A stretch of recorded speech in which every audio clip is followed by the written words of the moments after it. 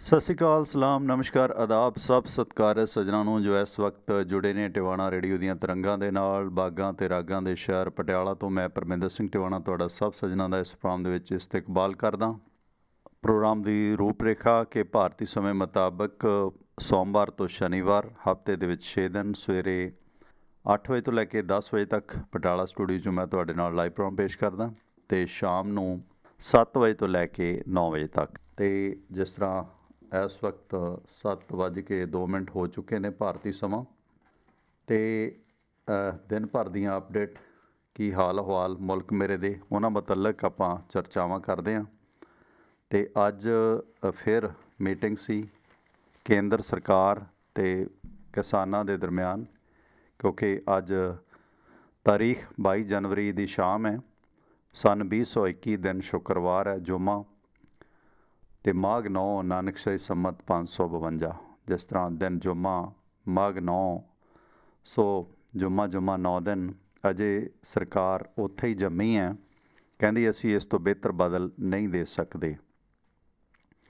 ਸੋ 11ਵੇਂ ਗੇੜ ਦੀ ਮੀਟਿੰਗ ਦੇ ਦੌਰਾਨ ਫਿਰ ਇਕੱਲਾ 1 ਅਤੇ 2 11 ਵਾਲੀ ਸਥਿਤੀ ਹੋਈ ਹੈ।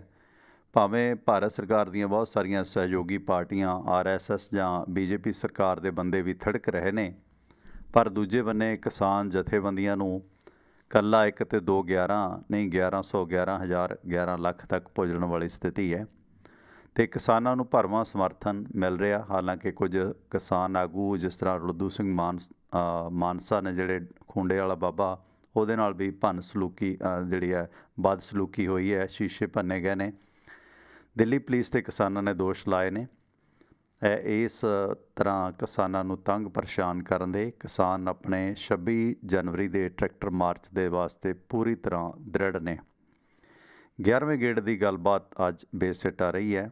ਕਿਸਾਨ ਆਪਣੀ ਮੰਗ 'ਤੇ ਅੜੇ ਨੇ ਅਤੇ ਸਰਕਾਰ ਵੀ ਕਹਿੰਦੀ ਕਿ ਇਸ ਤੋਂ ਬਿਹਤਰ ਬਦਲ ਅਸੀਂ ਕੁਝ ਨਹੀਂ ਦੇ ਸਕਦੇ। 1.5 ਸਾਲ ਤੱਕ ਕਾਨੂੰਨ ਨੂੰ ਰੋਕਣਾ ਜਾਂ MSP 'ਤੇ ਕਮੇਟੀ ਬਣਾਉਣਾ। ਅੱਜ ਭਾਵੇਂ ਗੱਲਬਾਤ 4 ਘੰਟੇ ਦੇ ਕਰੀਬ ਹੋਈ ਹੈ, ਪਰ 4.5 ਘੰਟੇ ਦੀ ਇਸ ਕੇਂਦਰ ਅਤੇ ਕਿਸਾਨਾਂ ਦੀ ਗੱਲਬਾਤ ਦੇ ਦਰਮਿਆਨ ਸਿਰਫ 20 ਮਿੰਟ ਅਸਲ ਗੱਲਬਾਤ ਹੋਈ ਹੈ। ਕੇਂਦਰ ਅਤੇ ਸਰਕਾਰ ਦੇ ਦਰਮਿਆਨ ਗਰਮੀ ਨਰਮੀ ਵੱਧ ਰਹੀ ਹੈ। ਇਹ ਪਿਛਲੀ ਪਿਛਲੀ ਮੀਟਿੰਗ ਦੇ ਵਿੱਚ ਨਰਿੰਦਰ ਸਿੰਘ ਤੋਮਰ ਨੇ ਮੰਨਿਆ ਸੀਗਾ। ਸੋ ਤੋਮਰ ਹੋਈ ਪਈ ਹੈ, ਤੋਮਰ ਹਰਿਆਣੇ ਵਾਲੇ ਕਹਿੰਦੇ ਹੁੰਦੇ ਆ ਤੋਮਰ। ਸੋ ਕਿਉਂਕਿ ਭਾਸ਼ਾ ਜਿਹੜੀ ਹੈ ਉਹ ਬਹੁਤ ਸਖਤ ਹੋਈ ਹੈ। ਕਿਸਾਨਾਂ ਅਤੇ ਕੇਂਦਰ ਦੇ ਦਰਮਿਆਨ 58ਵੇਂ ਦਿਨ ਸਰਹੱਦ 'ਤੇ ਧਰਨਾ ਜਾਰੀ ਹੈ। 11ਵੇਂ ਦੌਰ ਦੀ ਮੀਟਿੰਗ ਬਿਲਕੁਲ ਬੇਨਤੀਜਾ ਰਹੀ ਹੈ। ਸੋ ਅਗਲੀ ਤਾਰੀਖ ਵੀ ਅਜੇ ਤੱਕ ਤੈਅ ਨਹੀਂ ਹੋਈ। ਹਾਲਾਂਕਿ ਅਜੇ ਕੋਈ ਫੈਸਲਾ ਸਿਰੇ ਚੜ੍ਹਦਾ ਨਜ਼ਰ ਨਹੀਂ ਆਉਂਦਾ, ਪਰ ਸਰਕਾਰ ਵੱਲੋਂ ਕਿਹਾ ਗਿਆ ਕਿ ਉਹਨਾਂ ਨੇ ਸਭ ਤੋਂ ਚੰਗੀ ਪ੍ਰਪੋਜ਼ਲ, ਸਭ ਤੋਂ ਚੰਗਾ ਪ੍ਰਸਤਾਵ, ਸਭ ਤੋਂ ਚੰਗੀ ਸੁਲਾਹ ਹੈ ਜਿਹੜੀ ਕਿਸਾਨਾਂ ਨੂੰ ਦਿੱਤੀ ਸੀ। ਇਸ ਤੋਂ ਬਿਹਤਰ ਬਦਲ ਸ਼ਾਇਦ ਅਸੀਂ ਨਾ ਦੇ ਸਕੀਏ। ਸੋ ਜਿਸ ਤਰ੍ਹਾਂ ਪ੍ਰੈਸ਼ਰ ਹੈ ਕਿ ਜਾ ਭਾਈ ਜੋ ਹੁੰਦਾ ਕਰ ਲਓ, ਅਤੇ ਦੂਸਰੇ ਪਾਸੇ ਮੋਦੀ ਸਾਹਿਬ ਦੀ ਜਿਹੜੀ ਤਰਜ਼ ਜ਼ਿੰਦਗੀ ਆ ਉਹ ਸਾਰੇ ਲੋਕ ਆਪਾਂ ਜਾਣਦੇ ਹਾਂ। ਤੁਸੀਂ ਵੇਖਿਆ ਹੋਣਾ ਕਿ ਕਰਨ ਥਾਪਰ ਨਾਲ ਉਹਨਾਂ ਦੀ ਮੁਲਾਕਾਤ ਦੇ ਦੌਰਾਨ ਮੋਦੀ ਸਾਹਿਬ ਦੇ ਕਿਸ ਤਰ੍ਹਾਂ ਤਲਖ ਤੇਵਰ ਹੁੰਦੇ ਨੇ। ਬੰਦੇ ਦੀ ਬਾਡੀ ਲੈਂਗੁਏਜ ਤੋਂ ਉਸਦੇ ਸੁਭਾਅ ਦਾ ਪਤਾ ਲੱਗਦਾ ਹੈ। ਅੱਗੇ ਤਾਂਹੀਓ ਸਿਆਣੇ ਬੰਦੇ ਨੂੰ ਦੂਰੋਂ ਆਉਂਦਿਆਂ ਵੇਖ ਕੇ ਉਸ ਦੀ ਨਿਰਖ ਪਰਖ ਕਰ ਲੈਂਦੇ ਸੀ, ਕਿਉਂਕਿ ਹਿਊਮਨ ਬਿਹੇਵੀਅਰ ਨੂੰ ਸਟੱਡੀ ਕਰਨ ਦੇ ਕੁਝ ਵਿਰਾਸਤੀ ਗੁਣ ਵੀ ਹੁੰਦੇ ਨੇ, ਕੁਝ ਸਾਇੰਟੀਫਿਕ ਵੀ ਹੁੰਦੇ ਨੇ, ਕੁਝ ਜੈਨੇਟਿਕ ਵੀ ਹੁੰਦੇ ਨੇ। ਹਾਲਾਂਕਿ ਸਾਡੀ ਨਵੀਂ ਪੀੜ੍ਹੀ ਅਤੇ ਸਾਡੀ ਇਸ ਨਵੀਂ ਪੀੜ੍ਹੀ ਦੇ ਵਿੱਚ ਸ਼ਾਮਲ ਬ੍ਰੌਡਕਾਸਟਰ ਇਹਨਾਂ ਗੱਲਾਂ ਨੂੰ ਥੋੜ੍ਹਾ ਜਿਹਾ ਨਹੀਂ ਹਾਈਲਾਈਟ ਕਰ ਪਾਉਂਦੇ, ਕਿਉਂਕਿ ਉਹ ਇੰਨੀ ਸਟੱਡੀ ਨਹੀਂ ਕਰ ਪਾਉਂਦੇ। ਅਸੀਂ ਸ਼ਬਦ ਗੁਰੂ ਦੇ ਵਾਰਿਸ, ਸ਼ਬਦਾਂ ਤੋਂ ਸੱਖਣੇ ਹਾਂ। ਸੋ ਇਹ ਸਾਂਝ ਜਾਂ ਤਾਂ ਸਾਨੂੰ ਸ਼ਬਦਾਂ ਦੇ ਰਾਹੀਂ ਮਿਲਦੀ ਹੈ, ਇਹ ਸੋਰਸ ਬੰਦਿਆਂ ਨੂੰ ਨਿਰਖਣ ਪਰਖਣ ਦਾ, ਅਤੇ ਜਾਂ ਫਿਰ ਪੁਰਾਣੇ ਬਜ਼ੁਰਗ ਸੀਨਾ ਬਸੀਨਾ ਉਹਨਾਂ ਦੇ ਜੋ ਤਜਰਬੇ ਹੁੰਦੇ ਨੇ ਉਹ ਸਾਡੇ ਕੋਲ ਪੁੱਜਦੇ ਨੇ। ਪਰ ਅਫਸੋਸ ਕਿ ਅਸੀਂ ਸ਼ਬਦ ਗੁਰੂ ਦੇ ਵਾਰਿਸ ਕਿਤਾਬਾਂ ਤੋਂ ਵੀ ਟੁੱਟੀ ਜਾਂਦੇ ਹਾਂ ਅਤੇ ਨਾਲ ਬਜ਼ੁਰਗਾਂ ਤੋਂ ਵੀ ਟੁੱਟੀ ਜਾਂਦੇ ਹਾਂ। ਭਾਵੇਂ ਇਹ ਜਨਰੇਸ਼ਨ ਗੈਪ ਹਰ ਪੀੜ੍ਹੀ ਨੂੰ ਦਰਪੇਸ਼ ਹੁੰਦਾ ਹੈ, ਪਰ ਅੱਜ ਕੱਲ੍ਹ ਇਹ ਜਨਰੇਸ਼ਨ ਗੈਪ ਨੇ ਸਾਨੂੰ ਜ਼ਿਆਦਾ ਖੋਖਲੇ ਕਰ ਦਿੱਤਾ। ਖੈਰ, ਜਦੋਂ ਇਸ ਤਰ੍ਹਾਂ ਵਿਰਸੇ ਵਿਰਾਸਤ ਦੀ ਗੱਲ ਕਰਦੇ ਹਾਂ, ਬੰਦਿਆਂ ਦੀਆਂ ਫਿਤਰਤਾਂ, ਜਾਤ ਵਿਸ਼ੇਸ਼ ਨਾਲ ਸੰਬੰਧਿਤ ਲੋਕਾਂ ਦੀਆਂ ਫਿਤਰਤਾਂ ਦੀ ਗੱਲ ਕਰਦੇ ਹਾਂ, ਤਾਂ ਕਈ ਵਾਰ ਲੋਕ ਇਹ ਮਹਿਸੂਸ ਕਰਦੇ ਨੇ ਕਿ ਸ਼ਾਇਦ ਜਾਤ ਪਾਤ ਨੂੰ ਪ੍ਰਮੋਟ ਕਰਦਾ ਹੈ। ਜਦੋਂ ਮੈਂ ਇਸ ਰੇਡੀਓ ਦਾ ਨਾਮ ਵੀ ਟਿਵਾਣਾ ਰੇਡੀਓ ਰੱਖਿਆ ਤੇ ਕਈਆਂ ਨੂੰ ਲੱਗਿਆ ਕਿ ਸ਼ਾਇਦ ਜੱਟਵਾਦ ਹੈ, ਹੁਣ ਜੱਟਾਂ ਦੇ ਇੱਦਾਂ ਦੇ ਵੀ ਮਾਧਿਅਮ ਹੋ ਗਏ। ਬਾਕੀ ਸਾਰਿਆਂ ਦੇ ਨੇ, ਇਸ ਤਰ੍ਹਾਂ ਦੀ ਕੋਈ ਗੱਲ ਨਹੀਂ ਹੈ, ਕਿਉਂਕਿ ਵਰਨ ਜਿਹੜੇ ਨੇ ਬ੍ਰਾਹਮਣ, ਕਸ਼ਤਰੀ, ਸ਼ੂਦਰ, ਵੈਸ਼, ਉਹ ਇੱਕ ਵੱਖਰੀ ਚੀਜ਼ ਹੈ। ਅਤੇ ਜਿਹੜੇ ਕਿੱਤਿਆਂ ਦੇ ਆਧਾਰਿਤ ਪ੍ਰੋਫੈਸ਼ਨ ਦੇ ਆਧਾਰਿਤ ਵੰਡਾਂ ਨੇ, ਜਾਤ ਕਹਿ ਲਈਏ ਜਿਹਨੂੰ, ਕੰਮ ਤੋਂ ਜਾਤ ਕਾਸਟ ਪੈ ਜਾਂਦਾ। ਜਿਵੇਂ ਬਰੋਡਕਾਸਟਿੰਗ ਵੀ ਆਉਣ ਵਾਲੇ ਸਮੇਂ ਦੇ ਵਿੱਚ ਕਾਸਟ ਬਣ ਸਕਦਾ ਹੈ, ਮੀਡੀਆ ਵੀ ਇੱਕ ਕਾਸਟ ਬਣ ਜਾਂਦਾ ਹੈ, ਬਿਊਰੋਕਰੇਸੀ ਵੀ ਕਾਸਟ ਬਣ ਜਾਂਦਾ ਹੈ। ਉਹ ਵੰਡਾਂ ਨੇ ਜਿਹੜੀਆਂ, ਉਹਨੂੰ ਅਸੀਂ ਮੇਰੇ ਖਿਆਲ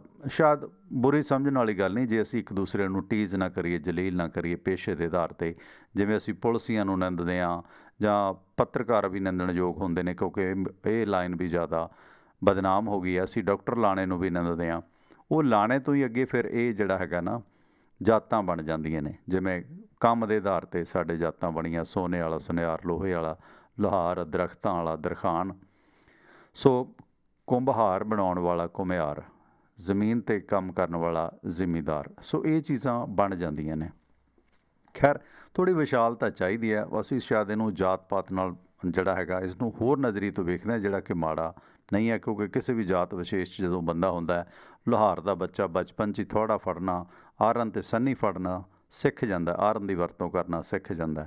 ਸੋ ਇਹ ਬਲਕਿ ਪ੍ਰੋਫੈਸ਼ਨਲਿਜ਼ਮ ਹੁੰਦਾ ਹੈ ਹਰ ਬੰਦੇ ਦਾ, ਹਰ ਕਾਸਟ ਦੇ ਵਿੱਚ। ਜੇ ਉਹ ਉਸੇ ਪੇਸ਼ੇ ਨਾਲ ਜੁੜਦਾ ਹੈ, ਉਹ ਦੂਸਰੇ ਦੇ ਨਾਲੋਂ ਬਿਹਤਰ ਹੁੰਦਾ। ਖੈਰ, ਸੋ ਇਹ ਜਿਸ ਤਰ੍ਹਾਂ ਹੁਣ ਸਰਕਾਰ ਜਿਹੜਾ ਹੈਗਾ, ਠੀਕ ਹੈ, ਨਰਿੰਦਰ ਸਿੰਘ ਤੋਮਰ ਵਰਗੇ ਲੋਕ ਭਾਵੇਂ ਖੇਤੀਪੱਤੀ ਨਾਲ, ਜ਼ਿਮੀਂਦਾਰ ਨਾਲ ਜੁੜੇ ਲੋਕ ਨੇ, ਪਰ ਇਹ ਜ਼ਮੀਨੀ ਹਕੀਕਤਾਂ ਜਾਣਨ ਦੇ ਬਾਵਜੂਦ ਵੀ ਜ਼ਿਮੀਂਦਾਰਾਂ ਦੇ ਜਾਂ ਕਿਸਾਨੀ ਦੇ ਲਈ ਜੋ ਚੰਗਾ ਜਾਂ ਮੰਦਾ ਉਸ ਦੇ ਬਾਰੇ ਇਹ ਨਹੀਂ ਕਰ ਸਕਦੇ। ਕਿਉਂਕਿ ਜਿਹੜਾ ਇਸ ਵਕਤ ਅਸਲ ਦੇ ਵਿੱਚ ਜਿਹੜੀ ਸਥਿਤੀ ਹੈ, ਤਿੰਨ ਬੰਦੇ ਪਾਵਰਫੁੱਲ ਨੇ। ਅਮਿਤ ਸ਼ਾਹ ਸਭ ਤੋਂ ਪਾਵਰਫੁੱਲ, ਨਰਿੰਦਰ ਮੋਦੀ, ਅਤੇ ਫਿਰ ਬਿਊਰੋਕਰੇਸੀ ਦੇ ਵਿੱਚੋਂ ਅਜੀਤ ਡੋਵਾਲ, ਜਿਹੜਾ ਕਿ NIA ਨੇ, ਨੈਸ਼ਨਲ ਸਿਕਿਉਰਿਟੀ, NSA ਨੇ, ਨੈਸ਼ਨਲ ਸਿਕਿਉਰਿਟੀ ਐਡਵਾਈਜ਼ਰ ਨੇ। ਹਾਲਾਂਕਿ ਪੰਜਾਬ ਦੇ ਵਿੱਚ ਜਿਹੜਾ ਕਾਲਾ ਦੌਰ ਸੀਗਾ, ਉਸ ਦੌਰਾਨ ਵੀ ਉਹਨਾਂ ਨੇ ਕਾਫੀ ਵੱਡਾ ਰੋਲ ਨਿਭਾਇਆ ਸੀ ਇਸ ਨੂੰ ਸੁਲਝਾਉਣ ਦੇ ਵਿੱਚ। ਪਰ ਕਿਉਂਕਿ ਬਿਊਰੋਕਰੇਟ ਲੌਬੀ ਹੈ ਜਿਹੜੀ, ਜਾਂ ਜਿਹੜੇ ਇਸ ਤਰ੍ਹਾਂ ਦੇ ਸਲਾਹਕਾਰ ਹੁੰਦੇ ਨੇ, ਭਾਵੇਂ ਉਸ ਕਿਸੇ ਵੀ ਏਜੰਸੀ ਦੇ ਹੋਣ ਜਾਂ ਪੁਲਿਸ ਦੇ ਹੋਣ, ਫੌਜ ਦੇ ਹੋਣ, ਇਹਨਾਂ ਨੂੰ ਸਿਆਸਤਦਾਨ ਬਹੁਤਾ ਬੌਦਰ ਵੀ ਨਹੀਂ ਕਰਦੇ। ਸਿਆਸਤਦਾਨ ਭਾਵੇਂ ਇੰਦਰਾ ਅਤੇ ਭਾਵੇਂ ਮੋਦੀ ਆ, ਭਾਵੇਂ ਹੋਰ ਆ, ਇਹ ਹਮੇਸ਼ਾ ਆਪਣੇ ਮਨ ਦੀ ਗੱਲ, ਆਪਣਾ ਰਾਜਸੀ ਮਫਾਦ ਵੇਖ ਕੇ ਹੀ ਕਰਦੇ ਨੇ।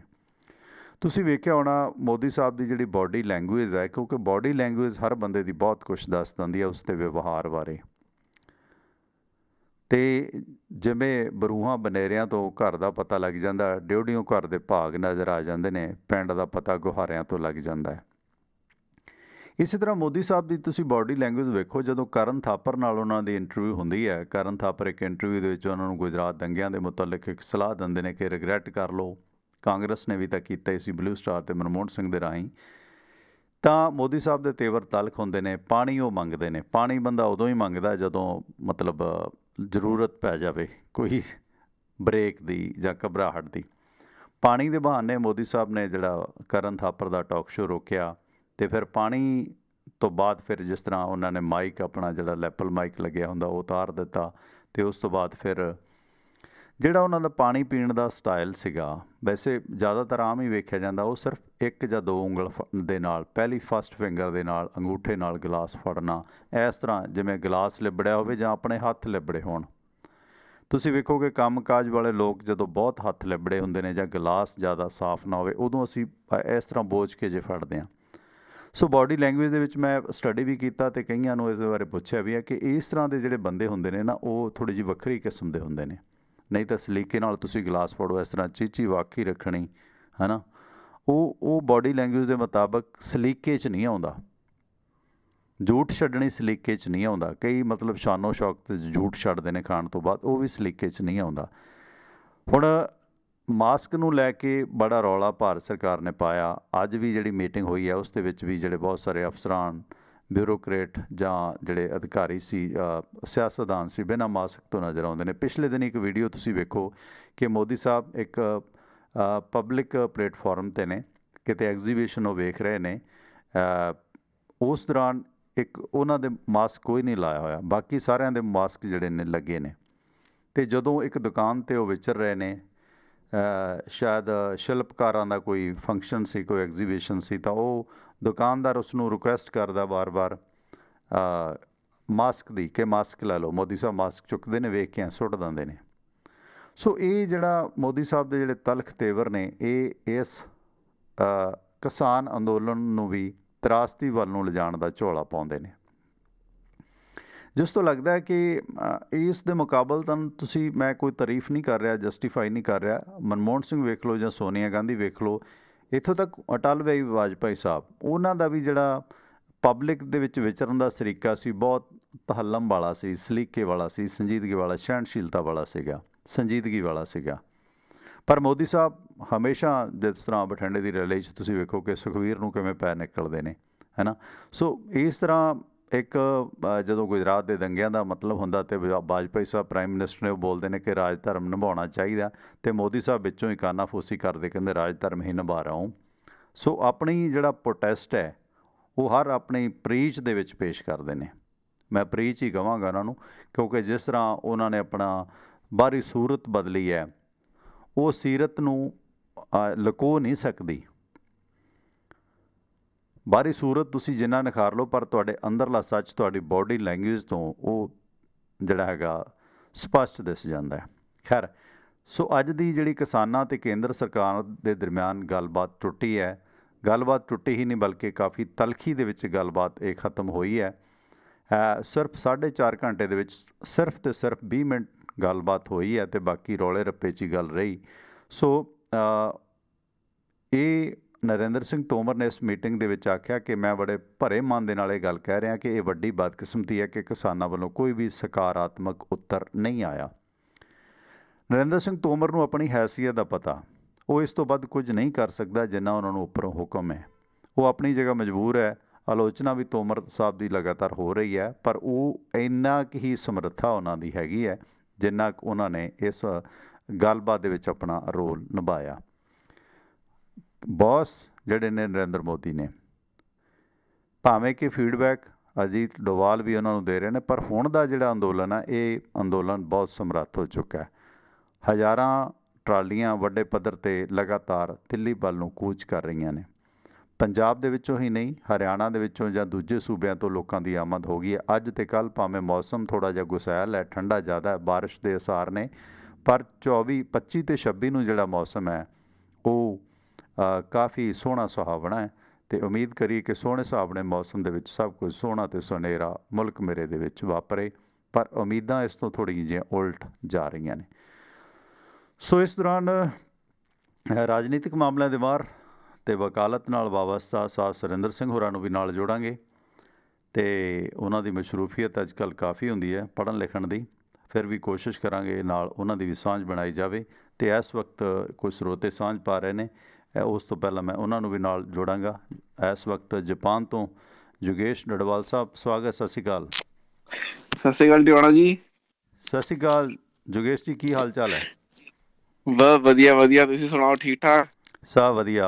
ਹਾਂ, ਕੱਲ੍ਹ ਥੋੜ੍ਹਾ ਜਿਹਾ ਨਸਾਜ ਸੀਗਾ, ਵੋਮਟਿੰਗ ਵਗੈਰਾ ਹੋ ਗਈਆਂ, ਮਾਈਗ੍ਰੇਨ ਹੋ ਗਈ ਕਿਉਂਕਿ ਵਰਕਲੋਡ ਵੱਧ ਗਿਆ, ਅਤੇ ਅੱਜ ਠੀਕ ਹੈ। ਅੱਜ ਦਾ ਸ਼ੋਅ ਵੀ ਨਹੀਂ ਕੀਤਾ ਕੋਈ ਸਵੇਰ ਦਾ, ਹੁਣ ਉੱਠ ਕੇ ਨਹਾ ਨੂ ਕੇ, ਕਿਉਂਕਿ ਜਦੋਂ ਰੈਡੀ ਤੇ ਆ ਜਾਂਦੇ ਫਿਰ ਰੂਹ ਖਿੜ ਜਾਂਦੀ ਹੈ, ਲੈਮਨ ਟੀ ਪੀ ਕੇ। ਹੁਣ ਮੌਸਮ ਵੀ ਚੇਂਜ, ਹੁਣ ਗਰਮੀ ਵੱਲ ਵੱਧ ਰਿਹਾ ਨਾ ਮੌਸਮ, ਮਤਲਬ ਲੋਹੜੀ ਤੋਂ ਬਾਅਦ ਫਿਰ ਮੌਸਮ ਚੇਂਜ ਹੋਣ ਲੱਗ ਜਾਂਦਾ ਹੈ। ਮੌਸਮ ਬਹੁਤ ਸੋਹਣਾ ਵੈਸੇ ਪੰਜਾਬ ਦੇ ਵਿੱਚ, ਆ ਬਦਲਵਾਈ ਤਾਂ ਹੋਈ ਹੈ, ਪਰ ਮੌਸਮ ਬਹੁਤ ਵਧੀਆ। ਮਤਲਬ ਪਰਸੋਂ ਤੋਂ ਜਿਵੇਂ ਠੰਡ ਨੇ ਥੋੜ੍ਹੀ ਜਿਹੀ ਆਪਣਾ ਪ੍ਰਕੋਪ ਘਟਾਇਆ, ਫਸਲਾਂ, ਮੌਸਮ, ਸਬਜ਼ੀਆਂ, ਫਰੂਟ ਬਹੁਤ ਵਧੀਆ ਬਿਹਤਰ ਚੀਜ਼ਾਂ ਨੇ।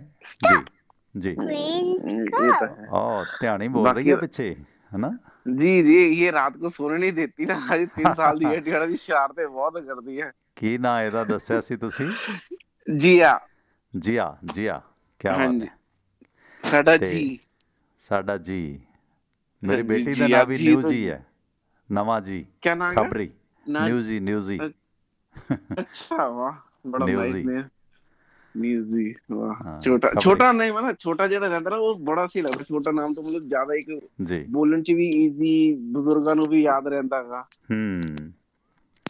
ਬਿਲਕੁਲ ਬਿਲਕੁਲ। ਹੋਰ ਸੁਣਾਓ, ਕੀ ਤੁਹਾਡੇ ਦਿੱਲੀ ਸ਼ਹਿਰ ਦੀਆਂ ਕੀ ਖਬਰਾਂ ਨੇ? ਕੀ ਕੁਝ ਵੇਖ ਰਹੇ ਹੋ, ਵਾਚ ਰਹੇ ਹੋ? ਮਾਯੂਸੀ ਤਾਂ ਹੁੰਦੀ ਹੈ ਕਿ ਗੱਲ ਤਣ ਪੱਤਣ ਨਹੀਂ ਲੱਗ ਰਹੀ ਕਿ ਨਹੀਂ? ਜੀ ਯੋਗੇਸ਼, ਹਾਂ ਯੋਗੇਸ਼ ਕਾਲ ਕੱਟ ਗਈ ਸੀ ਜੀ। ਜੀ ਹਾਂਜੀ ਹਾਂਜੀ, ਉਹੀ ਨਾ ਫੋਨ ਹੱਥ ਲਾਤਾ ਸੀਗਾ। ਅੱਛਾ ਜੀ, ਚਲੋ ਬਾਕੀ ਤਾਂ ਮੈਂ ਠੀਕ ਹੈ। ਕਿਹਾ ਮਾਯੂਸੀ ਤੇ ਹੁੰਦੀ ਆ, ਗੱਲ ਤਣ ਪੱਤਣ ਨਹੀਂ ਲੱਗਦੀ। ਅੱਜ ਸਰਕਾਰ ਦੇ ਵੀ ਜਿਹੜਾ ਵਿਵਹਾਰ ਸੀ। ਅੱਛਾ ਵੈਸੇ ਟਿਵਾੜਾ ਜੀ, ਵੈਸੇ ਇੱਕ ਗੱਲ ਮੈਂ ਕਹਿ ਰਿਹਾ ਸੀਗਾ ਕਿ ਨਾ ਇਹ ਕਿਸਾਨਾਂ ਨੂੰ ਕੀ ਉਮੀਦ ਹੈ ਕਿ ਮੋਦੀ ਸਾਹਿਬ ਦੁਬਾਰਾ ਰਿਪੀਟ ਕਰਨਗੇ ਕਿ ਤਾਂ ਹੀ ਨਹੀਂ ਮੰਨ ਰਹੇ 2 ਸਾਲ ਲਈ? ਹਾਂ, ਇਹ ਤਾਂ ਦੇਖੋ ਅਜੇ ਨਾ ਆਪੋਜੀਸ਼ਨ ਪਾਰਟੀ ਚ ਕਿਸੇ ਦੇ ਦਮਖਮ ਨਹੀਂ ਹੈ।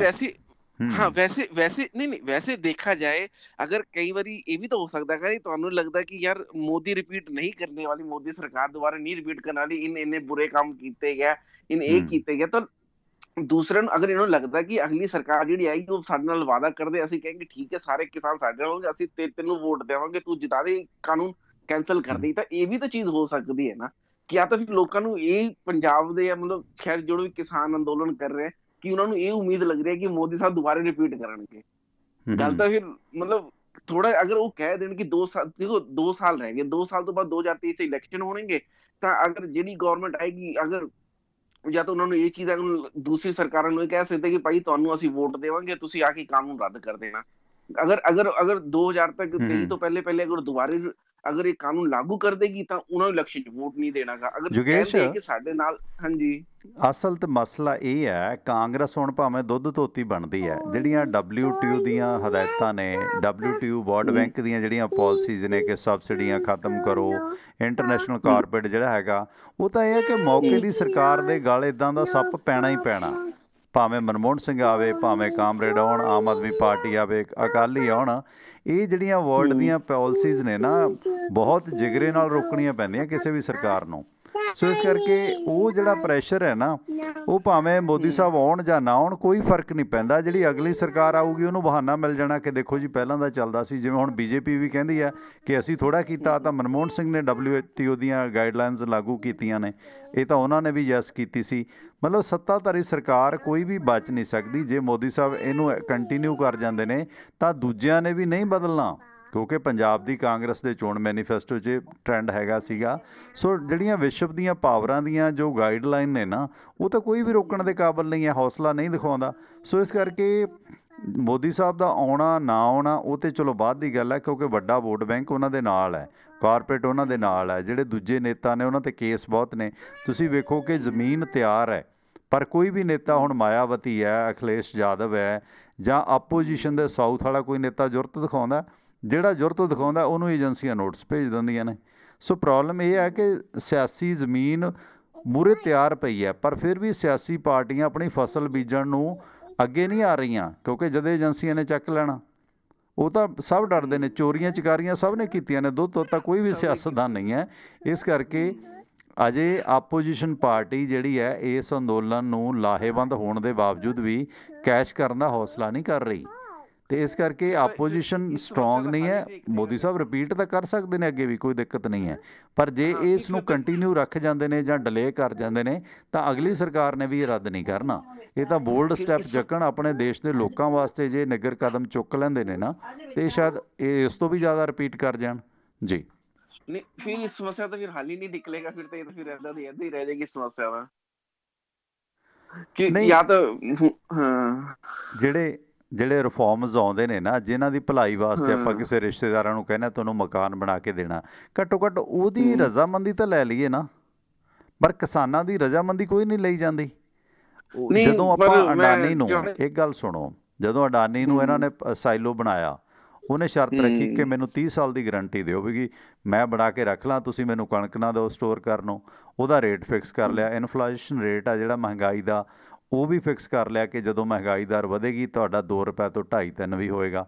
ਜਦੋਂ 30 ਸਾਲ ਉਹਨਾਂ ਨੂੰ ਠੇਕਾ ਦਿੱਤਾ ਜਾ ਸਕਦਾ, ਫਿਰ MSP ਜੇ ਸਰਕਾਰ ਹੀ ਜਿਹੜੀ ਤੈਅ ਕਰਦੀ ਹੈ ਕਿਸਾਨ ਦੀ ਕੀਮਤ ਫਸਲ ਦੀ, ਤੇ ਕੀ ਉਹ ਫਸਲ ਦੀ ਕੀਮਤ ਦੇਣਾ ਸਰਕਾਰ ਦੀ ਜ਼ਿੰਮੇਵਾਰੀ ਨਹੀਂ ਹੈ? ਵੱਡਾ ਸਵਾਲ ਹੈ। ਫਿਰ ਨਾ ਗੱਲ ਸਾਹਿਬ, ਪਤਾ ਕੀ ਗੱਲ, ਦੇਖੋ ਹੁਣ ਫਿਰ ਉਹੀ ਗੱਲ ਆ ਜਾਏ ਕਿ ਅਸੀਂ ਇਸ ਪਾਰਟੀ ਨੂੰ ਸਪੋਰਟ, ਉਸ ਪਾਰਟੀ ਨੂੰ ਸਪੋਰਟ। ਦੇਖੋ ਮੈਂ ਜਿੰਨਾ ਗਵਰਨਮੈਂਟ ਦੇ ਬਾਰੇ ਪੜ੍ਹਿਆ ਜਾਂ ਅਸੀਂ ਜਿੰਨਾ ਮੈਂ ਜਾਣਦਾ ਗਾ, ਗਵਰਨਮੈਂਟ ਦੇ ਜਿਹੜੇ ਰੂਲ ਬਣਦੇ ਨੇ ਉਹ 10-10 ਸਾਲ ਦਾ ਉਹਨਾਂ ਦਾ ਸਰਵੇ ਹੁੰਦਾ ਗਾ, ਉਹ ਤਾਂ ਕਾਨੂੰਨ ਲੈ ਕੇ ਆਉਂਦੇ ਕਿ ਨਾ ਕਿ ਮੋਦੀ ਉੱਠ ਕੇ ਰਾਤ ਨੂੰ ਉੱਠ ਕੇ ਕਿ ਇਹ ਕਾਨੂੰਨ ਬਣਾ ਦੋ। ਮੇਰੇ ਹਿਸਾਬ ਨਾਲ ਜਿੰਨੀ ਮੇਰੀ ਜਾਣਕਾਰੀ ਹੈ, ਮੈਂ ਜਿੰਨਾ ਦੇਖਿਆ, ਚਾਹੇ ਦਿੱਲੀ ਸਰਕਾਰ ਦੇ ਸਟੇਟ ਦੇ ਹੋਣ ਜਾਂ ਫਿਰ ਸੈਂਟਰ ਦੇ ਹੋਣ, ਉਹ ਕਾਨੂੰਨ ਇੱਕ ਵਾਰੀ ਨਹੀਂ ਰਾਤ ਨੂੰ ਰਾਤ ਬਣਦੇ ਨਾ। ਉਹ ਚਾਹੇ ਕੁਝ ਵੀ ਹੋਰ ਰਿਫਾਰਮ ਕਰਕੇ ਵੀ ਚਾਹੇ ਬਣਨੇ ਹੋ, ਉਹਨਾਂ ਦੀ ਪਿੱਛੇ 10 ਸਾਲ ਦਾ ਉਹਨਾਂ ਸਰਵੇ ਹੁੰਦਾਗਾ, ਤਾਂ ਉਹ ਦੇਖਦੇ ਕਿ ਕੀ ਕਮੀਆਂ ਸੀਗੀ। ਚਾਹੇ ਛੋਟੇ ਛੋਟੇ ਆੜਤੀਏ ਹੋ ਗਏ, ਕਿਸ ਹਿਸਾਬ ਨਾਲ ਉਹਨਾਂ ਨਾਲ ਕਿਸਾਨ ਧੱਕੇ ਕਰ ਰਹੇ ਹੈ ਜਾਂ ਖੁਦਕੁਸ਼ੀ ਕਿਉਂ ਕਰ ਰਹੇ ਹੈ, ਉਹਨਾਂ ਨੂੰ ਕੀ ਚੀਜ਼ ਦਾ, ਉਹ ਸਾਰੇ ਚੀਜ਼ ਕਰਕੇ ਕਾਨੂੰਨ ਬਣਦਾਗਾ। ਹੁਣ ਚਾਹੇ 370 ਹਟਣੀ ਸੀ, ਚਾਹੇ 3 ਤਲਾਕ ਸੀਗਾ, ਉਹ ਇੱਕ ਦਿਨ ਦੀ ਮਸਲਾ ਨਹੀਂ ਸੀਗਾ, ਉਹ ਪਿਛਲੇ ਕਿੰਨੇ ਸਾਲਾਂ ਤੋਂ ਚੱਲ ਰਿਹਾ ਸੀਗਾ। ਉਹ ਤੋਂ ਉਹਨਾਂ ਦੇ ਪਿਛਲੇ ਕੋਈ ਚੀਜ਼ ਲੈ ਕੇ ਸਰਕਾਰਾਂ ਕੰਮ ਕਰਦੀਆਂ। ਹੁਣ ਉਹ ਆਪਣੀ ਆਪਣੀ ਸੋਚ ਹੈ ਕਿ ਅਸੀਂ ਉਹਨੂੰ ਨਹੀਂ ਪਸੰਦ ਕਰਦੇ, ਉਹ ਪਸੰਦ ਕਰਦੇ ਹੈ। ਉਹਨਾਂ ਨੇ ਬਣਾਤਾ, ਅੰਡਾਨੀਆਂ ਦੇ ਕਹਿਣੇ ਤੇ ਬਣਾਤਾ। ਅੰਡਾਨੀਆਂ ਦੇ ਕਹਿਣੇ ਤੇ ਵੀ ਵੋਟ ਕਿਸੇ ਨੇ ਅੰਡਾਨੀਆਂ ਦੇ ਕਹਿਣੇ ਤੇ ਨਹੀਂ ਦਿੱਤੀ, ਨਾ ਅੰਬਾਨੀਆਂ ਦੇ ਕਹਿਣੇ ਤੇ ਕਿਸੇ ਨੇ ਵੋਟ ਡਾਲੀ ਹੋਗੀ। ਲੋਕਾਂ ਨੇ ਆਪਣੀ ਮਰਜ਼ੀ ਨਾਲ ਡਾਲੀ ਹੈ। ਇਹ ਹੁਣ ਚੱਲ ਜਿੱਦਾਂ ਮਰਜ਼ੀ ਕਹਿੰਦੇ ਰਹਿਣ। ਦੇਖੋ ਪੰਜਾਬ ਦੇ ਅੰਦਰ ਮੈਂ ਵੀ ਕਾਫੀ ਟਾਈਮ ਤੋਂ ਦੇਖ ਰਿਹਾ, ਪੰਜਾਬ ਦੇ ਅੰਦਰ ਕਦੇ ਵੀ ਕਿਸੇ ਵੀ ਹੱਕ 'ਚ ਕਿਸੇ ਨੇ ਵੀ ਮੋਦੀ ਸਰਕਾਰ ਦੇ ਹੱਕ 'ਚ ਨਹੀਂ ਬੋਲਿਆ, ਕਦੇ ਵੀ ਨਹੀਂ ਬੋਲਿਆ। ਮੇਨ ਮੁੱਦਾ ਉੱਥੇ ਤੋਂ ਉੱਠਿਆ ਤਾਂ ਉਹ ਵਿਰੋਧ 'ਚ ਆ ਗਏ। ਮੈਂ ਹਰਿਆਣਾ ਦਾ ਵੀ, ਹੁਣ ਮੈਂ ਹਰਿਆਣਾ ਦਾ ਤੁਹਾਨੂੰ ਦੱਸ ਦਿੰਦਾ ਕਿ ਹਰਿਆਣਾ ਦੇ ਅੰਦਰ ਕਿਆ ਹੈਗਾ, ਜਾਟ ਹੈ ਨਾ, ਜਾਟ ਉਹ ਕਦੇ ਵੀ ਬਰਦਾਸ਼ਤ ਨਹੀਂ ਕਰ ਪਾ ਰਹੇ ਕਿ ਇਹ ਪੰਜਾਬੀ ਬੰਦਾ ਮਤਲਬ ਸਾਡੇ ਤੋਂ ਬਾਣੀਏ ਕਿੱਦਾਂ ਮੁੱਖ ਮੰਤਰੀ ਬਣ ਗਿਆ। ਨੰਬਰ 1 ਨੰਬਰ 2 ਕਹਿ ਕੇ ਨਾ, ਇਹਨਾਂ ਨੇ ਬੀਜੇਪੀ ਵਾਲਿਆਂ ਨੇ ਜਾਟ ਅੰਦੋਲਨ ਦੇ ਵਿੱਚ ਹੈ ਨਾ, ਅੱਜ ਵੀ ਉਹ ਜ਼ਮਾਨਤਾਂ ਲੱਭ ਰਹੇ, ਜਿਨ੍ਹਾਂ ਨੇ ਦੰਗੇ ਕੀਤੇ ਸੀਗੇ, ਜਿਨ੍ਹਾਂ ਨੇ ਦੁਕਾਨਾਂ ਫੂਕੇ ਤੇ, ਉਹਨਾਂ ਜਾਟਾਂ ਨੂੰ ਅੱਜ ਵੀ ਜ਼ਮਾਨਤ ਨਹੀਂ ਮਿਲ ਰਹੀ। ਉਹਨਾਂ ਦਾ ਸਾਰਾ ਗੁੱਸਾ ਇਹ ਅੰਦੋਲਨ ਤੇ ਉਤਰ ਰਹਾਗਾ। ਹੁਣ ਲੋਕੀ ਚਾਹੇ ਮੰਨੇ ਨਾ ਮੰਨਣ, ਇਹ ਹਜੇ ਵੀ ਇਹ ਗੱਲ ਹੈਗੀ, ਤਾਂ ਕਰਕੇ ਉਹ ਸਾਰੇ ਇਸ ਅੰਦੋਲਨ ਨਾਲ ਜੁੜ ਗਏ। ਪ੍ਰੋਬਲਮ ਇਹ ਹਰਿਆਣਾ ਦਾ ਜੁੜਨ ਦਾ ਮਤਲਬ ਤਾਂ ਬਣਿਆ ਜਿੱਦਾਂ ਯੂਪੀ ਦੇ ਅੰਦਰ ਦੇਖੋ ਮੈਂ ਥੋੜਾ ਜਿਹਾ ਡਿਫਰ ਕਰਾਂਗਾ। ਉਹ ਰੰਜ ਹੈਗਾ, ਮੈਂ ਤਾਂ ਪਹਿਲਾਂ ਵੀ ਆਖਿਆ ਸੀ ਕਿ ਜਿਹੜਾ ਜਾਟ ਬਨਾਮ ਜਿਹੜਾ ਝਾਂਗੀਆਂ ਦਾ ਰੌਲਾ ਪਿਆ ਸੀਗਾ ਨਾ ਪੰਜਾਬੀ ਹਿੰਦੂਆਂ ਦਾ, ਇਹ ਪੰਜਾਬੀ ਹਿੰਦੂ ਨੇ ਸਾਰੇ ਮਾਈਗ੍ਰੇਟੀ ਨੇ, ਤੇ ਇਹ ਜਿਹੜਾ ਹੈ ਕਿਉਂਕਿ ਜਾਟ ਇਸ ਖਿੱਤੇ ਦੇ ਆਪਣੇ ਆਪ ਨੂੰ ਆਗੂ ਸਮਝਦੇ ਨੇ। ਇਹ ਪ੍ਰੋਬਲਮ ਪੰਜਾਬ 'ਚ ਵੀ ਹੈ। ਪੰਜਾਬ 'ਚ ਵੀ ਚੀਫ ਮਿਨਿਸਟਰ ਜੱਟ ਹੀ ਬਣਦੇ ਨੇ, ਜਦੋਂ ਕੋਈ ਹੋਰ ਬਣਦਾ ਤੇ ਉਹ ਬਰਦਾਸ਼ਤ ਨਹੀਂ ਕਰਦੇ। ਇਹ ਦਿੱਕਤ ਹੈਗੀ ਹੈ। ਜਿਹੜਾ ਜਾਤ ਵਿਸ਼ੇਸ਼ ਦਾ ਸਾਡੇ 'ਚ ਰੰਜ ਆ ਨਾ, ਇਹ ਡਡਵਾਲ ਸਾਹਿਬ ਹੈਗਾ। ਪਰ ਹੁਣ ਉਹ ਦੂਸਰਾ ਕਾਰਨ ਜਿਹੜਾ ਹੈਗਾ ਨਾ ਕਿ ਫਸਲਾਂ ਦਾ, ਜਿਸ ਤਰ੍ਹਾਂ MSP ਪੰਜਾਬ ਤੇ ਹਰਿਆਣੇ ਨੂੰ ਮਿਲਦਾ, ਜਦੋਂ MSP ਖੁੱਸਦਾ ਨਜ਼ਰ ਆਉਂਦਾ ਨਾ, ਇਹ ਸੂਬਿਆਂ ਦਾ ਕਿਸਾਨ ਸੋਚਦਾ ਕਿ ਸਾਡੀ ਲੁੱਟ ਯੂਪੀ ਮੰਗ ਹੈ। ਹੁਣ ਯੂਪੀ 'ਚ ਆਪਾਂ ਨੂੰ ਪਤਾ ਕਿ ਜਿਹੜੀ 1800-1900 ਰੇਟ ਹੈ ਝੋਨੇ ਦਾ, ਉਹ ਪਹਿਲਾਂ 1500 ਮਿਲਿਆ, ਇਸ ਵਾਰੀ 1000 ਮਿਲਿਆ। ਇਹ ਉਹਨਾਂ ਨੂੰ ਵੀ ਦੱਸਦਾ ਕਿ ਸਾਡੀ ਲੁੱਟ ਹੋਏਗੀ। ਹਾਲਾਂਕਿ ਆਟਾ ਜਾਂ ਚੌਲ ਸਸਤੇ ਕਿਤੇ ਨਹੀਂ ਹੈ, MSP ਘੱਟ ਹੈ। ਸੋ ਇਹ ਵੀ ਇੱਕ ਕਾਰਨ ਹੈਗਾ। ਆਪਾਂ ਇਹ ਨਹੀਂ ਕਿ ਮਤਲਬ ਖੱਟੜ ਸਾਹਿਬ ਦੇ CM ਬਣਨ ਤੇ ਜਾਟ ਨਿਰਾਸ਼ ਨੇ, ਉਹ ਠੀਕ ਹੈ, ਰੰਜ ਹੈਗਾ ਜਿਹੜੇ ਦੰਗੇ ਫਸਾਦ ਆਪਸ 'ਚ ਹੋਏ ਨੇ ਹਰਿਆਣੇ 'ਚ ਜੀ। ਬਾਕੀ ਤਾਂ ਚਲੋ ਹੁਣ ਵਕਤ ਹੀ ਬਤਾਏਗਾ ਕਿੱਦਾਂ ਕਰੇਗਾ। ਹੁਣ ਤਾਂ ਨਾ ਤਾਂ ਇਹ ਤਾਂ, ਪਰ ਮੈਨੂੰ ਜਿੱਦਾਂ ਲੱਗਦਾ ਹੈ ਮੈਂ ਹੁਣ ਅਗਰ ਮੈਂ ਕਿਸੇ ਨੇਤਾ ਨਾਲ ਜਾਂ ਕਿਸੇ ਨਾਲ ਪੁੱਛੇਗਾ ਨਾ ਜ਼ਮੀਨੀ ਸਤਰ पे, पर ये कानून वापस नहीं होएगा, ये ठंडे बस्ते से जाएगा या उधर से पीछे कुछ होएगा या कुछ आगे पीछे करके बीच कोई मतलब घमासान ही पेगा ਅੰਦੋਲਨ ਦੇ ਵਿੱਚ ਆ ਕੇ, ਤਾਂ ਹੀ ਆਪਣੇ ਆਪ ਹੀ ਬੰਦ ਹੋਇਆ। ਗਵਰਨਮੈਂਟ ਨੂੰ ਡੰਡਾ ਦੇਣਾ ਪੈਣਾ ਜਾਂ ਸੁਪਰੀਮ ਕੋਰਟ ਚ ਆ ਜਾਏ ਜੀ, ਕਿਉਂਕਿ ਉਹ ਵੀ ਅਗਲੇ ਮੰਨਣ ਵਾਲੇ ਨਹੀਂ ਹੈ, ਤਾਂ ਉੱਥੇ ਵੀ ਅੱਗੇ ਮੰਨਣ ਵਾਲੇ ਨਹੀਂ ਹੈ। ਬਾਕੀ ਦਾ ਵਕਤ ਹੀ ਦੇਖੇਗਾ ਇਹ ਤਾਂ ਚੀਜ਼ ਹੈ। ਥੈਂਕ ਯੂ ਬਿਲਕੁਲ, ਜਿਸ ਤਰ੍ਹਾਂ ਮਿਹਰਬਾਨੀ ਡਡਵਾਲ ਸਾਹਿਬ, ਥੈਂਕ ਯੂ। ਸੋ ਬਿਲਕੁਲ ਦੇਖੋ, ਇਸ ਅੰਦੋਲਨ ਦੇ ਉੱਤੇ ਜਿਹੜਾ ਹੈਗਾ ਨਾ, ਜਿਹੜੇ ਵਿਰੋਧੀ ਮੁਲਕ ਨੇ ਉਹਨਾਂ ਨੂੰ ਵੀ ਇਹ ਸਾਡੇ ਘਰ 'ਚ ਪਈ ਫੁੱਟ ਰਾਸ ਆਉਣੀ ਹੈ, ਕਿਉਂਕਿ ਘਰ ਦੀ ਫੁੱਟ ਮਾੜੀ ਹੋਇਆ, ਭਾਵੇਂ ਦੇਸ਼ ਦੀ ਹੋਵੇ ਜਾਂ ਘਰ ਦੀ, ਇਹ ਮਾੜੀ ਹੈ। ਦੂਸਰੇ ਪਾਸੇ ਨਿੱਕੀਆਂ ਨਿੱਕੀਆਂ ਘਟਨਾਵਾਂ ਜਿਹੜੀਆਂ ਵਾਪਰ ਰਹੀਆਂ ਨੇ, ਇਹ ਵੀ ਰੋਸ ਵਧਾ ਰਹੀਆਂ ਨੇ। ਅੱਜ ਜਿਸ ਤਰ੍ਹਾਂ ਸੰਯੁਕਤ ਕਿਸਾਨ ਮੋਰਚੇ ਦੀ ਮੀਟਿੰਗ 'ਚ ਸ਼ਾਮਲ ਹੋਣ ਜਾ ਰਹੇ ਆਗੂਆਂ ਦੇ ਉੱਤੇ ਕੁਛ ਆਗੂਆਂ ਨੇ ਦੋਸ਼ ਲਾਏ ਨੇ ਕਿ ਦਿੱਲੀ ਪੁਲਿਸ ਉਹਨਾਂ ਨੂੰ ਪਰੇਸ਼ਾਨ ਕਰ ਰਹੀ। ਹਾਲਾਂਕਿ ਇਹ ਚੀਜ਼ ਇਤਫਾਕਨ ਵੀ ਵਾਪਰੀ ਹੋ ਸਕਦੀ ਹੈ, ਪਤਾ ਨਹੀਂ ਕੀ ਸੱਚ ਹੈ ਸਮੇਂ ਦਾ। ਪਰ ਫਿਰ ਵੀ ਰੁਲਦੂ ਸਿੰਘ ਮਾਨਸਾ ਨੇ ਦਾਅਵਾ ਕੀਤਾ ਕਿ ਪੁਲਿਸ ਨੇ ਉਸ ਦੀ ਕਾਰ ਦਾ ਸ਼ੀਸ਼ਾ ਤੋੜਿਆ। ਬਲਦੇਵ ਸਿੰਘ ਸਿਰਸਾ ਨੇ ਵੀ ਆਖਿਆ ਕਿ ਰੁਲਦੂ ਸਿੰਘ ਮਾਨਸਾ ਨਾਲ ਬਦਸਲੂਕੀ ਕੀਤੀ ਗਈ ਹੈ। ਪੁਲਿਸ ਦੀ ਸ਼ਹਿ 'ਤੇ ਕਿਸਾਨ ਆਗੂ ਦੀ ਕਾਰ ਦਾ ਸ਼ੀਸ਼ਾ ਭੰਨਿਆ ਗਿਆ। ਪੁਲਿਸ ਸੁਰੱਖਿਆ ਦੇ ਨਾਂ 'ਤੇ ਉਹਨਾਂ ਨੂੰ ਥਾਂ ਥਾਂ ਤੰਗ ਕੀਤਾ ਗਿਆ। ਸੋ ਉਹ ਜਲਦੀ ਹੀ ਸ਼ੁਰੂ ਹੋਣ ਦੀ ਮੀਟਿੰਗ ਦੇ ਵਿੱਚ, ਉਹ ਜਿਹੜੀ ਮੀਟਿੰਗ 'ਚ ਉਹਨਾਂ ਨੇ ਮੁੱਦਾ ਉਠਾਇਆ, ਉਹ ਵਿਗਿਆਨ ਭਵਨ ਪੁੱਜੇ ਨੇ। ਅਤੇ ਇਹ ਮਤਲਬ ਉਹ 26 ਤਰੀਕ ਦਾ ਜਿਹੜਾ ਤਜਵੀਜ਼ਤ ਰਿੰਗ ਰੋਡ ਦਾ ਮਾਰਚ ਹੈ, ਉਸ 'ਤੇ ਵੀ ਅੜੇ ਹੋਏ ਨੇ, ਅਸੀਂ ਕੱਢਾਂਗੇ। ਪਰ ਇਹ ਜਿਹੜਾ ਦੇਖੋ, ਆਪਾਂ ਇਹ ਕਹਿੰਦੇ ਹਾਂ ਬਾਰ-ਬਾਰ ਤੰਗ ਪਰੇਸ਼ਾਨ, ਦੇਖੋ ਪੁਲਿਸ ਦੀ ਇਹ ਜੋਬ ਵੀ ਹੈ। ਜਿਸ ਤਰ੍ਹਾਂ ਅੱਜ ਕੱਲ੍ਹ ਸੈਂਸਿਟਿਵ ਸਮਾਂ ਹੁੰਦਾ ਹੈ, ਅਤੇ ਹੁਣ ਜ਼ਰੂਰੀ ਨਹੀਂ ਕਿ ਮਤਲਬ ਕਿਸਾਨਾਂ ਦੇ ਭੇਸ 'ਚ ਕੋਈ ਹੋਰ ਵੀ ਹੋ ਸਕਦਾ ਦੇਸ਼ ਦੁਸ਼ਮਣ। ਸਿਕਿਉਰਿਟੀ 'ਤੇ ਕਰਦੀ ਹੈ, ਚੈਕਿੰਗ 'ਤੇ ਕਰਦੀਆਂ ਨੇ ਪੁਲਿਸ। ਇਹ ਠੀਕ ਹੈ ਕਿ ਉਸ ਚੈਕਿੰਗ ਦੀ ਆੜ ਦੇ ਵਿੱਚ ਕਈ ਵਾਰੀ ਉਹਨਾਂ ਦਾ ਵਤੀਰਾ ਵੀ ਤਲਖ ਹੁੰਦਾ, ਕਿਉਂਕਿ ਵਰਕਲੋਡ ਹੈ। ਅਤੇ ਕਾਰਨ ਇਹ ਹੈ ਕਿ ਉਹ ਵੀ ਆਪਣੀ ਜਗ੍ਹਾ ਠੀਕ ਨੇ। ਪਰ ਇਹ ਕਾਰਨ ਜਿਹੜੇ ਬਣ ਰਹੇ ਨੇ ਨਾ, ਜਿਸ ਤਰ੍ਹਾਂ ਰੁਲਦੂ ਸਿੰਘ ਮਾਨਸਾ ਦੀ ਗੱਡੀ ਦਾ ਸ਼ੀਸ਼ਾ ਤੋੜਿਆ ਗਿਆ, ਤੇ ਉਸ ਦੌਰਾਨ ਇਹ ਕਿਤੇ ਨਾ ਕਿਤੇ ਮੰਦਭਾਗਾ ਹੈ ਜਿਸ ਪਾਸੇ ਗੱਲ ਜਾ ਰਹੀ ਹੈ। ਉਧਰ ਯੂਪੀ ਪੁਲਿਸ ਨੇ ਦਿੱਲੀ ਸਿੱਖ ਗੁਰਦੁਆਰਾ ਪ੍ਰਬੰਧਕ ਕਮੇਟੀ ਦੇ ਜਿਹੜੇ ਪ੍ਰਧਾਨ ਨੇ ਮਨਜਿੰਦਰ ਸਿੰਘ ਸਿਰਸਾ ਤੇ 10 ਹੋਰਨਾਂ ਨੂੰ ਪੀਲੀਭੀਤ ਦੇ ਵਿੱਚੋਂ ਹਿਰਾਸਤ ਦੇ ਵਿੱਚ ਲਿਆ। ਇਹਨਾਂ ਨੂੰ ਬਰੇਲੀ ਲਿਜਾਇਆ ਗਿਆ। ਸਿਰਸਾ ਤੇ ਹੋਰ ਕਮੇਟੀ ਮੈਂਬਰ ਯੂਪੀ ਦੇ ਕਿਸਾਨਾਂ ਨੂੰ ਦਿੱਲੀ ਜਾਣ ਤੋਂ ਰੋਕਣ ਦੀਆਂ ਰਿਪੋਰਟਾਂ ਦੇ ਮਗਰੋਂ ਆਪਣਾ ਵਫਦ ਲੈ ਕੇ ਬਰੇਲੀ ਪੁੱਜੇ ਸੀਗੇ। ਸੋ ਹਿਰਾਸਤ ਵਿੱਚ ਲੈ ਜਾਣ ਤੋਂ ਪਹਿਲਾਂ ਪੀਲੀਭੀਤ ਦੇ ਵਿੱਚ ਸਿਰਸਾ ਤੇ ਉਸਦੇ ਸਾਥੀਆਂ ਦਾ ਪੁਲਿਸ ਨਾਲ ਬਹਿਸ ਮੁਬਾਸਾ ਵੀ ਹੋਇਆ ਤੇ ਸਿਰਸਾ ਨੇ ਪੁਲਿਸ ਅਧਿਕਾਰੀਆਂ ਨੂੰ ਪੁੱਛਿਆ ਕਿ ਤੁਸੀਂ ਕਿਸ ਆਧਾਰ ਤੇ ਕਿਹੜੇ ਧਾਰਾਵਾਂ ਦੇ ਅਧੀਨ ਸਾਨੂੰ ਹਿਰਾਸਤ ਵਿੱਚ ਲੈ ਰਹੇ ਹੋ, ਕਿਉਂਕਿ ਯੂਪੀ ਸਰਕਾਰ ਦਬਾਅ ਬਣਾ ਰਹੀ ਹੈ ਕਿ ਯੂਪੀ 'ਚੋਂ ਕੋਈ ਵੀ ਬੰਦਾ ਇਸ ਟਰੈਕਟਰ ਮਾਰਚ ਦੇ ਵਿੱਚ ਨਾ ਜਾਵੇ। ਜਿਸ ਤਰ੍ਹਾਂ ਹੁਣ ਦਿੱਲੀ ਕਮੇਟੀ ਵਾਲੇ ਆਪਣੀ ਪੈਂਠ ਵੀ ਬਣਾਉਂਦੇ ਨੇ, ਇਹਦਾ ਸਿਆਸੀ ਕਾਰਨ ਵੀ ਹੈ ਅਤੇ ਜ਼ਿੰਮੇਵਾਰੀ ਵੀ ਹੈ। ਦੋਵੇਂ ਪੱਖ ਨੇ। ਸਿਆਸਤਦਾਨ ਆਪਣੀ ਜ਼ਿੰਮੇਵਾਰੀ ਦੇ ਨਾਲ ਨਾਲ ਆਪਣਾ ਵੋਟ ਬੈਂਕ ਵੀ ਕਾਇਮ ਰੱਖਦਾ ਹੈ। ਸੋ ਉਹ ਉਹਨਾਂ ਕਿਸਾਨਾਂ ਦੀ ਮਦਦ ਵਾਸਤੇ ਯੂਪੀ ਦੇ ਵਿੱਚ ਗਏ ਸਨ। ਖੇਡਰ ਹੈਗਾ ਉੱਥੇ ਅਕਾਲੀਆਂ ਦਾ, ਅਤੇ ਉਸ ਦੌਰਾਨ ਉਹਨਾਂ ਨੂੰ ਇਹ ਜਿਹੜਾ ਪੀਲੀਭੀਤ ਦੇ ਵਿੱਚ ਹਿਰਾਸਤ ਵਿੱਚ ਲਿਆ ਗਿਆ। ਸਾਹਿਬ ਬਲਵੰਤ ਸਿੰਘ ਢਿੱਲੋਂ ਬੁਰਜ ਤੋਂ ਸਵਾਗਤ ਬਾਈ ਜੀ। ਢਿੱਲੋਂ ਸਾਹਿਬ ਰਾਏਕੋਟ ਤੋਂ ਜੀ? ਹਾਂ ਰਾਏਕੋਟ ਤੋਂ, ਸੌਰੀ ਜੀ। ਸਤਿ ਸ਼੍ਰੀ ਅਕਾਲ ਜੀ। ਸਤਿ ਸ਼੍ਰੀ ਅਕਾਲ। ਅੱਛਾ, ਪਿੰਡ ਤੁਹਾਡਾ ਬੁਰਜ ਨਹੀਂ ਹੈ, ਰਾਏਕੋਟ ਹੈ ਨਾ? ਮੇਰਾ ਪਿੰਡ ਰਾਜਗੜ੍ਹ ਹੀ ਵੈਸੇ ਤਾਂ। ਰਾਜਗੜ੍ਹ ਓਕੇ। ਬੁਰਜ ਵਾਲੇ ਹੋਰ ਨੇ ਬਾਈ ਜੀ ਫਿਰ। ਹਾਂ, ਇੱਕ ਆਸਟ੍ਰੇਲੀਆ ਤੋਂ ਵੀ ਨੇ ਐਡਵੋਕੇਟ ਬੁਰਜ ਤੋਂ। ਜੀ ਜੀ। ਹਾਲੇ ਅੱਜ ਤਾਂ ਜੀ ਆਪਣੇ ਮੀਟਿੰਗ ਦਾ ਤਾਂ ਬਹੁਤ ਜਾਣੀ ਕਿ ਨਿਰਾਸ਼ਾਜਨਕ ਵੀ ਹੋਈ ਹੈ ਤੇ ਬਾਕੀ ਕਿਸਾਨਾਂ ਨੂੰ ਸੱਦ ਕੇ ਇੱਕ ਉਹਨਾਂ ਨਾਲ ਬੇਇੱਜ਼ਤੀ ਕਰਨੀ ਹੋ ਗਈ ਹੈ, ਠੀਕ ਹੈ ਨੀ? ਤੇ ਦੂਜਾ ਰੋਲਦੂ ਦਾ ਉਹਨਾਂ ਜਿਹੜੀ ਤੁਸੀਂ ਦੱਸਿਆ ਹੀ ਵੀ ਘਟਨਾ ਵਾਪਰੀ ਹੈ ਉਹ ਵੀ ਤੇ ਜੇ ਉਹਨਾਂ ਨੇ 20 ਮਿੰਟ ਮੀਟਿੰਗ ਕਰਨੀ ਸੀ ਫਿਰ ਸੱਦਣ ਦੀ ਕੀ ਲੋੜ ਸੀ? ਤਾਂ ਹੁਣ ਮਨ ਹੀ ਸੀਗਾ, ਠੀਕ ਹੈ ਜੀ।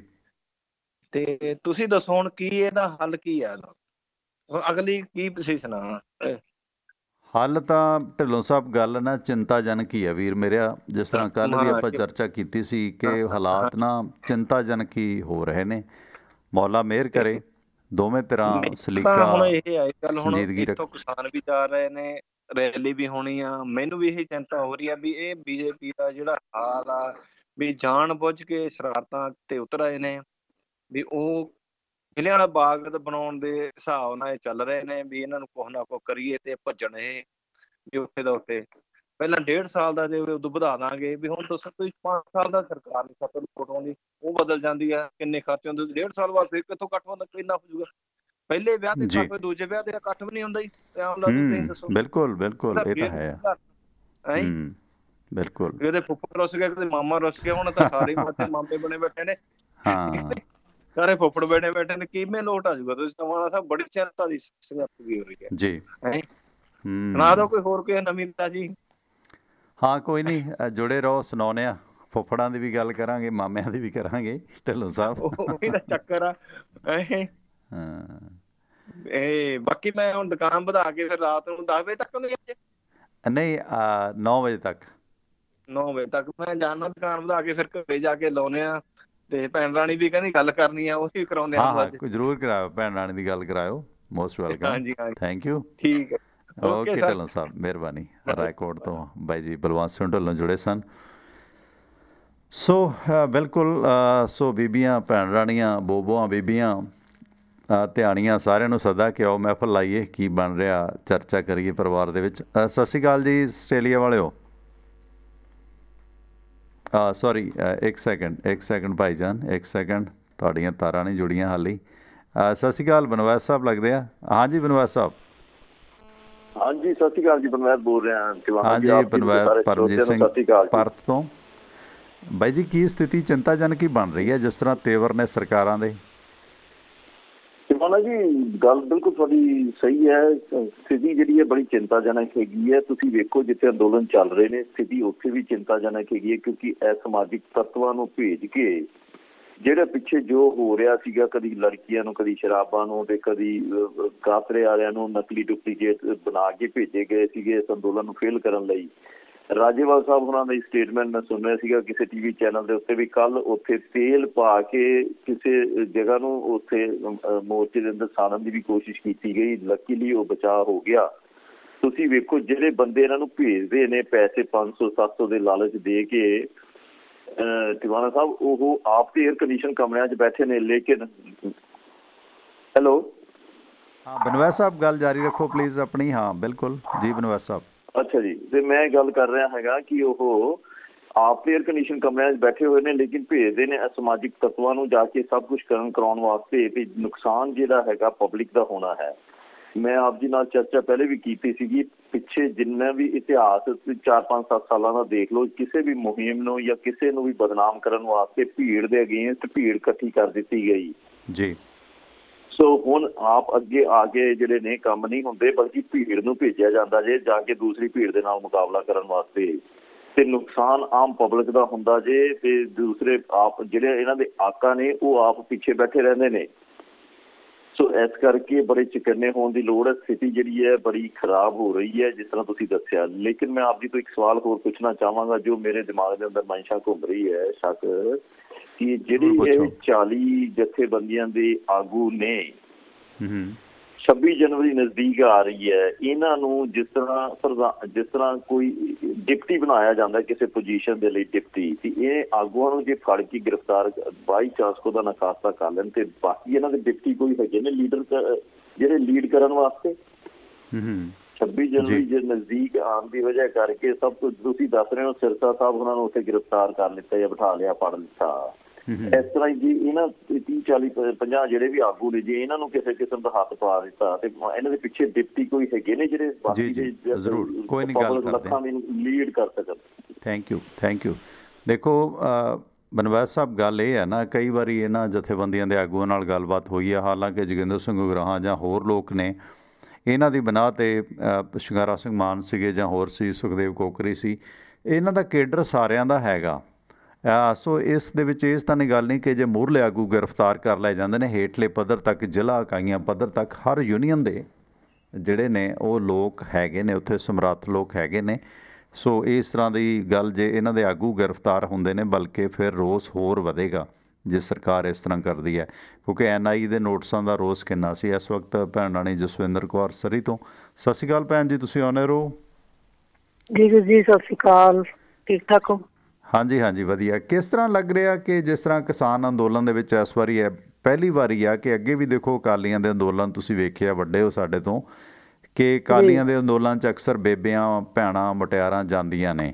ਕਾਂਗਰਸ ਦੇ ਵੀ ਜਿਹੜੇ ਉਹਨਾਂ ਦੇ ਵਰਕਰ ਨੇ, BJP ਦੇ, ਉਹਨਾਂ ਦੇ ਜਾਂਦੇ ਨੇ। ਪਰ ਇਸ ਅੰਦੋਲਨ ਨੇ ਤਾਂ ਰਿਕਾਰਡ ਤੋੜ ਦਿੱਤਾ। ਛੋਟੇ ਛੋਟੇ ਬੱਚੇ, ਬੱਚੀਆਂ, ਬਜ਼ੁਰਗ, ਮਤਲਬ ਇਹ ਇੱਕ ਜ਼ਿੰਮੇਵਾਰੀ ਸਮਝ ਰਹੇ ਨੇ ਲੋਕ ਇਸ ਅੰਦੋਲਨ ਦੇ ਵਿੱਚ ਜੁੜਨਾ। ਕੀ ਮਹਿਸੂਸ ਕਰਦੇ ਹੋ ਜੀ?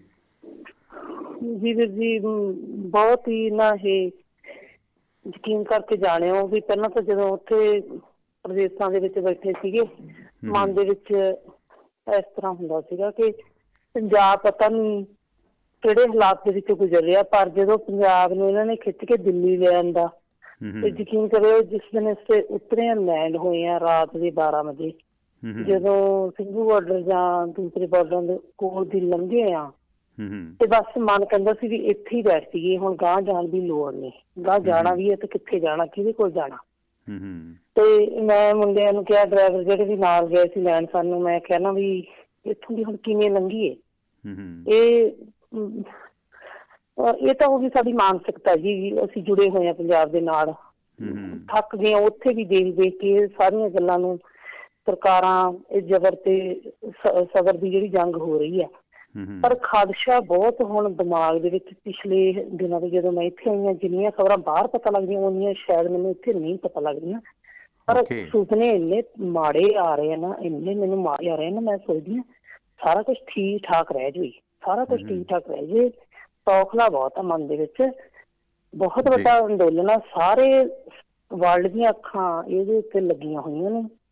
ਤੇ ਹੁਣ ਸਰਕਾਰਾਂ ਸਾਡੀ ਤੋਂ, ਤੁਸੀਂ ਕੈਨੇਡਾ ਤੋਂ ਆਏ ਹੋ, ਉੱਥੇ ਤੁਸੀਂ ਜ਼ਿਕਰ ਕੀਤਾ ਕਿ ਉੱਥੇ ਸ਼ਾਇਦ ਅਪਡੇਟ ਸਾਨੂੰ ਜ਼ਿਆਦਾ ਮਿਲਦੀ ਸੀ ਕਿਉਂਕਿ ਵੱਖ-ਵੱਖ ਟੈਲੀਵਿਜ਼ਨ, ਰੇਡੀਓ, ਅਖਬਾਰਾਂ ਨੇ। ਉਰੇ ਸ਼ਾਇਦ ਲਿਮਟਡ ਘਰਾਂ ਦੇ ਵਿੱਚ ਉਹੀ ਲਿਮਟਡ ਟੈਲੀਵਿਜ਼ਨ 2-4 ਚੱਲਦੇ ਨੇ, ਉਹੀ ਖਬਰਾਂ ਉਹਨਾਂ ਨੂੰ ਆਉਂਦੀਆਂ ਨੇ। ਜਿਨ੍ਹਾਂ ਕੋਲ ਆਪਣਾ ਇੰਟਰਨੈਟ ਸੇਵਾਵਾਂ ਨੇ ਉਹ ਤਾਂ ਚਲੋ ਜ਼ਿਆਦਾ ਜੁੜ ਲੈਂਦੇ ਨੇ, ਪਰ ਉਹ ਇਹ ਹੈ ਵੀ ਜੇ ਤੁਸੀਂ ਸੈੱਲਫੋਨ ਯੂਜ਼ ਕਰਦੇ ਹੋ ਤੁਹਾਨੂੰ ਪਤਾ ਖਬਰ ਦਾ। ਜਿਹੜੇ ਬਾਕੀ ਨੇ ਸ਼ਾਇਦ ਉਹਨਾਂ ਨੂੰ ਖਬਰ ਉਨੀ ਨਹੀਂ ਪੁੱਜਦੀ। ਹਾਂ, ਫੇਸਬੁੱਕ, WhatsApp 'ਤੇ ਜ਼ਰੂਰ ਲੋਕਾਂ ਨੂੰ ਪੁੱਜ ਰਹੀ ਹੈ, ਪਰ ਅਥੈਂਟਿਸਿਟੀ ਮੀਡੀਆ, ਰੇਡੀਓ, ਟੈਲੀਵਿਜ਼ਨ ਵਾਲੀ ਖਬਰ ਸ਼ਾਇਦ ਪਿੰਡਾਂ 'ਚ ਲੋਕਾਂ ਨੂੰ ਘੱਟ ਪੁੱਜਦੀ ਹੈ। ਪੰਜਾਬ 'ਚ ਹੁਣ ਤਾਂ ਚਲੋ ਜੁੜਨ ਵੀ ਲੱਗੇ ਨੇ ਲੋਕ। ਤੇ ਫਿਰ ਉਹਨਾਂ ਦੀ ਆਪਸੀ ਗੱਲਬਾਤ ਦੇ ਵਿੱਚ ਜਿਹੜੀ ਇਨਫੋਰਮੇਸ਼ਨ ਦੀ ਜਾਣਕਾਰੀ ਦੀ ਘਾਟ ਕਿਤੇ ਉਰੋਂ ਵਾਲਿਆਂ ਨੂੰ ਕੁਦਰਤੀ ਘੱਟ ਹੁੰਦੀ ਹੈ ਬਾਹਰ ਵਾਲਿਆਂ ਨਾਲੋਂ, ਕਿਉਂਕਿ ਬਾਹਰ ਵਾਲੇ ਜ਼ਿਆਦਾਤਰ ਹਰ ਪਲ ਰੇਡੀਓ ਟੈਲੀਵਿਜ਼ਨ ਨਾਲ ਜੁੜੇ ਰਹਿੰਦੇ ਨੇ, ਇਕੱਲਾ ਬੰਦਾ ਜਿਹਦੇ ਕੋਲ ਜਿਹੜਾ ਵੀ ਸਾਧਨ ਹੈ। ਪਰ ਪੰਜਾਬ 'ਚ ਆ ਕੇ ਜ਼ਮੀਨੀ ਹਕੀਕਤ ਕਿ ਪਿੰਡਾਂ ਦੇ ਲੋਕਾਂ ਦਾ ਮਤਲਬ ਉਹ ਲੋਕ ਜਿਨ੍ਹਾਂ ਕੋਲ ਜ਼ਮੀਨ ਨਹੀਂ ਹੈ, ਜਿਹੜੇ ਕਾਮੀ ਕਾਜੀ ਲੋਕ ਨੇ, ਜਿਨ੍ਹਾਂ ਕੋਲ ਦਾ ਜ਼ਮੀਨ ਜਾਂ ਖੇਤੀ ਨਾਲ ਵਾਸਤਾ ਨਹੀਂ ਹੈ, ਮਹਾਜਨ ਨੇ, ਉਹ ਪਿੰਡ 'ਚ ਕੀ ਸੋਚਦੇ ਨੇ ਤੁਹਾਡੇ? ਜਿਸ ਤਰ੍ਹਾਂ ਤੁਸੀਂ ਮੋਗੇ ਵੱਲ ਵਿਚਰਦੇ ਹੋ, ਉਹ ਲੋਕ ਦੁਕਾਨਦਾਰ ਕੀ ਸੋਚਦੇ ਨੇ ਇਸ ਅੰਦੋਲਨ ਦੇ ਬਾਰੇ? ਜੀ ਦੇਖੋ ਜੀ, ਜਿਸ ਤਰ੍ਹਾਂ ਦਾ ਤਾਂ ਹੁਣ ਅੱਜ ਕੱਲ੍ਹ ਮੌਸਮ ਆ, ਉਹਦੇ ਬਾਰੇ ਤਾਂ ਸਾਰੇ ਹੀ ਫਿਕਰਮੰਦ ਨੇ ਕਿ ਜਿਹੜੇ ਲੋਕ ਉੱਥੇ ਬੈਠੇ ਨੇ, ਧਨ ਨੇ, ਉਹ ਜਾਨ ਹੀਲ ਕੇ ਬੈਠੇ ਨੇ ਆਪਣੀ। ਪਰ ਪਿੰਡਾਂ ਦਾ ਵਿੱਚ ਮੈਂ ਜੋਸ਼ ਖਰੋਸ਼ ਉਹਨਾਂ ਵੇਖਦੀ ਹਾਂ ਲੋਕਾਂ ਦਾ ਇਸ ਅੰਦੋਲਨ ਨੂੰ ਹੋਰ ਤਿੱਖਾ ਕਰਨ ਦੇ ਲਈ। ਪਰ ਥੋੜ੍ਹੇ ਲੋਕ ਫਿਕਰਮੰਦ ਵੀ ਨੇ ਬਈ ਕੀ ਸਰਕਾਰਾਂ ਸਾਡੀ ਗੱਲ ਮੰਨ ਲੈਣਗੀਆਂ ਜਾਂ ਕੋਈ ਬਲੱਡ ਸ਼ੈਡ ਨਾ ਹੋ ਜਾਵੇ।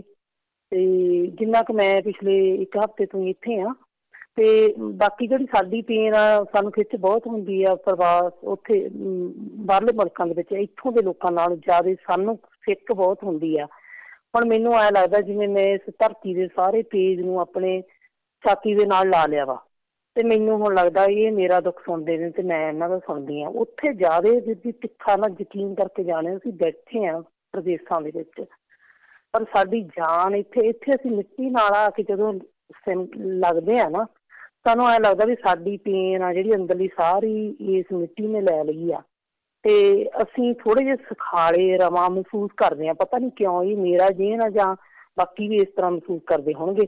ਭਾਵੇਂ ਅਸੀਂ ਇੱਥੇ ਦੁੱਖ ਦੇ ਵਿੱਚੋਂ ਲੰਘਦੇ ਹਾਂ, ਉਹੀ ਰਾਤਾਂ ਜਿਹੜੀਆਂ ਉਹਨਾਂ ਤੇ ਗੁਜ਼ਰਦੀਆਂ ਨੇ, ਸਾਡੇ ਮਨਾਂ ਤੋਂ ਵੀ ਗੁਜ਼ਰਦੀਆਂ ਨੇ। ਪਰ ਲੋਕ ਫਿਕਰਮੰਦ ਵੀ ਨੇ, ਲੋਕ ਸੋਚਦੇ ਵੀ ਨੇ ਵੀ ਮੂਹਰੇ ਕੁਛ ਥੋੜ੍ਹੇ ਜਿਹੇ ਅੰਦਰੋਂ ਡਰੇ ਵੀ ਹੋਏ ਨੇ ਵੀ ਪਤਾ ਨਹੀਂ ਕੀ ਹੋਏਗਾ, ਜ਼ਮੀਨਾਂ ਤਾਂ ਚਲੋ ਰਹਿਣੀਆਂ ਜਾਂ ਨਹੀਂ ਰਹਿਣੀਆਂ, ਪਰ ਕਿਤੇ ਕੋਈ ਇਸ ਤਰ੍ਹਾਂ ਦਾ ਮਾਹੌਲ ਨਾ ਪੈਦਾ ਹੋ ਜਾਵੇ ਜੋ ਮੈਂ ਦੇਖਿਆ। ਜੀ ਸੋ ਧੰਨਵਾਦ ਭੈਣ ਰਾਣੀ ਜਸਵਿੰਦਰ ਕੌਰ ਜੀ, ਤੁਸੀਂ ਆਪਣੇ ਜਜ਼ਬਾਤ ਪੇਸ਼ ਕੀਤੇ, ਮਿਹਰਬਾਨੀ, ਥੈਂਕ ਯੂ। ਜੀ ਵੀਰ ਜੀ, ਮੈਂ ਇਹੀ ਕਹੂੰਗੀ ਕਿ ਸਾਰਾ ਕੁਛ ਠੀਕ ਠਾਕ ਰਹਿ ਜਾਵੇ। ਸੱਚੀ ਅਸੀਂ ਤਾਂ ਪੰਜਾਬ ਨੂੰ ਬਹੁਤ ਪਿਆਰ ਕਰਦੇ ਹਾਂ, ਅਸੀਂ ਪੰਜਾਬ 'ਚ ਹੀ ਗਏ ਹਾਂ, ਪੰਜਾਬ 'ਚ ਰਹਿਣਾ ਚਾਹੁੰਦੇ ਹਾਂ। ਮਿੱਟੀ ਤੋਂ ਬਣੇ ਲੋਕਾਂ ਦੀ ਮਿੱਟੀ ਦੇ ਲਈ ਲੜਾਈ ਹੈ ਜੀ, ਤੇ ਇਹ ਲੋਕ ਮੇਰਾ ਖਿਆਲ ਹੈ ਇਸ ਮਿੱਟੀ ਨਾਲ ਮਿੱਟੀ ਹੋ ਕੇ ਲੜਨਗੇ, ਤੇ ਸਰਕਾਰਾਂ ਇਹਦੇ ਤੇ ਜ਼ਰੂਰ ਗੌਰ ਕਰਨ। ਸ਼ੁਕਰੀਆ ਤੁਹਾਡਾ ਬਹੁਤ, ਮਿਹਰਬਾਨੀ ਭੈਣ ਰਾਣੀ, ਥੈਂਕ ਯੂ। ਭੈਣ ਰਾਣੀ ਜਸਵਿੰਦਰ ਕੌਰ ਸਰੀ ਤੋਂ ਅੱਜ ਕੱਲ੍ਹ ਪੰਜਾਬ ਆਏ ਹੋਏ ਨੇ, ਉੱਥੇ ਵੀ ਅਪਡੇਟ ਇਹਨਾਂ ਨਾਲ ਰਹਿੰਦੇ ਸੀ, ਗਲੋਬਲ ਪੰਜਾਬ ਦੇ ਜ਼ਰੀਏ ਜੁੜਦੇ ਰਹਿੰਦੇ ਸੀਗੇ। ਦੂਜੇ ਬੰਨੇ ਜੰਮੂ ਕਸ਼ਮੀਰ ਦੇ ਪੁੰਛ ਜ਼ਿਲ੍ਹੇ ਦੇ ਵਿੱਚ ਕੰਟਰੋਲ ਰੇਖਾ 'ਤੇ ਜੋ ਪਾਕਿਸਤਾਨ ਨੇ ਕੱਲ੍ਹ ਗੋਲੀਬਾਰੀ ਕੀਤੀ ਹੈ, ਉਸ ਦੇ ਵਿੱਚ ਪੰਜਾਬ ਦਾ ਇੱਕ ਸੈਨਿਕ ਆਪਣੀ ਜਾਨ ਦੇਸ਼ ਲਈ ਵਾਰ ਗਿਆ। ਹਾਲਾਂਕਿ ਭਾਰਤੀ ਫੌਜ ਨੇ ਵੀ ਜ਼ੋਰਦਾਰ ਜਵਾਬ ਦਿੱਤਾ ਪਾਕਿਸਤਾਨ ਵੱਲੋਂ ਕੀਤੀ ਗਈ ਫਾਇਰਿੰਗ ਦਾ, ਪਰ ਜ਼ਖਮਾਂ ਦੀ ਤਾਬ ਨਾ ਸਹਿੰਦਿਆਂ ਹੋਇਆ ਹੌਲਦਾਰ ਨਿਰਮਲ ਸਿੰਘ ਬਹਾਦਰ ਆਪਣੇ ਫਰਜ਼ ਦੇਸ਼ ਪ੍ਰਤੀ ਨਿਭਾ ਗਿਆ। ਸੋ ਇਹ ਨਿਰਮਲ ਸਿੰਘ ਹੋਰਾਂ ਦੀ ਜਿਹੜੀ ਦੇਹ ਹੈ ਉਹ ਪਿੰਡ ਪੁੱਜਣੀ ਹੈ। ਤੁਸੀਂ ਵੇਖੋ ਕਿੱਦਾਂ ਦੇ ਹਾਲਾਤ ਹੋਣੇ ਨੇ। ਸੋ ਇਹ ਸਭ ਮਾਇਆ ਦੇ ਖੇਡ ਨੇ, ਵਿਸ਼ਵ ਪੱਧਰ ਦਾ ਵਪਾਰ ਹੈ ਜੋ ਇਸ ਕਾਰਨ ਸਾਰਾ ਚੱਲ ਰਿਹਾ। ਅਤੇ ਜਿੱਥੇ ਮਨਜਿੰਦਰ ਸਿੰਘ ਸਿਰਸਾ ਨੂੰ ਯੂਪੀ ਪੁਲਿਸ ਨੇ ਹਿਰਾਸਤ ਵਿੱਚ ਲਿਆ, ਦੂਜੇ ਬੰਨੇ ਮਨਜਿੰਦਰ ਸਿੰਘ ਸਿਰਸਾ ਦੇ ਖਿਲਾਫ ਦਿੱਲੀ ਪੁਲਿਸ ਨੇ ਵੀ ਇੱਕ ਕੇਸ ਦਰਜ ਕੀਤਾ ਗਬਨ ਦਾ। ਅਤੇ ਇਹ ਜਿਹੜਾ ਹੈਗਾ ਇੱਕ ਸ਼ਿਕਾਇਤ ਸੀਗੀ ਕਿ 65 ਲੱਖ ਰੁਪਏ ਦਾ ਚੂਨਾ ਲਾਉਣ ਦੀ ਸ਼ਿਕਾਇਤ ਸੀ। ਇਸ ਸੰਬੰਧੀ ਮਨਜਿੰਦਰ ਸਿੰਘ ਸਿਰਸਾ ਦਿੱਲੀ ਗੁਰਦੁਆਰਾ ਪ੍ਰਬੰਧਕ ਕਮੇਟੀ ਦੇ ਪ੍ਰਧਾਨ ਦੇ ਖਿਲਾਫ ਕੇਸ ਦਰਜ ਕੀਤਾ ਗਿਆ ਦਿੱਲੀ ਪੁਲਿਸ ਵੱਲੋਂ। ਸ਼ਿਕਾਇਤਕਰਤਾ ਸਨ ਇਸ ਦੇ ਵਿੱਚ ਭੁਪਿੰਦਰ ਸਿੰਘ, ਜਿਸ ਨੇ ਦੋਸ਼ ਲਾਇਆ ਸੀ ਕਿ ਸਾਲ 2013 ਦੇ ਵਿੱਚ ਦਿੱਲੀ ਗੁਰਦੁਆਰਾ ਕਮੇਟੀ ਦੇ ਵਿੱਚ ਜਨਰਲ ਸਕੱਤਰ ਦੇ ਅਹੁਦੇ 'ਤੇ ਰਹਿੰਦੇ ਮਨਜਿੰਦਰ ਸਿੰਘ ਸਿਰਸਾ ਨੇ ਕਮੇਟੀ ਨੂੰ 65,99,729 ਰੁਪਏ ਦਾ ਚੂਨਾ ਲਾਇਆ, ਜਿਸ ਦੌਰਾਨ ਉਸ 'ਤੇ ਇਹ ਅਪਰਾਧਿਕ ਸ਼ਾਖਾ ਦਿੱਲੀ ਨੇ ਕੇਸ ਦਰਜ ਕੀਤਾ।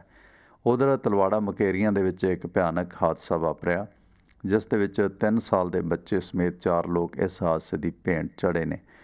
ਸੋ ਤਲਵਾੜਾ ਮੁਕੇਰੀ ਮਾਰਗ 'ਤੇ ਇਹ ਕਾਰ ਅਤੇ ਬੱਸ ਦੀ ਸਾਹਮਣੀ ਟੱਕਰ ਦੇ ਦੌਰਾਨ ਜਿਹੜਾ 20 ਸਾਲਾ ਸੁਸ਼ੀਲ, ਉਸ ਦਾ ਭਰਾ 21 ਵਰ੍ਹਿਆਂ ਦਾ ਕੁਲਦੀਪ ਅਤੇ 3 ਵਰ੍ਹਿਆਂ ਦਾ ਬੱਚਾ ਆਰੀਅਨ ਜੋ ਭਤੀਜਾ ਸੀ, ਅਤੇ ਸਰਬਜੀਤ ਸਿੰਘ ਦੀ ਮੌਤ ਹੋਈ ਹੈ। ਸੋ ਸਾਰੇ ਤਲਵਾੜਾ ਦੇ ਵਿੱਚ ਰੌਲੀ ਪਿੰਡ ਨਾਲ ਸੰਬੰਧਿਤ ਸਨ। ਹਾਲਾਂਕਿ ਬੱਸ ਡਰਾਈਵਰ ਹਾਦਸੇ ਤੋਂ ਬਾਅਦ ਫਰਾਰ ਹੋ ਗਿਆ। ਅਤੇ ਬਾਈਡਨ ਦੇ ਸੱਤਾ ਸੰਭਾਲਦਿਆਂ ਭਾਰਤੀਆਂ ਲਈ ਕਈ ਖੁਸ਼ਖਬਰੀਆਂ ਵੀ ਆ ਰਹੀਆਂ ਨੇ, ਕਿਉਂਕਿ ਜਦੋਂ ਸਰਕਾਰਾਂ ਬਦਲਦੀਆਂ ਨੇ ਤੇ ਕਈ ਖਬਰਾਂ ਚਰਚਾ ਦਾ ਵਿਸ਼ਾ ਹੁੰਦੀਆਂ ਨੇ। ਸੋ ਭਾਰਤ ਅਮਰੀਕਾ ਦੇ ਸਬੰਧਾਂ ਦੇ ਵਿੱਚ ਇੱਕ ਵੱਖਰੀ ਕਿਸਮ ਦੀ ਮਿਠਾਸ ਘੁਲੇਗੀ ਤੇ ਇਸ ਦੌਰਾਨ US 5 ਲੱਖ ਭਾਰਤੀਆਂ ਨੂੰ ਗ੍ਰੀਨ ਕਾਰਡ ਦੇਣ ਦਾ ਰਸਤਾ ਸਾਫ਼ ਕਰ ਰਿਹਾ। ਸੋ IT ਪ੍ਰੋਫੈਸ਼ਨਲ ਨੇ ਜਿਹੜੇ ਜਾਂ ਬਿਨਾਂ ਦਸਤਾਵੇਜ਼ ਤੋਂ ਅਮਰੀਕਾ ਰਹਿ ਰਹੇ ਲੋਕ ਨੇ, ਤਕਰੀਬਨ 1 ਕਰੋੜ 1 ਲੱਖ ਲੋਕਾਂ ਨੂੰ 10 ਲੱਖ ਲੋਕਾਂ ਨੂੰ ਇਹ ਲਾਭ ਮਿਲੇਗਾ। ਸੋ ਡੋਨਲਡ ਟਰੰਪ ਦੇ 17 ਫੈਸਲਿਆਂ ਨੂੰ ਜੋ ਬਾਈਡਨ ਨੇ ਆਉਂਦਿਆਂ ਹੀ ਪਲਟਣ ਦਾ ਐਕਸ਼ਨ ਕੀਤਾ। ਇਹ 2 ਫੈਸਲੇ ਸਿੱਧੇ ਤੌਰ 'ਤੇ ਭਾਰਤੀ IT ਪ੍ਰੋਫੈਸ਼ਨਲ ਅਤੇ ਉੱਥੇ ਗੈਰ ਕਾਨੂੰਨੀ ਤੌਰ 'ਤੇ ਰਹਿ ਰਹੇ ਭਾਰਤੀਆਂ ਵਾਸਤੇ ਸੋਨੇ 'ਤੇ ਸੁਹਾਗਾ। ਬਾਈਡਨ ਨੇ ਰੁਜ਼ਗਾਰ ਆਧਾਰਿਤ ਗ੍ਰੀਨ ਕਾਰਡ ਦੇ ਲਈ ਸਾਰੇ ਦੇਸ਼ਾਂ ਦੀ ਤੈਅ ਸੀਮਾ ਖਤਮ ਕਰ ਦਿੱਤੀ ਹੈ। ਪਹਿਲਾਂ ਹੁੰਦਾ ਸੀ ਕਿ ਵੱਖ-ਵੱਖ ਦੇਸ਼ਾਂ 'ਚੋਂ ਕਿਹੜੇ-ਕਿਹੜੇ ਦੇਸ਼ਾਂ ਦੇ ਲੋਕਾਂ ਨੂੰ ਗ੍ਰੀਨ ਕਾਰਡ ਦੇਣਾ, ਉਹ ਲਿਸਟ ਨੂੰ ਖਤਮ ਕਰ ਦਿੱਤਾ ਅਤੇ ਅਜਿਹੇ ਦੇ ਵਿੱਚ ਭਾਰਤੀ IT ਪ੍ਰੋਫੈਸ਼ਨਲਜ਼ ਨੇ ਜਿਹੜੇ ਉਹਨਾਂ ਨੂੰ ਲਾਭ ਹੋਵੇਗਾ। ਦੂਜਾ, ਅਜਿਹੇ ਪ੍ਰਵਾਸੀ ਜੋ ਅਮਰੀਕਾ ਦੀ ਨਾਗਰਿਕਤਾ ਦੀ ਉਡੀਕ ਦੇ ਵਿੱਚ ਸਨ, ਜਿਨ੍ਹਾਂ 'ਚੋਂ ਬਹੁਤਿਆਂ ਦਾ ਟਰੰਪ ਨੇ ਟਰੰਕ ਚੁਕਾ ਹੀ ਦਿੱਤਾ ਸੀ। ਹਾਲਾਂਕਿ ਮੋਦੀ ਸਾਹਿਬ ਪਤਾ ਨਹੀਂ ਕਿਉਂ ਕਹੀ ਜਾਂਦੇ ਸੀ ਅਬ ਕੀ ਬਾਰ ਟਰੰਪ ਸਰਕਾਰ, ਪਰ ਟਰੰਪ ਸਰਕਾਰ ਦੇ ਖਤਮ ਹੋਣ ਦਾ ਬਹੁਤੇ ਭਾਰਤੀਆਂ ਨੇ ਜਿਹੜਾ ਹੈਗਾ ਉਤਸ਼ਾਹ ਦੇ ਨਾਲ ਹੀ ਸਵਾਗਤ ਕੀਤਾ। ਸਵਾਗਤ ਹੈ ਸਰ, ਵੈਲਕਮ, ਤੁਸੀਂ ਔਨ ਏਅਰ ਹੋ। ਹਾਂਜੀ, ਸਤਿ ਸ੍ਰੀ ਅਕਾਲ ਟਵਾਣਾ ਸਿੰਘ, ਮੈਂ ਬਲਜਿੰਦਰ ਸਿੰਘ ਢਿੱਲੋਂ ਸਰੀ ਕੈਨੇਡਾ ਤੋਂ ਬੋਲ ਰਿਹਾ। ਹਾਂਜੀ ਢਿੱਲੋਂ ਸਾਹਿਬ, ਸਤਿ ਸ਼੍ਰੀ ਅਕਾਲ ਬਾਈ ਜੀ, ਸਵਾਗਤ ਹੈ ਤੁਹਾਡਾ। ਬਲਜਿੰਦਰ ਜੀ ਸਤਿ ਸ੍ਰੀ ਅਕਾਲ। ਤੁਹਾਡੇ ਨਾਲ ਪ੍ਰੋਗਰਾਮ ਗਲੋਬਲ ਪੰਜਾਬ ਤੇ ਤਾਂ ਬਹੁਤ ਚਿਰ ਤੋਂ ਜੁੜੇ ਆ, ਕਾਲ ਅੱਜ ਪਹਿਲੀ ਵਾਰੀ ਕਰ ਰਹੇ ਆ ਪ੍ਰੋਗਰਾਮ 'ਚ। ਉੱਥੇ ਤਾਂ ਕਾਲ ਮਿਲਦੀ ਨਹੀਂ, ਦਿੱਕਤ ਆਉਂਦੀ ਹੈ, ਬੜਾ ਰੋਸਾ ਲੋਕਾਂ ਦਾ। ਸਾਡੀ ਤਾਂ ਅਸੀਂ ਨਹੀਂ ਮਿਲਦੀ ਜੀ। ਨਵੇਂ ਸਰੋਤਿਆਂ ਵਾਸਤੇ 2 ਦਿਨ ਫਿਕਸ ਵੀ ਕਰ ਦਿੱਤੇ ਨੇ, ਸ਼ੁੱਕਰਵਾਰ ਤੇ ਸ਼ਨੀਵਾਰ। ਹਾਂਜੀ, ਫੇਰ ਵੀ ਤੁਹਾਡਾ ਪ੍ਰੋਗਰਾਮ ਬਾਹਰ ਇੱਥੇ ਬਹੁਤ ਹਰਮਨ ਪਿਆਰਾ, ਸਾਰੇ ਕੰਮ ਧੰਦੇ ਛੱਡ ਕੇ ਜ਼ਰੂਰ ਟਾਈਮ ਕੱਢੀ ਦਾ।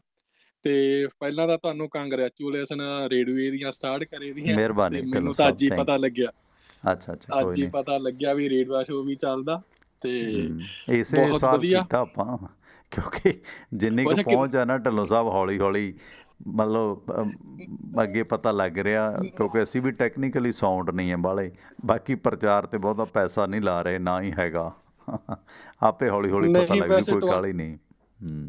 ਨਹੀਂ ਟਵਾਣਾ ਸਾਹਿਬ, ਕੁਆਲਿਟੀ ਬਹੁਤ ਸੋਹਣੀ ਆ। ਮੈਂ ਸੁਣਦਾ ਤੁਹਾਡਾ ਇੱਥੇ ਵੀ ਆਪਣਾ ਰੇਡੀਓ ਵੀ ਹੁਣ ਮੈਨੂੰ ਹੋ ਗਿਆ ਸੁਣਦੇ ਨੂੰ, ਤੇ ਜਦੋਂ ਘੰਟਾ ਜਦੋਂ ਸਾਡਾ ਬਹੁਤ ਸੋਹਣੀ ਕੁਆਲਿਟੀ, ਬਹੁਤ ਸੋਹਣੀਆਂ ਨਹੀਂ ਆਮ ਇੱਥੇ ਰੇਡੀਓ ਦੀ ਦੇਖਿਆ ਇੰਨੀ ਸੋਹਣੀ ਕੁਆਲਿਟੀ ਨਹੀਂ ਹੁੰਦੀ। ਕੰਗਰੈਚੂਲੇਸ਼ਨ ਬਹੁਤ, ਤੁਸੀਂ ਜੋ ਨਿਧੜਕ ਤੇ ਸੱਚੀ ਖਬਰ ਦਿੰਦੇ ਆ, ਹਰ ਕੋਈ ਨਹੀਂ ਇੰਨੀ ਦਿੰਦਾ। ਤੇ ਟਵਾਣਾ ਸਾਹਿਬ, ਦਿੱਲੀ ਬਾਰੇ ਚਾਹੇ ਅਸੀਂ ਬੈਠੇ ਪ੍ਰਦੇਸਾਂ 'ਚ, ਪਰ ਸਾਡੀ ਸੁਰਤ ਤਾਂ ਇੱਥੇ ਹੀ ਰਹਿੰਦੀ ਆ। ਕਈ ਵਾਰੀ ਰਾਤ ਨੂੰ ਜਿੱਦਣ ਮੀਟਿੰਗ ਹੁੰਦੀ ਆ, 1-1 2-2 ਵੱਜ ਜਾਂਦੇ ਆ ਵੀ ਕੋਈ ਸੁੱਖ ਦੀ ਖਬਰ ਆਊ। ਤੇ ਤੁਸੀਂ ਦੱਸੋ ਹੁਣ 26 ਤੱਕ ਇਹ ਕੋਈ, ਜਿੱਥੋਂ ਤੱਕ ਖਾਲਸਾ ਤਾਂ ਇਹ ਲੱਗਦਾ ਵੀ ਇਹ ਕੋਈ ਗੜਬੜ ਕਰਨ ਦੀ ਟਰਾਈ ਕਰ ਸਕਦੀ ਆ ਗੌਰਮੈਂਟ। ਤੁਸੀਂ ਆਪਣਾ ਪ੍ਰਤੀਕਰਮ ਦਿਓ। ਢਿੱਲੋਂ ਸਾਹਿਬ, ਮੇਰਾ ਜੋ ਨਜ਼ਰੀਆ ਨਾ, ਕਿ ਜਿੰਨੀ ਦੇਰ ਅਸੀਂ ਸ਼ਾਂਤਮਈ ਹਾਂ, ਸਾਡਾ ਕੱਖ ਨਹੀਂ ਵਿਗਾੜ ਸਕਦੀ ਮੋਦੀ ਸਰਕਾਰ।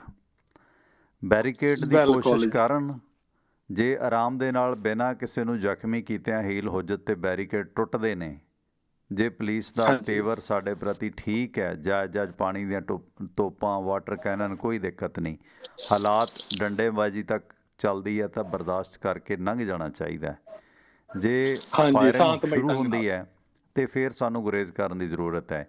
ਜੇ ਉਹ ਟਰੈਕਟਰਾਂ ਨੂੰ ਡੱਕ ਵੀ ਲੈਂਦੇ ਨੇ, ਫਿਰ ਵੀ ਜੇ ਪੈਦਲ ਅਸੀਂ ਟਰੈਕਟਰ ਰੋਕ ਕੇ ਪੈਦਲ ਲੋਕ ਚਲੇ ਜਾਣ, ਖਾਸ ਕਰਕੇ ਸਾਡੇ ਜਿਹੜੇ ਲੀਡਰ ਨੇ, ਇਹਨਾਂ ਨੂੰ ਅੱਗੇ ਆਉਣਾ ਹੋਏਗਾ ਕਿ ਉਹ ਆਪਣਾ ਕਾਰਵਾਂ ਬਣਾ ਕੇ ਆਪਣੇ ਝੰਡੇ ਲੈ ਕੇ ਪੈਦਲ ਮਾਰਚ ਵਿੱਢ ਦੇਣ। ਉਸ ਤੋਂ ਬਾਅਦ ਨੌਜਵਾਨ, ਬਜ਼ੁਰਗ, ਬੱਚੇ, ਬੀਬੀਆਂ ਪੈਦਲ ਵੀ ਪਰੇਡ ਕਰ ਦੇਣ, ਕਿਉਂਕਿ ਉਹਦੇ 'ਚ ਹੋਏਗਾ, ਜੇ ਮਤਲਬ ਪੈਦਲਾਂ ਨੂੰ ਰੋਕਣਗੇ, ਉੱਧਰੋਂ ਬੈਰੀਕੇਡ ਖਾਲੀ ਹੋ ਜਾਣਾ। ਜਿਵੇਂ ਕਈ ਵਾਰੀ ਹੁੰਦਾ ਵੀ ਪਾਣੀ ਮੋਟਰ ਦਾ ਵਾਹਵਾ ਹੁੰਦਾ ਤੇ ਉਹ ਜਿਹੜਾ ਬੰਦਾ ਕਈ ਚੱਕ ਕੇ ਕਦੇ ਉੱਧਰ ਨੂੰ ਭੱਜਦਾ, ਨਾਕੀ ਕਦੇ ਉੱਧਰ ਨੂੰ ਭੱਜ ਦਿੰਦਾ। ਤੇ ਇਸ ਕਰਕੇ ਹਾਲਾਤ ਇਹ ਹੋਣੀ ਆ, ਲੱਖਾਂ ਦੀ ਤਾਦਾਦ 'ਚ ਲੋਕ ਨੇ, ਜਦੋਂ ਪੈਦਲ ਵਾਲੇ ਨਿਕਲਣਗੇ, ਪੈਦਲ ਵਾਲਿਆਂ ਨੂੰ ਰੋਕਣ ਭੱਜਣਗੇ, ਆਪਣਾ ਬੈਰੀਕੇਡ ਚੱਕਣ, ਆਰਾਮ ਨਾਲ ਲੰਘ ਜਾਣ ਟਰੈਕਟਰ ਹੋਰ ਕਰਦੇ। ਹਾਂਜੀ, ਬਹੁਤ ਨਹੀਂ, ਸਹੀ ਗੱਲ ਆ। ਬਸ ਮੇਨ ਗੱਲ ਤਾਂ ਇਹੀ ਆ ਟਵਾਣਾ ਸਾਹਿਬ, ਸ਼ਾਂਤੀ ਰੱਖੀ ਜਾਵੇ, ਸ਼ਾਂਤੀ ਰੱਖੀ ਜਾਵੇ ਤੇ ਜੀ।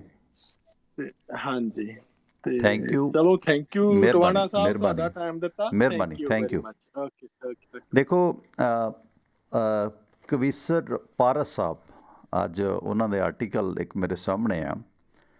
23 ਜਨਵਰੀ ਸੁਭਾਸ਼ ਚੰਦਰ ਬੋਸ ਹੋਰਾਂ ਦਾ ਜਨਮ ਦਿਨ ਹੈ। 1897 ਨੂੰ ਸੁਭਾਸ਼ ਚੰਦਰ ਬੋਸ ਜੁਝਾਰੂ ਲੀਡਰ ਆਜ਼ਾਦ ਹਿੰਦ ਫੌਜ ਦਾ ਰਚੇਤਾ ਪੈਦਾ ਹੋਇਆ ਸੀ। ਉਸ ਵਕਤ ਮਰਹੂਮ ਕਵੀਸ਼ਰ ਕਰਨੈਲ ਸਿੰਘ ਰਾਲਮੂਵਾਲੀਆ ਨੇ ਕਿੱਸਾ ਬਾਗੀ ਸੁਭਾਸ਼ ਲਿਖਿਆ ਸੀ ਅਤੇ ਬੋਸ ਦੇ ਜੀਵਨ ਨੂੰ ਉਸਨੇ ਆਪਣੇ ਸ਼ਾਇਰਾਨਾ ਅੰਦਾਜ਼ ਦੇ ਵਿੱਚ ਕਲਮਬੱਧ ਕੀਤਾ ਸੀ। ਸੋ ਮੇਰੀ ਕੋਸ਼ਿਸ਼ ਹੈ ਕਿ ਨਾਲ ਨਾਲ ਉਹ ਵੀ ਤੁਹਾਨੂੰ ਸੁਣਾਵਾਂ। ਉਹ ਵੀ ਦਿੱਲੀ ਚੱਲੋ ਸੀ, ਕਿਉਂਕਿ ਪਾਰਸ ਸਾਹਿਬ ਦੀਆਂ ਜਿਹੜੀਆਂ ਸਤਰਾਂ ਨੇ ਨਾ, ਉਹ ਬੜਾ ਸੀਨੇ ਨੂੰ ਟੁੰਬਦੀਆਂ ਨੇ। ਉਹਨਾਂ ਨੇ ਜਦੋਂ ਲਿਖਿਆ ਕਿ ਫੀਤਾ ਫੀਤਾ ਹੋ ਜਾਂਦੀ ਕਬੀਲਦਾਰੀ, ਜੇਕਰ ਗੰਢ ਇਤਫਾਕ ਦੀ ਖੁੱਲ੍ਹ ਜਾਵੇ। ਇਤਫਾਕ ਜਾਣੀ ਕਿ ਇਕੱਠ ਰੱਖਣਾ ਬਹੁਤ ਜ਼ਰੂਰੀ ਹੈ। ਫੀਤਾ ਫੀਤਾ ਹੋ ਜਾਂਦੀ ਕਬੀਲਦਾਰੀ, ਜੇਕਰ ਗੰਢ ਇਤਫਾਕ ਦੀ ਖੁੱਲ੍ਹ ਜਾਵੇ। ਲੱਖ ਯਤਨ ਕਰੀਏ ਮੁੜ ਨਾ ਪਵੇ ਭਾਂਡੇ, ਜੇਕਰ ਦੁੱਧ ਦਰਿਆ ਵਿੱਚ ਡੁੱਲ ਜਾਵੇ। ਨਹੀਂ ਮੰਤਰਾਂ ਨਾਲ ਮਸ਼ਾਲ ਜਗਦੀ, ਤੇਲ ਮੁੱਕਿਆਂ ਦੀਵਾ ਹੋ ਗੁੱਲ ਜਾਵੇ। ਮਾਰਿਆ ਮੂਲ ਨਾ ਮੁੱਕਦੀ ਕੌਮ ਕੋਈ, ਭਾਵੇਂ ਜਬਰ ਜਹਾਨ ਦਾ ਝੁੱਲ ਜਾਵੇ। ਪਰ ਪਾਰਸ ਮਿਟ ਜਾਂਦੀ ਅੱਖਰ ਗਲਤ ਵਾਂਗੂ, ਜਿਹੜੀ ਕੌਮ ਇਤਿਹਾਸ ਨੂੰ ਭੁੱਲ ਜਾਵੇ। ਪਾਰਸ ਮਿਟ ਜਾਂਦੀ ਅੱਖਰ ਗਲਤ ਵਾਂਗੂ, ਜਿਹੜੀ ਕੌਮ ਇਤਿਹਾਸ ਨੂੰ ਭੁੱਲ ਜਾਵੇ। ਇਸ ਕਰਕੇ ਸਾਨੂੰ ਸਾਡਾ ਪੁਰਾਣਾ ਇਤਿਹਾਸ ਹਮੇਸ਼ਾ ਚੇਤਿਆਂ 'ਚ ਰਹਿਣਾ ਚਾਹੀਦਾ, ਕਿਉਂਕਿ ਇਤਿਹਾਸ ਤੋਂ ਹੀ ਅਸੀਂ ਸਬਕ ਸਿੱਖਦੇ ਹਾਂ। ਸਾਡਾ ਜਿਹੜਾ ਸੁਭਾਅ ਬਣਦਾ, ਸਾਡੀ ਜਿਹੜੀ ਸੋਚਣੀ ਹੈ, ਉਸ 'ਤੇ ਇਤਿਹਾਸ ਦਾ ਬਹੁਤ ਅਸਰ ਹੁੰਦਾ ਹੈ ਕਿ ਕਿਸ ਮੌਕੇ ਅਸੀਂ ਕੀ ਫੈਸਲਾ ਲੈਣਾ। ਇਹ ਸਾਨੂੰ ਇਤਿਹਾਸ ਜਾਂ ਪੁਰਾਣੀਆਂ ਸਾਖੀਆਂ, ਸਾਡੇ ਧਰਮ ਦੀਆਂ ਕਥਾਵਾਂ ਸਿਖਾਉਂਦੀਆਂ ਨੇ। ਸੋ ਜਿਹੜਾ ਪੁਰਾਣਾ ਇਤਿਹਾਸ ਸੀ, ਇਹ ਜਿਹੜਾ ਆਬਾਦਕਾਰੀ ਐਕਟ ਸੀ ਜਾਂ ਜਿਹੜੀ ਮੁਜ਼ਾਹਰਾ ਲਹਿਰ ਸੀ, ਉਦੋਂ ਵੀ ਪਟਿਆਲਾ ਦੇ ਮਹਾਰਾਜੇ ਨੇ 1949 ਦੇ ਵਿੱਚ ਦੇਸ਼ ਆਜ਼ਾਦ ਹੋਣ ਤੋਂ ਬਾਅਦ ਵੀ ਕੁਝ ਜਗ੍ਹਾ ਇਹਨਾਂ ਦੇ ਸਰਦਾਰਾਂ ਵਿਸਵੇਦਾਰਾਂ ਨੇ ਜਦੋਂ ਜ਼ਮੀਨਾਂ ਦੱਬਣ ਦੀ ਕੋਸ਼ਿਸ਼ ਕੀਤੀ, ਤਾਂ ਉਦੋਂ ਵੀ ਟੈਂਕ ਪਟਿਆਲਾ ਰਿਆਸਤ ਨੇ ਆ ਨੇੜਲੇ ਕਿਸ਼ਨਗੜ੍ਹ ਜਾਂ ਹੋਰ ਪਿੰਡਾਂ ਨੂੰ ਭੇਜੇ ਸੀ, ਪਰ ਲੋਕ ਜਾਬਤੇ 'ਚ ਰਹੇ। ਅਤੇ ਪਟਿਆਲਾ, ਕਿਉਂਕਿ ਉਸ ਵਕਤ ਪੈਪਸੂ ਪ੍ਰਮੁੱਖ ਸੀਗੇ ਮਹਾਰਾਜਾ ਯਾਦਵਿੰਦਰ ਸਿੰਘ, ਕੈਪਟਨ ਸਾਹਿਬ ਦੇ ਪਿਤਾ ਜੀ, ਅਤੇ ਉਹ ਜਦੋਂ ਦੇਖਿਆ ਕਿ ਉਹ ਅਤੇ ਉਹਨਾਂ ਦੇ ਵਿਸਵੇਦਾਰ ਆਮ ਪਬਲਿਕ ਦੇ ਟੈਂਕ ਚੜ੍ਹਾਉਣ ਲੱਗ ਗਏ, ਤਾਂ ਉਸ ਦੌਰਾਨ ਫਿਰ ਸਾਰੀਆਂ ਰਿਪੋਰਟਾਂ ਜਦੋਂ ਭਾਰਤ ਸਰਕਾਰ ਨੂੰ ਪੁੱਜੀਆਂ, ਤਾਂ ਉਸ ਬਨਾਹ 'ਤੇ ਫਿਰ ਪੈਪਸੂ ਦਾ ਰਾਜ, ਕਿਉਂਕਿ ਪਟਿਆਲਾ, ਨਾਭਾ, ਨਾਲਾਗੜ੍ਹ, ਜੀਂਦ, ਇਹ ਜਿਹੜੀਆਂ ਰਿਆਸਤਾਂ 8 ਰਿਆਸਤਾਂ ਬਣਾ ਕੇ ਪੈਪਸੂ ਬਣਾਇਆ ਗਿਆ ਸੀ ਨਾ, ਉਸ ਦਾ ਪ੍ਰਮੁੱਖ ਜਾਣੀ ਕਿ ਪ੍ਰਧਾਨ ਮੰਤਰੀ, ਮੁੱਖ ਮੰਤਰੀ, ਸਾਰਾ ਕੁਛ ਮਹਾਰਾਜਾ ਯਾਦਵਿੰਦਰ ਸਿੰਘ ਸੀ। ਦੇਸ਼ ਆਜ਼ਾਦ ਹੋਣ ਤੋਂ ਬਾਅਦ ਵੀ ਪੈਪਸੂ ਦਾ ਰਾਜ ਸੀ ਇਹਨਾਂ ਦਾ, ਪੈਰਲਰ ਇੰਡੀਆ ਗੌਰਮੈਂਟ ਦੇ, ਕਿਉਂਕਿ ਵੱਡੀ ਫੋਰਸ ਸੀ। ਜਦੋਂ ਇਹਨਾਂ ਦੇ ਵਿਸਵੇਦਾਰਾਂ ਨੇ, ਜਗੀਰਦਾਰਾਂ ਨੇ, ਪਟਿਆਲਾ ਰਿਆਸਤ ਨੇ ਆਮ ਲੋਕਾਂ ਤੋਂ ਜ਼ਮੀਨਾਂ ਖੋਹਣ ਵਾਸਤੇ ਟੈਂਕ ਭੇਜੇ, ਅਤੇ ਫਿਰ ਇਹਦੀਆਂ ਰਿਪੋਰਟਾਂ ਜਦੋਂ ਭਾਰਤ ਸਰਕਾਰ ਨੂੰ ਪੁੱਜੀਆਂ, ਅਤੇ ਪੈਪਸੂ ਵੀ ਤੋੜ ਦਿੱਤਾ ਗਿਆ ਸੀਗਾ। ਸੋ ਇਸ ਕਰਕੇ ਇਤਿਹਾਸ 'ਚ ਇਹ ਹੈ ਕਿ ਸਾਨੂੰ ਉਸ ਤੋਂ ਬਾਅਦ ਮੈਂ ਜ਼ਿਕਰ ਕੀਤਾ ਸੀ ਪਿਛਲੇ ਦਿਨੀ ਤੁਹਾਡੇ ਨਾਲ, ਜਿਹੜੀਆਂ ਜਦੋਂ 12 ਦੁੱਧ ਦੀਆਂ ਧਾਰਾਂ ਅਸੀਂ ਆਬਾਦ ਕੀਤੀਆਂ ਸਾਡੇ ਪੁਰਖਿਆਂ ਨੇ, ਅਤੇ ਅੰਗਰੇਜ਼ ਦੀ ਫਿਰ ਉਸ ਜ਼ਮੀਨ 'ਤੇ ਅੱਖ ਹੋ ਗਈ ਕਿ ਇਹਦਾ ਮਾਲੀਆ ਵਧਾਓ, ਟੈਕਸ ਵਧਾਓ ਕਿਸਾਨਾਂ 'ਤੇ, ਇਹਨਾਂ ਦੀ ਫਸਲ ਲੁੱਟੋ। ਫਿਰ ਸਰਦਾਰ ਭਗਤ ਸਿੰਘ ਦੇ ਚਾਚੇ ਸਰਦਾਰ ਅਜੀਤ ਸਿੰਘ ਹੋਰਾਂ ਨੇ ਆਬਾਦਕਾਰੀ ਜਿਹੜਾ ਲਹਿਰ ਚਲਾਈ, ਜਿਸ ਦਾ ਨਾਮ ਬਦਲ ਕੇ ਪਗੜੀ ਸੰਭਾਲੋ ਜੱਟਾ ਲਹਿਰ ਬਣਿਆ। ਉਹ ਲਹਿਰ ਐਡੀ ਕਾਮਯਾਬ ਰਹੀ ਕਿ ਬ੍ਰਿਟਿਸ਼ ਨੂੰ ਆਪਣੀ ਕਾਨੂੰਨ ਵਾਪਸ ਲੈਣੇ ਪਏ। ਲੋਕ ਜਿੱਤੇ। ਜਦੋਂ ਉਹ ਜਿੱਤ ਹੋਈ ਤਾਂ ਕਰਮਚੰਦ ਮੋਹਨਦਾਸ ਗਾਂਧੀ, ਜਿਹੜੇ ਬਾਅਦ 'ਚ ਮਹਾਤਮਾ ਗਾਂਧੀ ਬਣੇ, ਉਹ ਅਫਰੀਕਾ ਛੱਡ ਕੇ ਭਾਰਤ ਆ ਗਏ ਕਿ ਯਾਰ ਪੰਜਾਬੀ ਲੋਕਾਂ ਨੇ ਐਡਾ ਕੁਛ ਕਰ ਲਿਆ। ਅੰਗਰੇਜ਼, ਜਿਹਦੇ ਬਾਰੇ ਵਹਿਮ ਸੀ ਕਿ ਉਸ ਦੇ ਮੂੰਹ 'ਚੋਂ ਨਿਕਲਿਆ ਹਰ ਲਫ਼ਜ਼ ਕਾਨੂੰਨ ਹੈ, ਉਸ ਦਾ ਝੰਡਾ ਪੂਰੀ ਦੁਨੀਆ 'ਤੇ ਝੁਲਦਾ ਹੈ, ਕੋਈ ਉਸ ਦਾ ਵਿਰੋਧ ਨਹੀਂ ਕਰ ਸਕਦਾ, ਕਿ ਉਹਨਾਂ ਅੰਗਰੇਜ਼ਾਂ ਤੋਂ ਪੰਜਾਬੀਆਂ ਨੇ ਕਾਨੂੰਨ ਵਾਪਸ ਕਰਾ ਲਿਆ। ਫਿਰ ਮਹਾਤਮਾ ਗਾਂਧੀ ਨੂੰ ਲੱਗਿਆ ਕਿ ਇਸ ਵਕਤ ਮੌਕਾ ਹੈ ਭਾਰਤ ਦੀ ਆਜ਼ਾਦੀ ਦਾ ਸਿਲਸਿਲਾ ਸ਼ੁਰੂ ਕਰਨ ਦਾ ਜਾਂ ਉਸ ਨੂੰ ਕੈਸ਼ ਕਰਨ ਦਾ। ਫਿਰ ਕਰਮਚੰਦ ਮੋਹਨਦਾਸ ਹੋਣੀ ਵੱਡੇ ਲੀਡਰ ਬਣ ਗਏ, ਮਹਾਤਮਾ ਗਾਂਧੀ ਬਣ ਗਏ, ਅਤੇ ਜਿਹੜੇ ਭਗਤ ਸਿੰਘ, ਰਾਜਗੁਰੂ, ਸੁਖਦੇਵ ਬਸ ਫੁੱਲਾਂ ਜੋਗੀ ਰਹਿ ਗਏ ਨੇ। ਆਜ਼ਾਦੀ ਦੇ ਆਗੂ, ਝੂਠੇ ਆਗੂ ਸੱਤਾ ਉੱਤੇ ਬਹਿ ਗਏ ਨੇ। ਫਿਰ ਜਿਵੇਂ ਗਿੱਲ ਬਾਈ ਲਿਖਦਾ। ਖੈਰ, ਕਰਨੈਲ ਸਿੰਘ ਪਾਰਸ ਲਿਖਦਾ ਦਿੱਲੀ ਚਲੋ, ਇਹ ਸੁਭਾਸ਼ ਦਾ ਜਿਹੜਾ ਕਿੱਸਾ ਲਿਖਿਆ ਉਸ 'ਚ ਲਿਖਿਆ ਉਹਨਾਂ ਨੇ ਕਿ ਮੌਕਾ ਆ ਗਿਆ ਮੇਰੇ ਬਹਾਦਰ ਲੋਕੋ, ਜਰਾ ਤੇਜ਼ ਹੋ ਜੋ, ਛੱਡੋ ਤੋਰ ਢਿੱਲੀ, ਗਿਰਨ ਵਾਲੀ ਹੈ ਕੰਧ ਬਰਤਾਨੀਆਂ ਦੀ, ਧੱਕਾ ਮਾਰ ਦਿਓ ਪੈਰਾਂ ਤੋਂ ਪਈ ਹਿੱਲੀ। ਜ਼ਿੰਮੇਵਾਰੀਆਂ ਤੁਸਾਂ ਦੀਆਂ ਵਧਣ ਲੱਗੀਆਂ, ਭੂਰੀ ਵਜ਼ਨ ਫੜਦੀ ਜਾਂ ਹੋਏ ਸਿੱਲੀ, ਪਾਰਸ ਵੱਜਿਆ ਵਿਗਲ ਸੰਘਰਸ਼ ਵਾਲਾ, ਉੱਠੋ ਤੁਰੋ ਦਿੱਲੀ ਸਾਰੇ, ਚਲੋ ਦਿੱਲੀ। ਸੋ ਇਹ ਸੀ ਦਿੱਲੀ ਚਲੋ ਦਾ ਉਹ ਨਾਅਰਾ ਜਿਹੜਾ ਅੱਜ ਵੀ ਕਿਸੇ ਨਾ ਕਿਸੇ ਰੂਪ ਦੇ ਵਿੱਚ ਸਾਨੂੰ ਸੋਚਣਾ ਬਣਦਾ। ਤੇ ਇਸ ਵਕਤ ਇੱਕ ਸਰੋਤੇ ਆਪਣੇ ਨਾਲ ਸਾਂਝ ਪਾ ਰਹੇ ਨੇ। ਸਤਿ ਸ਼੍ਰੀ ਅਕਾਲ ਬਾਈ ਜੀ, ਤੁਸੀਂ ਔਨ 에ਅਰ ਹੋ, 1 ਸੈਕਿੰਡ ਹੋਲਡ ਰੱਖਿਓ, ਤੁਹਾਡੀ ਲਾਈਨ ਮੈਂ ਜੋੜ ਦਿਆਂ। ਸੋ ਸੁਭਾਸ਼ ਚੰਦਰ ਬੋਸ ਦਾ ਉਹ ਕਿੱਸਾ ਅੱਜ ਵੀ ਸ਼ਾਦੀ ਭਰਦਾ ਇਸ ਸੰਘਰਸ਼ ਦੀ। ਸਤਿ ਸ਼੍ਰੀ ਅਕਾਲ ਜੀ, ਤੁਸੀਂ ਔਨ 에ਅਰ ਹੋ। ਸਤਿ ਸ਼੍ਰੀ ਅਕਾਲ ਜੀ। ਸਤਿ ਸ਼੍ਰੀ ਅਕਾਲ ਸਰ, ਕੌਣ ਬੋਲ ਰਹੇ ਹੋ? ਟਵਾਣਾ ਸਾਹਿਬ। ਹਾਂਜੀ ਟਵਾਣਾ ਸਾਹਿਬ, ਗੱਲ ਇਸ ਤਰ੍ਹਾਂ ਕਿ ਜੋ ਅੰਦੋਲਨ ਬਾਰੇ ਜਦੋਂ ਕਰਦੇ ਆ ਨਾ, ਬਹੁਤਾ ਅੰਦੋਲਨ ਫੋਕਸ ਰਹਿੰਦਾ ਹੈ ਕਿਸਾਨਾਂ ਦੀ ਐਜੂਕੇਸ਼ਨ ਤੇ ਸਰਕਾਰ ਦਾ ਰਵੱਈਆ, ਏਦਾਂ ਦੀਆਂ ਗੱਲਾਂ ਹਨ। ਲੇਕਿਨ ਇੱਥੇ ਤੱਕ ਨਹੀਂ ਮੈਨੂੰ ਲੱਗਦਾ ਜਿਹੜਾ ਮਾਰਕੀਟ ਤੇ ਅਸਰ ਪੈਣਾ ਨਾ ਆਮ ਬੰਦੇ ਨੇ ਜਦੋਂ ਖਰੀਦਣੀ ਚੀਜ਼ ਕਾਰਪੋਰੇਟ ਸਟੋਰਾਂ ਦੇ ਉੱਤੋਂ, ਉਹ ਚੀਜ਼ ਨੂੰ ਜੇ ਆਪਾਂ ਦਿਮਾਗ 'ਚ ਰੱਖ ਕੇ ਗੱਲ ਕਰੀਏ ਤਾਂ ਮੇਰੇ ਖਿਆਲ 'ਚ ਉਸ ਲਈ ਕੋਈ ਸਾਡੇ ਜਿਹੜੀ ਸੋਚਣੀ ਹੋਰ ਹੋਊਗੀ। ਅਸੀਂ ਹੁਣ ਸਿਰਫ ਇਕੱਲਾ ਨਾ ਇਸ ਗੱਲ ਤੇ ਅੜ ਜਾਂਦੇ ਵੀ ਨਹੀਂ ਕਿਸਾਨ ਏਦਾਂ ਕਰਦੇ ਆ, ਸਰਕਾਰ ਏਦਾਂ ਕਰਦੀ ਹੈ ਹਨਾ। ਮਤਲਬ ਉੱਥੇ ਤੱਕ ਲੈ ਕੇ ਜਾਣਾ ਚਾਹੀਦਾ। ਇਹ ਹੁਣ ਇਸ ਵੇਲੇ ਦੋ ਬੰਦਿਆਂ ਤੱਕ ਨਾ ਸੋਚ ਕੇ ਆਪਾਂ ਗੱਲ ਕਰੀਏ ਕਿ ਕਿਸਾਨ ਅੜੇ ਪਏ ਆ। ਕਿਸਾਨਾਂ ਨੂੰ ਪਹਿਲੀ ਗੱਲ ਤਾਂ ਕਿਸਾਨਾਂ ਦੇ ਉੱਪਰ ਜਦੋਂ ਗੱਲ ਆਉਂਦੀ ਮੰਨ ਲੈਣੀ ਚਾਹੀਦੀ। ਕਾਹਤੇ ਮੰਨ ਲੈਣੀ ਚਾਹੀਦੀ ਹੈ, ਕੀ ਕਾਰਨ? ਮਤਲਬ ਤੁਸੀਂ ਗਲਤ ਕੰਮ ਕਰੋ ਫਿਰ ਉਹਨੂੰ ਕਹੋ ਅੱਧਾ ਤੁਸੀਂ ਮੰਨ ਲਓ, ਏਦਾਂ ਤਾਂ ਨਹੀਂ ਨਾ ਹੁੰਦਾ ਕੋਈ ਵੀ। ਤੁਸੀਂ ਪਹਿਲਾਂ ਪੰਗਾ ਖੁਦ ਖੜਾ ਕਰੋ, ਫਿਰ ਉਹ 'ਚੋਂ ਅੱਧ ਵਡਾਉਣ ਲੱਗ ਪਓ। ਔਰ ਦੂਜੀ ਗੱਲ ਜਿਹੜੀ ਹੁਣ ਡਿਸਕਸ਼ਨ ਆਪਣੀ ਚੱਲਦੀ ਸੀਗੀ ਕਿ ਸ਼ਾਇਦ ਕਿਸਾਨ ਇਸ ਕਰਕੇ ਨਹੀਂ ਮੰਨ ਰਿਹਾ ਕਿ ਮੋਦੀ ਸਾਹਿਬ ਦੁਬਾਰਾ ਰਿਪੀਟ ਹੋਣਗੇ। ਰਿਪੀਟ ਤਾਂ ਹਾਲੇ 3-4 ਸਾਲ ਨੂੰ ਹੋਣਾ ਜਾ ਕੇ, ਹਲੇ ਤਾਂ 1.5 ਸਾਲ ਹੀ ਹੋਇਆ। ਇਹ ਤਾਂ 1.5 ਸਾਲ ਦਾ ਟਾਈਮ ਸਿਰਫ ਦੇ ਰਹੇ ਆ। ਔਰ ਰਿਪੀਟ ਤਾਂ ਇਸ ਗੱਲ ਦਾ ਡਰ ਤਾਂ ਕਿਸੇ ਨੂੰ ਨਹੀਂ, ਕਿਉਂਕਿ ਰਿਪੀਟ ਤਾਂ EVM ਨਾਲ ਹੋਣਾ, ਵੋਟਾਂ ਦਾ ਰਿਪੀਟ ਹੋਣਾ ਨਹੀਂ ਹੈਗਾ ਨਾ। ਜੇ ਤਾਂ ਵੋਟਾਂ ਤੱਕ ਰਿਪੀਟ ਹੋਣਾ ਹੋ ਫਿਰ ਤਾਂ ਚਲੋ ਲੋਕ ਇਹ ਗੱਲ ਕਹਿ ਸਕਦੇ ਆ। ਪਰ ਦੂਜੀ ਗੱਲ ਇਹ ਆ ਵੀ ਜਿਹੜਾ ਕਾਨੂੰਨ ਇਹ ਬਣਾਇਆ, ਸਰਵੇ ਕੀਤਾ, ਸਰਵੇ ਦਿਸਿਆ ਤਾਂ ਹੈ ਨਹੀਂ ਕੀਤਾ। ਜੇ ਕਾਨੂੰਨ ਦੇ ਪਿੱਛੇ ਬਹੁਤ ਵੱਡਾ ਹੋਮਵਰਕ ਹੋਵੇ, ਜੇ ਬਣਾਇਆ ਵੀ ਸਰਵੇ ਕੀਤਾ ਵੀ ਹੋਊਗਾ ਤੇ ਉਹ ਕਾਰਪੋਰੇਸ਼ਨ ਦਾ ਪੂਰਾ ਭਰ ਕੇ ਦਿਮਾਗ 'ਚ ਕੀਤਾ ਜਾਊਗਾ। ਜਦੋਂ ਤੁਸੀਂ ਵੀ ਹੁਣ ਗੱਲ ਕਰੀ ਸੋਚ ਕਿੱਦਾਂ ਦੀ ਹੁੰਦੀ ਆ ਬੰਦੇ ਦੀ, ਉਹਦੇ ਅਨੁਸਾਰ ਐਕਟ ਕਰਦਾ। ਤੇ ਜੇ ਕਾਰਪੋਰੇਟ ਪੂਰਾ ਭਰ ਕੇ ਦਿਮਾਗ 'ਚ ਸਰਵੇ ਕੀਤਾ ਹੋਊ ਤੇ ਫਿਰ ਉਹਦਾ ਰਿਜ਼ਲਟ ਸਾਹਮਣੇ ਸਾਡੇ ਆ ਚੁੱਕਾ ਆ। ਏਦਾਂ ਦਾ ਕਾਨੂੰਨ ਹੀ ਬਣਨਾ ਚਾਹੀਦਾ। ਸੋ ਇਸ ਕਰਕੇ ਹਾਲਾਤ ਕੀ ਬਣਨੇ ਆ, ਇਹ ਦੁੱਖ ਦੀ ਗੱਲ ਹੈ। ਪਰ 26 ਜਨਵਰੀ ਤੇ ਪਰੇਡ ਕਰਨ ਜਾ ਰਹੇ ਆ। ਅਸੀਂ ਚਾਹੁੰਦੇ ਕਿ ਇੱਦਾਂ ਦਾ ਟਕਰਾਅ ਜਿਹਾ ਉਹ ਨਾ ਪਵੇ। ਜੇ ਖਿੰਡ ਗਿਆ ਤੇ ਬੜਾ ਮੁਸ਼ਕਿਲ ਹੋਣਾ, ਬੈਠਣ ਦਾ ਦਬਾਅ ਉੱਥੇ ਬਹੁਤ ਜ਼ਿਆਦਾ ਹੈ। ਉਹਨੂੰ ਹੀ ਕੰਟੀਨਿਊ ਰੱਖਣ। ਔਰ ਜਿੱਦਾਂ ਦੇ ਅੱਗ ਲਾ ਕੇ ਟੈਂਟ ਨੂੰ ਇਹ ਦੱਸ ਇੱਥੋਂ ਪਤਾ ਲੱਗਦਾ ਗੌਰਮੈਂਟ ਮੀਟਿੰਗਾਂ ਕਰਦੀ ਆ ਤੇ ਉੱਧਰ ਹੋਰ ਕੀ ਇਹਨਾਂ ਨੂੰ ਜੋੜ ਕੇ ਦੇਖਿਆ ਜਾ ਸਕਦਾ। ਤੇ ਉੱਥੇ ਹੀ ਸੋਚ ਦੇ ਦੋ ਪਹਿਲੂ ਆ, ਮੀਟਿੰਗ ਦਾ ਰਵੱਈਆ ਔਰ ਟੈਂਟ ਨੂੰ ਅੱਗ ਲਾਉਣੀ। ਕੋਈ ਆਮ ਬੰਦਾ ਨਹੀਂ ਲਾ ਰਿਹਾ, ਉਹ ਪੱਖੀ ਕੌਣ ਹੈ ਤੇ ਬੇਪੱਖੀ ਕੌਣ ਹੈ।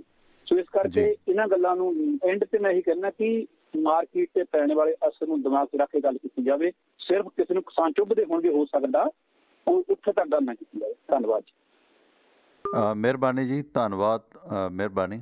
ਬਿਲਕੁਲ ਦੇਖੋ, ਜਿਹੜਾ ਕਮੋਡਿਟੀ ਐਕਟ ਬਣਿਆ ਨਾ, ਜ਼ਰੂਰੀ ਵਸਤਾਂ ਦੀ ਜਮ੍ਹਾਂਖੋਰੀ, ਅਜੇ ਸਾਨੂੰ ਲੱਗਦਾ ਜਾਂ ਜਿਹੜੇ ਸੱਜਣ ਭਾਰਤੀ ਜਨਤਾ ਪਾਰਟੀ ਨੂੰ ਸਪੋਰਟ ਕਰਦੇ ਨੇ ਉਹਨਾਂ ਨੂੰ ਲੱਗਦਾ ਹੈ ਇਹ ਠੀਕ ਹੈ ਕਿ ਅਨਾਜ ਵੇਸਟ ਹੁੰਦਾ। ਮੈਂ ਮੰਨਦਾ FCI ਜਾਂ ਹੋਰ ਅਦਾਰੇ ਪ੍ਰੋਪਰ ਨਹੀਂ ਚੱਲ ਰਹੇ। ਸਰਕਾਰ ਨੂੰ ਚਾਹੀਦਾ ਜੇ ਤੁਸੀਂ ਮਤਲਬ ਲੋਕਲ ਦੀ ਗੱਲ ਕਰਦੇ ਹੋ, ਮੇਕ ਇਨ ਇੰਡੀਆ ਦੀ ਗੱਲ ਕਰਦੇ ਹੋ ਤਾਂ ਕਰੋ, ਸੁਧਾਰੋ ਨੂੰ, ਸਾਈਲੋ ਬਣਨੇ ਚਾਹੀਦੇ ਆ। ਪਰ ਇਸ ਦੇ ਨਾਲ ਜਿਹੜੇ ਕਣਕ ਪੈਦਾ ਕਰਦੇ ਕਿਸਾਨ ਨੇ ਉਹਨਾਂ ਦਾ ਵੀ ਕੋਈ ਹਕੂਕ ਹੈ। ਦੂਸਰਾ, ਜਿਸ ਤਰ੍ਹਾਂ ਗੰਢੇ, ਪਿਆਜ਼, ਦਾਲਾਂ, ਤੁਸੀਂ ਵੇਖੋ ਕਿ ਇਸ ਵਾਰੀ ਹਰ ਦਾ ਕੀ, ਮੈਂ ਪਰਸੋਂ ਰਿਪੋਰਟ ਪੇਸ਼ ਕੀਤੀ ਸੀ ਕਿ 40 ਲੱਖ ਟਨ ਖਪਤ ਹੁੰਦੀ ਹੈ ਹਰ ਦੀ। ਪਿਛਲੇ ਸਾਲ 42.5 ਲੱਖ ਟਨ ਹੋਏ ਸੀ, ਤਾਂ ਵੀ ਰੇਟ 90 ਤੋਂ 110 ਰੁਪਏ ਰਹੇ। ਅਤੇ ਮਾਰਕੀਟ ਦੇ ਵਿੱਚ ਹਰ ਹੈ ਜਿਹੜੀ ਪਿਛਲੇ ਸਾਲ ਉਹ 3300 ਰੁਪਏ ਨੂੰ 4300 ਨੂੰ ਵਿਕੀ ਸੀ, ਹਾਲਾਂਕਿ ਉਹਦਾ MSP 6000 ਹੈ। ਇਸ ਵਾਰੀ ਅੰਕੋਲਾ ਦੀ ਮੰਡੀ ਦੇ ਵਿੱਚ ਹਰ 5800 ਨੂੰ ਵਿਕ ਰਹੀ ਹੈ। ਮਾਰਕੀਟ ਰੇਟ ਉਹਦਾ ਜਿਹੜਾ MSP ਉਹ 6000 ਹੈ। ਇਸ ਵਾਰੀ ਜਿਹੜਾ ਯੀਲਡ ਹੈ, ਜਿਹੜਾ ਉਤਪਾਦਨ ਹੈ, ਉਹ 40 ਲੱਖ ਟਨ ਦੀ ਸਾਨੂੰ ਲੋੜ ਹੈ, ਪਰ 33 ਲੱਖ ਟਨ ਹੋ ਰਿਹਾ, ਮਿੱਥੀ ਹੱਦ ਤੋਂ 7 ਲੱਖ ਟਨ ਘੱਟ। ਅਤੇ ਤੁਸੀਂ ਵੇਖੋ ਕਿ ਚੀਕਾਂ ਨਿਕਲ ਜਾਣੀਆਂ। 250 ਨੂੰ ਜੇ ਹਰ ਨਾ ਵਿਕੀ ਤਾਂ ਤੁਸੀਂ ਮੈਨੂੰ ਕਹਿ ਦਿਓ। ਅਤੇ ਹਾਲਾਂਕਿ ਖਪਤ 40 ਲੱਖ ਟਨ ਹੈ, ਪਰ 33 ਲੱਖ ਟਨ ਹੋਣੀ ਹੈ। ਪਰ ਕਿਸਾਨ ਨੂੰ ਅਜੇ ਵੀ ਹੈ ਜਿਹੜਾ MSP ਤੋਂ 200 ਰੁਪਏ ਘੱਟ ਮਿਲ ਰਿਹਾ ਪਰ ਕੁਇੰਟਲ। ਹਰ ਜਿਹੜੀ ਦਾਲ ਹੈ ਨਾ, ਉਹ ਭਾਰਤ ਦੇ ਵਿੱਚ ਬਹੁਤ ਖਾਧੀ ਜਾਂਦੀ ਹੈ। ਆਪਣੇ ਪੰਜਾਬ ਵਾਲੇ ਤਾਂ ਘੱਟ ਖਾਂਦੇ ਨੇ, ਪਿਰਲੇ ਲੋਕ ਨੇ ਜਿਹੜੇ ਬੀਜਦੇ ਨੇ। ਵੈਸੇ ਜਿਹੜੀਆਂ ਔਰਤਾਂ ਨੂੰ ਨਾ ਅੱਗੇ ਡਿਲੀਵਰੀ ਹੁੰਦੀ ਸੀਗੀ, ਬੱਚਾ ਜੰਮਦੀਆਂ ਸੀ ਉਹਨਾਂ ਨੂੰ 15-20 ਦਿਨ ਲਗਾਤਾਰ ਹਰ ਦੀ ਦਾਲ ਖਵਾਈ ਜਾਂਦੀ ਸੀ। ਕਾਫੀ ਸਟਰੋਂਗ ਹੁੰਦੀ ਹੈ, ਪਰ ਸਾਡੇ ਪੰਜਾਬ ਦੇ ਵਿੱਚ ਅਰਹਰ ਦੀ ਦਾਲ ਖਾਣ ਦਾ ਰਿਵਾਜ ਘੱਟ ਹੈ। ਖੈਰ, ਸੋ ਉਸ ਵਕਤ ਜਿਹੜਾ ਕਿੱਸਾ ਲਿਖਿਆ ਸੀਗਾ ਸੁਭਾਸ਼ ਚੰਦਰ ਬੋਸ ਨੇ, ਮੈਂ ਨਾਲ ਉਹ ਵੀ ਸਾਂਝਾ ਕਰਦਾ ਜਾਵਾਂ, ਨਾਲ ਕੁਛ ਖਬਰਾਂ ਨੇ ਉਹ ਵੀ ਤੁਹਾਡੇ ਨਾਲ ਸਾਂਝਾ ਕਰਦਾ ਜਾਵਾਂਗਾ। ਜਿਹੜੀਆਂ ਖਬਰਾਂ ਆ ਰਹੀਆਂ ਅਪਡੇਟ ਉਹਨਾਂ ਦੀ ਵੀ ਨਾਲ ਦਿੰਦੇ ਜਾਵਾਂਗੇ, ਅਤੇ ਤੁਸੀਂ ਵੀ ਜਿਹੜਾ ਹੈਗਾ ਆਪਣੇ ਵਿਚਾਰ ਨਾਲ ਦਿੰਦੇ ਜਾਣਾ। ਅਤੇ 29 ਮਈ ਨੂੰ ਕਾਂਗਰਸ ਪ੍ਰਧਾਨ ਦੀ ਮੁੜ ਚੋਣ ਹੋਵੇਗੀ, ਆਮ ਅਜਲਾਸ ਹੋਵੇਗਾ ਕਾਂਗਰਸ ਪਾਰਟੀ ਦਾ, ਅਤੇ ਇਹ ਫੈਸਲੇ ਵਰਕਿੰਗ ਕਮੇਟੀ ਦੀ ਮੀਟਿੰਗ ਦੇ ਵਿੱਚ ਅੱਜ ਲੈ ਗਏ ਨੇ। ਅਤੇ ਕਾਂਗਰਸ ਪ੍ਰਧਾਨ ਸੋਨੀਆ ਗਾਂਧੀ ਵੱਲੋਂ ਵਰਕਿੰਗ ਕਮੇਟੀ ਤੋਂ ਰਸਮੀ ਪ੍ਰਵਾਨਗੀ ਮੰਗੇ ਜਾਣ ਤੋਂ ਬਾਅਦ ਪਾਰਟੀ ਦੇ ਨਵੇਂ ਪ੍ਰਧਾਨ ਦੀ ਚੋਣ ਦਾ ਰਸਤਾ ਪੱਧਰਾ ਹੋ ਗਿਆ। ਕਾਬਲੇ ਜ਼ਿਕਰ ਹੈ ਕਿ ਕਈ ਸੀਨੀਅਰ ਆਗੂਆਂ ਵੱਲੋਂ ਪਿਛਲੇ ਸਮੇਂ ਤੋਂ ਪਾਰਟੀ ਦੇ ਵਿੱਚ ਜਥੇਬੰਦਕ ਸੁਧਾਰਾਂ ਦੀ ਮੰਗ ਕੀਤੀ ਜਾ ਰਹੀ ਸੀ।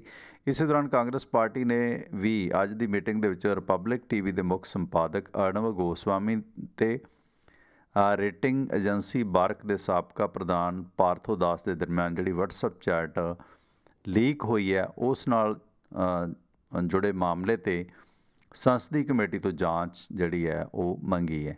ਹਾਲਾਂਕਿ ਇਸ ਤੋਂ ਪਹਿਲਾਂ ਮਹਾਰਾਸ਼ਟਰ ਦੇ ਵਿੱਚ NCP ਜਾਂ ਹੋਰ ਵੱਖ ਆਗੂਆਂ ਨੇ ਵੀ ਇਸ ਦੀ ਸੰਸਦੀ ਕਮੇਟੀ ਤੋਂ ਜਾਂਚ ਮੰਗੀ ਹੈ, ਕਿਉਂਕਿ WhatsApp ਲੀਕ ਦਾ ਜਿਹੜਾ ਮਾਮਲਾ ਇਹ ਪਾਕਿਸਤਾਨ ਦੇ ਨਾਲ ਸਾਡੇ ਸਬੰਧਾਂ 'ਤੇ ਆਧਾਰਿਤ ਹੈ ਕਿ ਜਿਹੜੇ ਦੇਸ਼ ਦੇ ਗੁਪਤ ਦਸਤਾਵੇਜ਼ ਨੇ ਇੱਕ ਪ੍ਰਧਾਨ ਮੰਤਰੀ ਦੇ ਪਸੰਦੀਦਾ ਪੱਤਰਕਾਰ ਦੇ ਕੋਲ ਉਹ ਕਿਵੇਂ ਪੁੱਜਦੇ ਨੇ।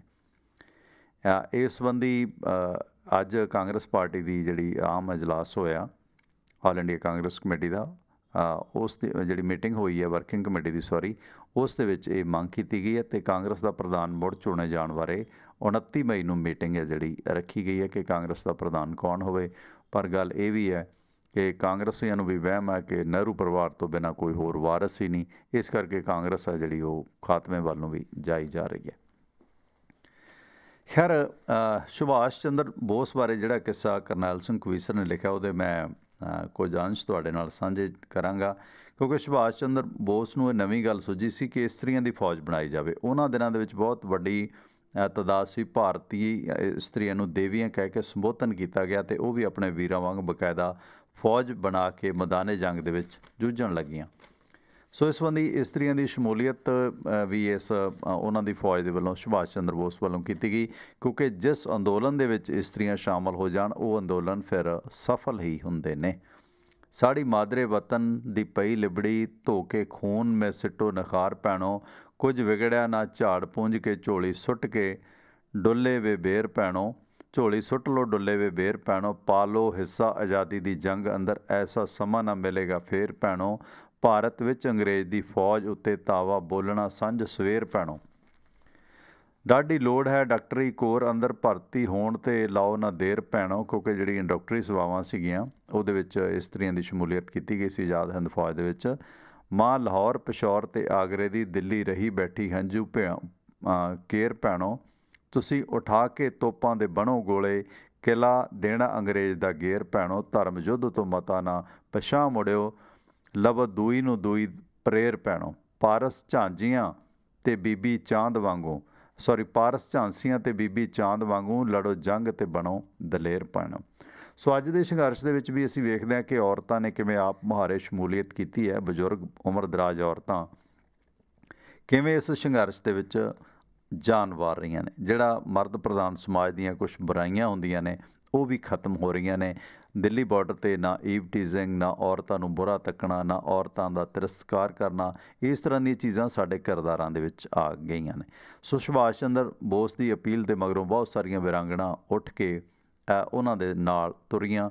ਗੱਲ ਕੀ ਚਾਂਦ ਬੀਬੀ, ਰਾਣੀ ਝਾਂਸੀ ਅਤੇ ਸ਼ਰਨ ਕੌਰ ਦੀਆਂ ਭੈਣਾਂ ਵਤਨ ਖਾਤਰ ਸੁਭਾਸ਼ ਚੰਦਰ ਬੋਸ ਦੇ ਕਾਰਵਾਂ ਦੇ ਵਿੱਚ ਜੁੜਦੀਆਂ ਗਈਆਂ। ਸੋ ਔਰਤਾਂ ਦੀ ਨੇਤਾ ਜੀ ਨੂੰ ਪੇਸ਼ਕਸ਼ ਸੀ ਕਿ ਸੀਸ ਨੇਤਾ ਜੀ ਆਪਣਾ ਵੱਢ ਕੇ ਤੇ ਭੇਟਾਂ ਦੇਵੀ ਆਜ਼ਾਦੀ ਦੀਆਂ ਧਾਰਾਂਗੀਆਂ, ਬਦਲੇ ਦੇਸ਼ ਪਿਆਰ ਮਹਿਬੂਬ ਵਾਂਗੂ ਲੱਖ ਮੁਸ਼ਕਿਲਾਂ ਸੀਸ ਤੇ ਜਰਾਂਗੀਆਂ, ਤਾਰੇ ਤੋੜ ਕੇ ਵਿੱਚ ਆਕਾਸ਼ ਚੜ੍ਹ ਕੇ ਸਾਗਰ ਬਿਨਾਂ ਜਹਾਜ਼ ਤੋਂ ਤਰਾਂਗੀਆਂ, ਬਣ ਕੇ ਘੋੜੀਆਂ ਮੌਤ ਮਲਕੁਲ ਦੀਆਂ ਜੀ, ਅਸੀਂ ਪੈਲੀ ਅੰਗਰੇਜ਼ ਦੀ ਚਰਾਂਗੀਆਂ। ਮਲਕੁਲ ਮੌਤ ਹੁੰਦਾ ਮੌਤ ਦਾ ਫਰਿਸ਼ਤਾ। ਅਤੇ ਜਿਉਂ ਕਿ ਅਸਾਂ ਪਾਰਸਾ ਕੀ ਕਰਨਾ, ਨਾਲ ਵੀਰਾਂ ਦੇ ਭੈਣਾਂ ਵੀ ਮਰਾਂਗੀਆਂ।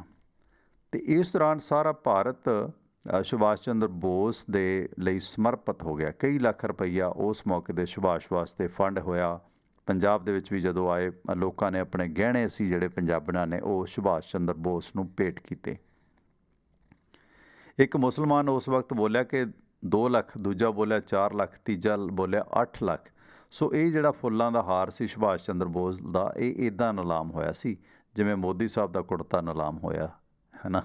ਉਦੋਂ ਲੋਕਾਂ ਨੇ ਮਤਲਬ ਪਹਿਲੀ ਬੋਲੀ ਇੱਕ ਮੁਸਲਮਾਨ ਨੇ 2 ਲੱਖ ਦੀ ਲਾਈ ਸੀ, ਦੂਜੇ ਮੁਸਲਮਾਨ ਨੇ 4 ਲੱਖ, ਤੀਜੇ ਨੇ 8 ਲੱਖ।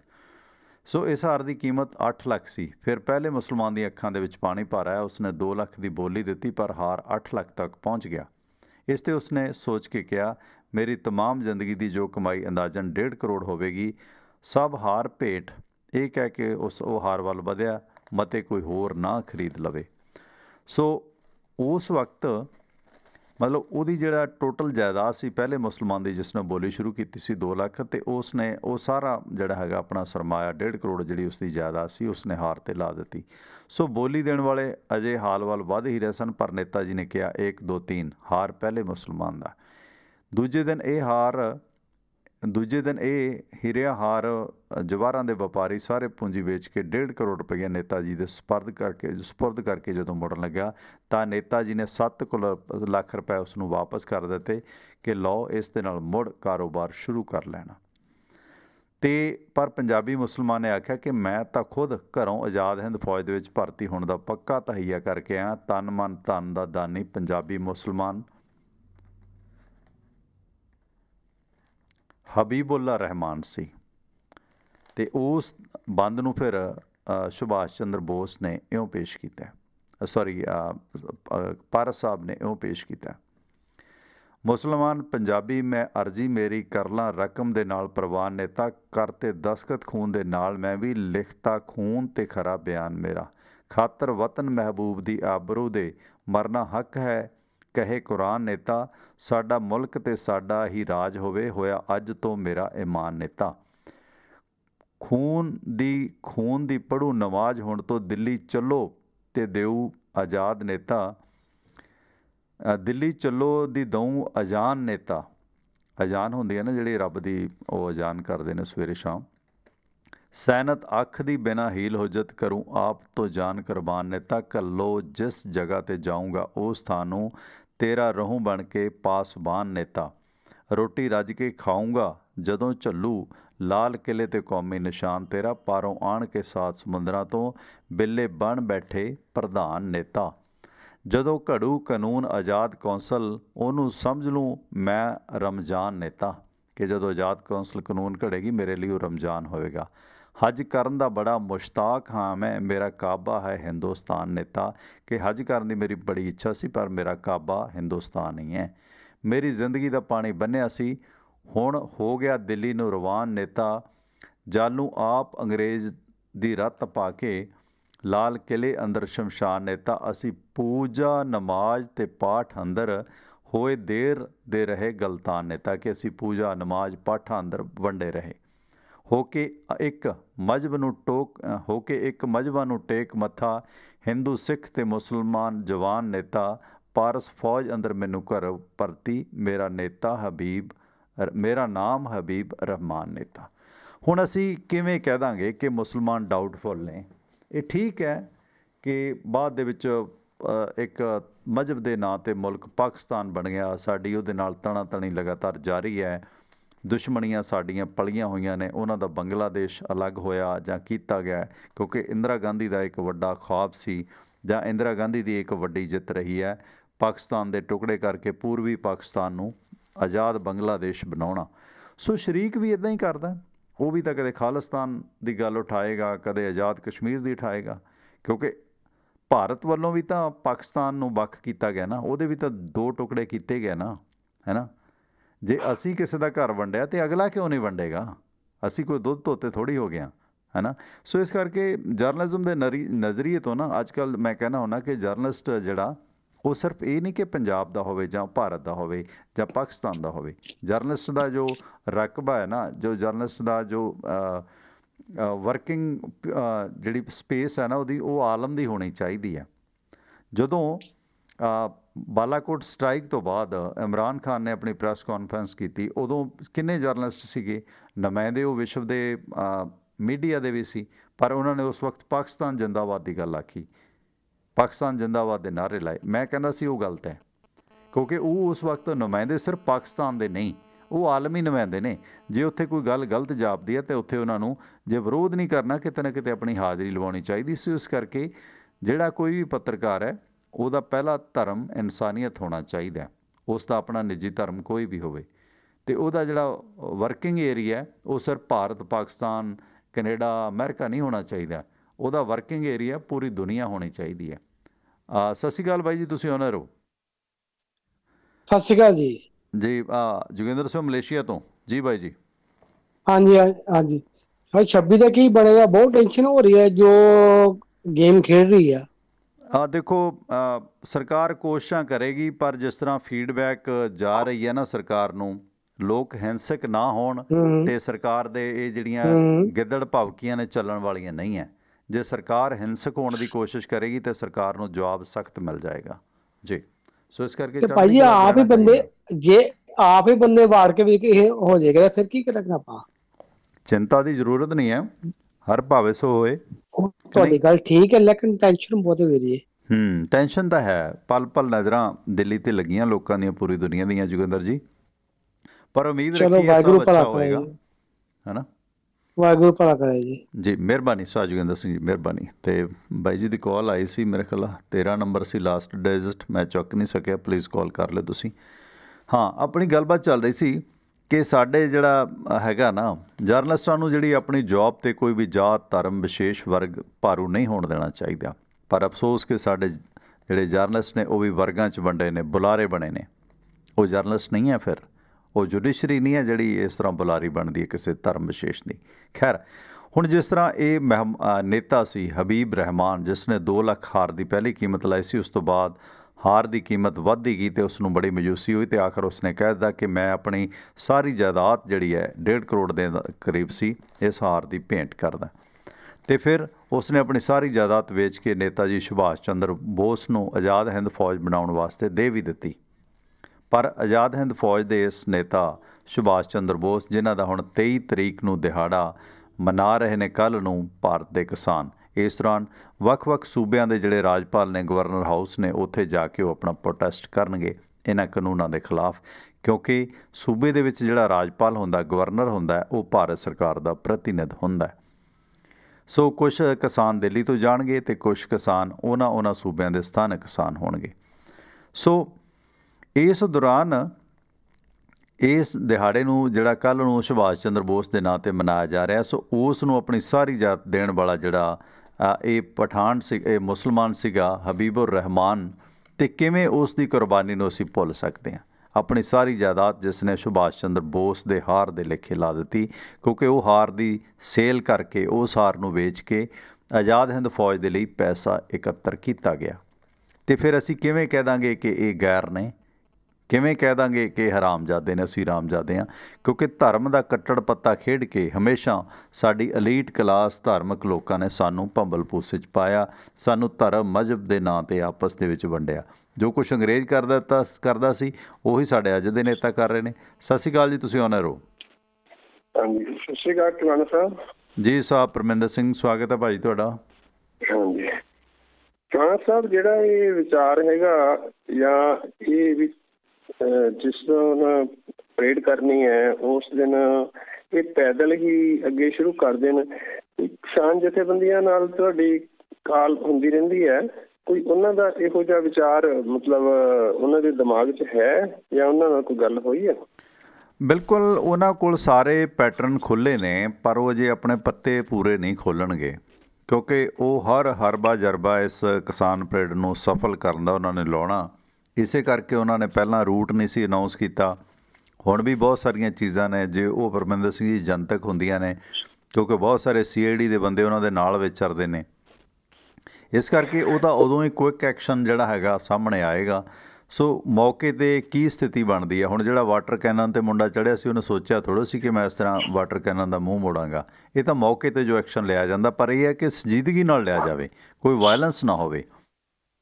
ਇਸ ਦੌਰਾਨ ਕਿਉਂਕਿ ਉਹ ਜਿਸ ਤਰ੍ਹਾਂ ਦਾ ਇਕੱਠ ਹੈ, ਜਿਸ ਤਰ੍ਹਾਂ ਪੂਰੇ ਮੁਲਕ ਦੀ ਸਪੋਰਟ ਹੈ, ਮੁਲਕ ਦੀ ਨਹੀਂ ਆਲਮੀ ਸਪੋਰਟ ਹੈ, ਅਤੇ ਮੁਲਕ ਦੇ ਲੋਕ ਸ਼ਾਮਲ ਨੇ ਉਸ ਮੁਹਾਜ਼ ਦੇ ਵਿੱਚ, ਅਤੇ ਇਸ ਕਰਕੇ ਸਰਕਾਰ ਜੇ ਸਖਤੀ ਕਰੇਗੀ ਉਸ ਦਾ ਬਹੁਤ ਬੇਵਕੂਫੀ ਵਾਲਾ ਕਦਮ ਹੋਏਗਾ। ਪਰ ਜਿਹੜੀਆਂ ਇਨਪੁਟਸ ਨੇ ਇਹ ਵੀ ਨੇ ਕਿ ਦਿੱਲੀ ਪੁਲਿਸ ਸਖਤੀ ਨਹੀਂ ਕਰੇਗੀ, ਕਿਉਂਕਿ ਦਿੱਲੀ ਪੁਲਿਸ ਨੇ ਹੁਣ ਤੱਕ ਜੋ ਤਜਰਬਾ ਵੇਖਿਆ, ਕਿਉਂਕਿ ਦਿੱਲੀ ਪੁਲਿਸ ਦੀ ਜੁਰਤ ਬਾਰੇ ਸਾਰਿਆਂ ਨੂੰ ਪਤਾ ਕਿ ਉਹ ਕਿੱਦਾਂ ਦੀ ਹੈ। ਜਦੋਂ 84 ਵਾਪਰਿਆ ਸੀ ਤਾਂ ਉਦੋਂ ਵੀ ਦਿੱਲੀ ਪੁਲਿਸ ਕੁਛ ਨਹੀਂ ਸੀ ਕਰ ਸਕੀ। ਮਤਲਬ ਹਾਲਾਤਾਂ ਨਾਲ 2-4 ਹੋਣ ਦਾ ਜਿਹੜਾ ਤਜਰਬਾ ਪੰਜਾਬ ਦੀ ਪੁਲਿਸ ਨੂੰ ਆ, ਉਹ ਸ਼ਾਇਦ ਮੁਲਕ ਦੇ ਵਿੱਚ ਕਿਸੇ ਪੁਲਿਸ ਨੂੰ ਨਹੀਂ ਹੈ।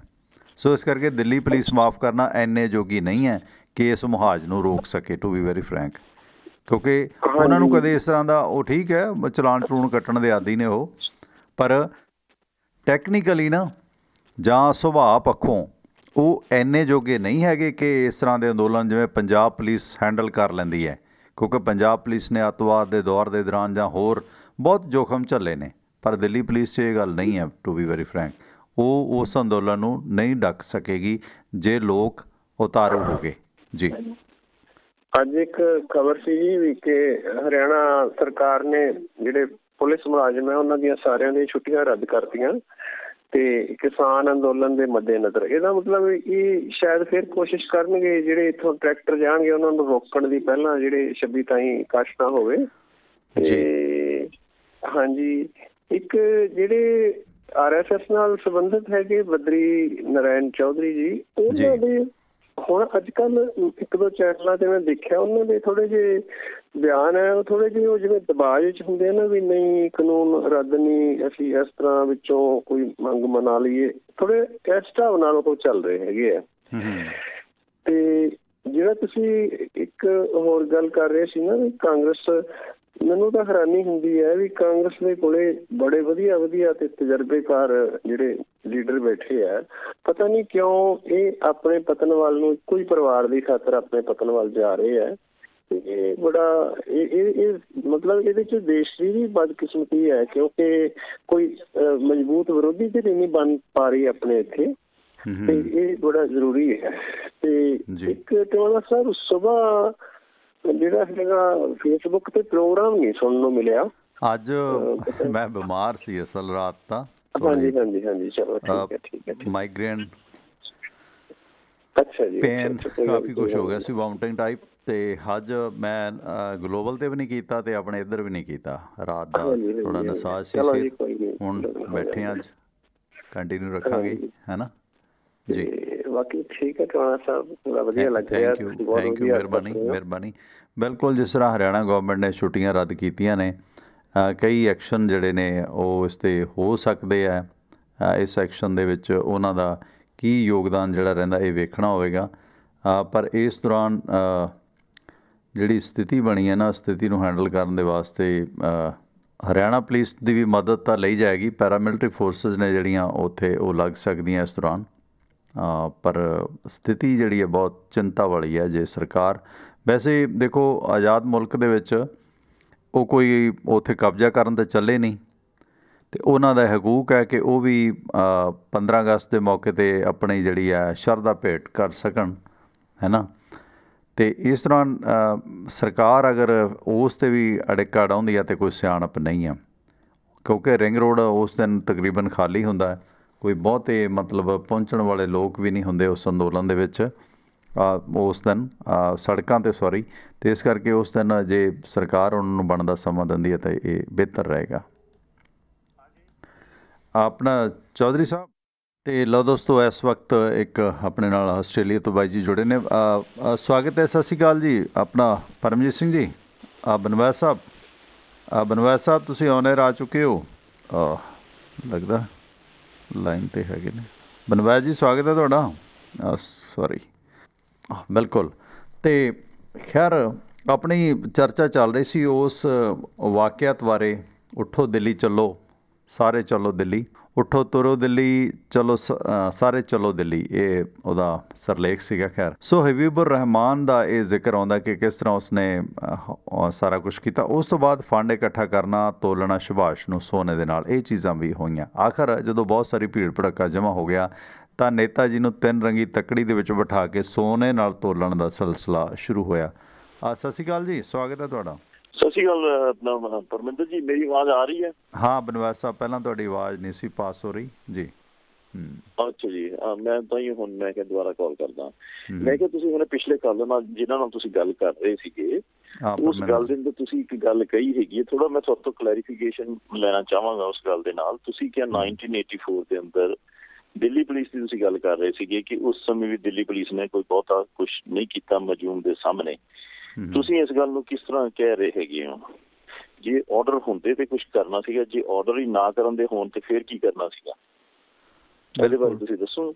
ਨਹੀਂ, ਉਹ ਦੇਖੋ, ਇੱਕ ਤਾਂ ਹੁੰਦੇ ਨੇ ਆਰਡਰ, ਪਰ ਫਿਰ ਵੀ ਕਈ ਵਾਰੀ ਨਾ ਜਜ਼ਬਾਤੀ ਤੌਰ 'ਤੇ ਆਪਣੇ ਤੌਰ 'ਤੇ ਵੀ ਕਈ ਵਧੀਆ ਰੋਲ ਨਿਭਾ ਲੈਂਦੇ ਹੁੰਦੇ ਨੇ, ਆਰਡਰਾਂ ਦੇ ਬਾਵਜੂਦ ਵੀ ਹੈਂਡਲ ਕਰ ਲੈਂਦੇ ਨੇ। ਸੋ ਮੇਰਾ ਉਸ ਪੱਖੋਂ ਇਹ ਨਜ਼ਰੀਆ ਸੀ। ਉਦੋਂ ਠੀਕ ਹੈ, ਆਰਡਰ ਨਹੀਂ ਸੀ, ਸਾਰਾ ਕੁਛ ਨਹੀਂ ਸੀ, ਪਰ ਉਸ ਤੋਂ ਬਿਨਾਂ ਵੀ ਆ ਜਿਹੜਾ ਹਾਲੀਆ ਸ਼ਹੀਨ ਬਾਗ ਵਾਲਾ ਮੋਰਚਾ ਸੀ ਜਾਂ ਹੋਰ ਸੀ, ਕਿਉਂਕਿ ਦਿੱਲੀ ਸਰਕਾਰ ਨੂੰ, ਦਿੱਲੀ ਪੁਲਿਸ ਨੂੰ ਇਸ ਤਰ੍ਹਾਂ ਦੇ ਹਜੂਮ ਦੇ ਨਾਲ ਦੋ ਚਾਰ ਹੋਣ ਦਾ ਪ੍ਰੋਪਰ ਟ੍ਰੇਨਿੰਗ ਹੀ ਨਹੀਂ ਹੈ। ਕਹਿਣ ਨੂੰ ਭਾਵੇਂ ਲੱਗ ਕਹੀ ਜਾਣ, ਉਹ ਜਿਸ ਤਰ੍ਹਾਂ ਦਾ ਹੁਣ ਇਹ ਕਾਰਵਾਂ ਵੱਧ ਰਿਹਾ, ਦਿੱਲੀ ਸਰਕਾਰ ਦੀ ਪੁਲਿਸ ਦੀ ਕਾਰਗੁਜ਼ਾਰੀ ਇੰਨੀ ਨਹੀਂ ਹੈ ਕਿ ਇਸ ਦੇ ਨਾਲ ਫੇਸ ਟੂ ਫੇਸ ਉਹ ਹੋ ਸਕੇ। ਇਹ ਨਜ਼ਰੀਆ ਸੀ ਮੇਰਾ।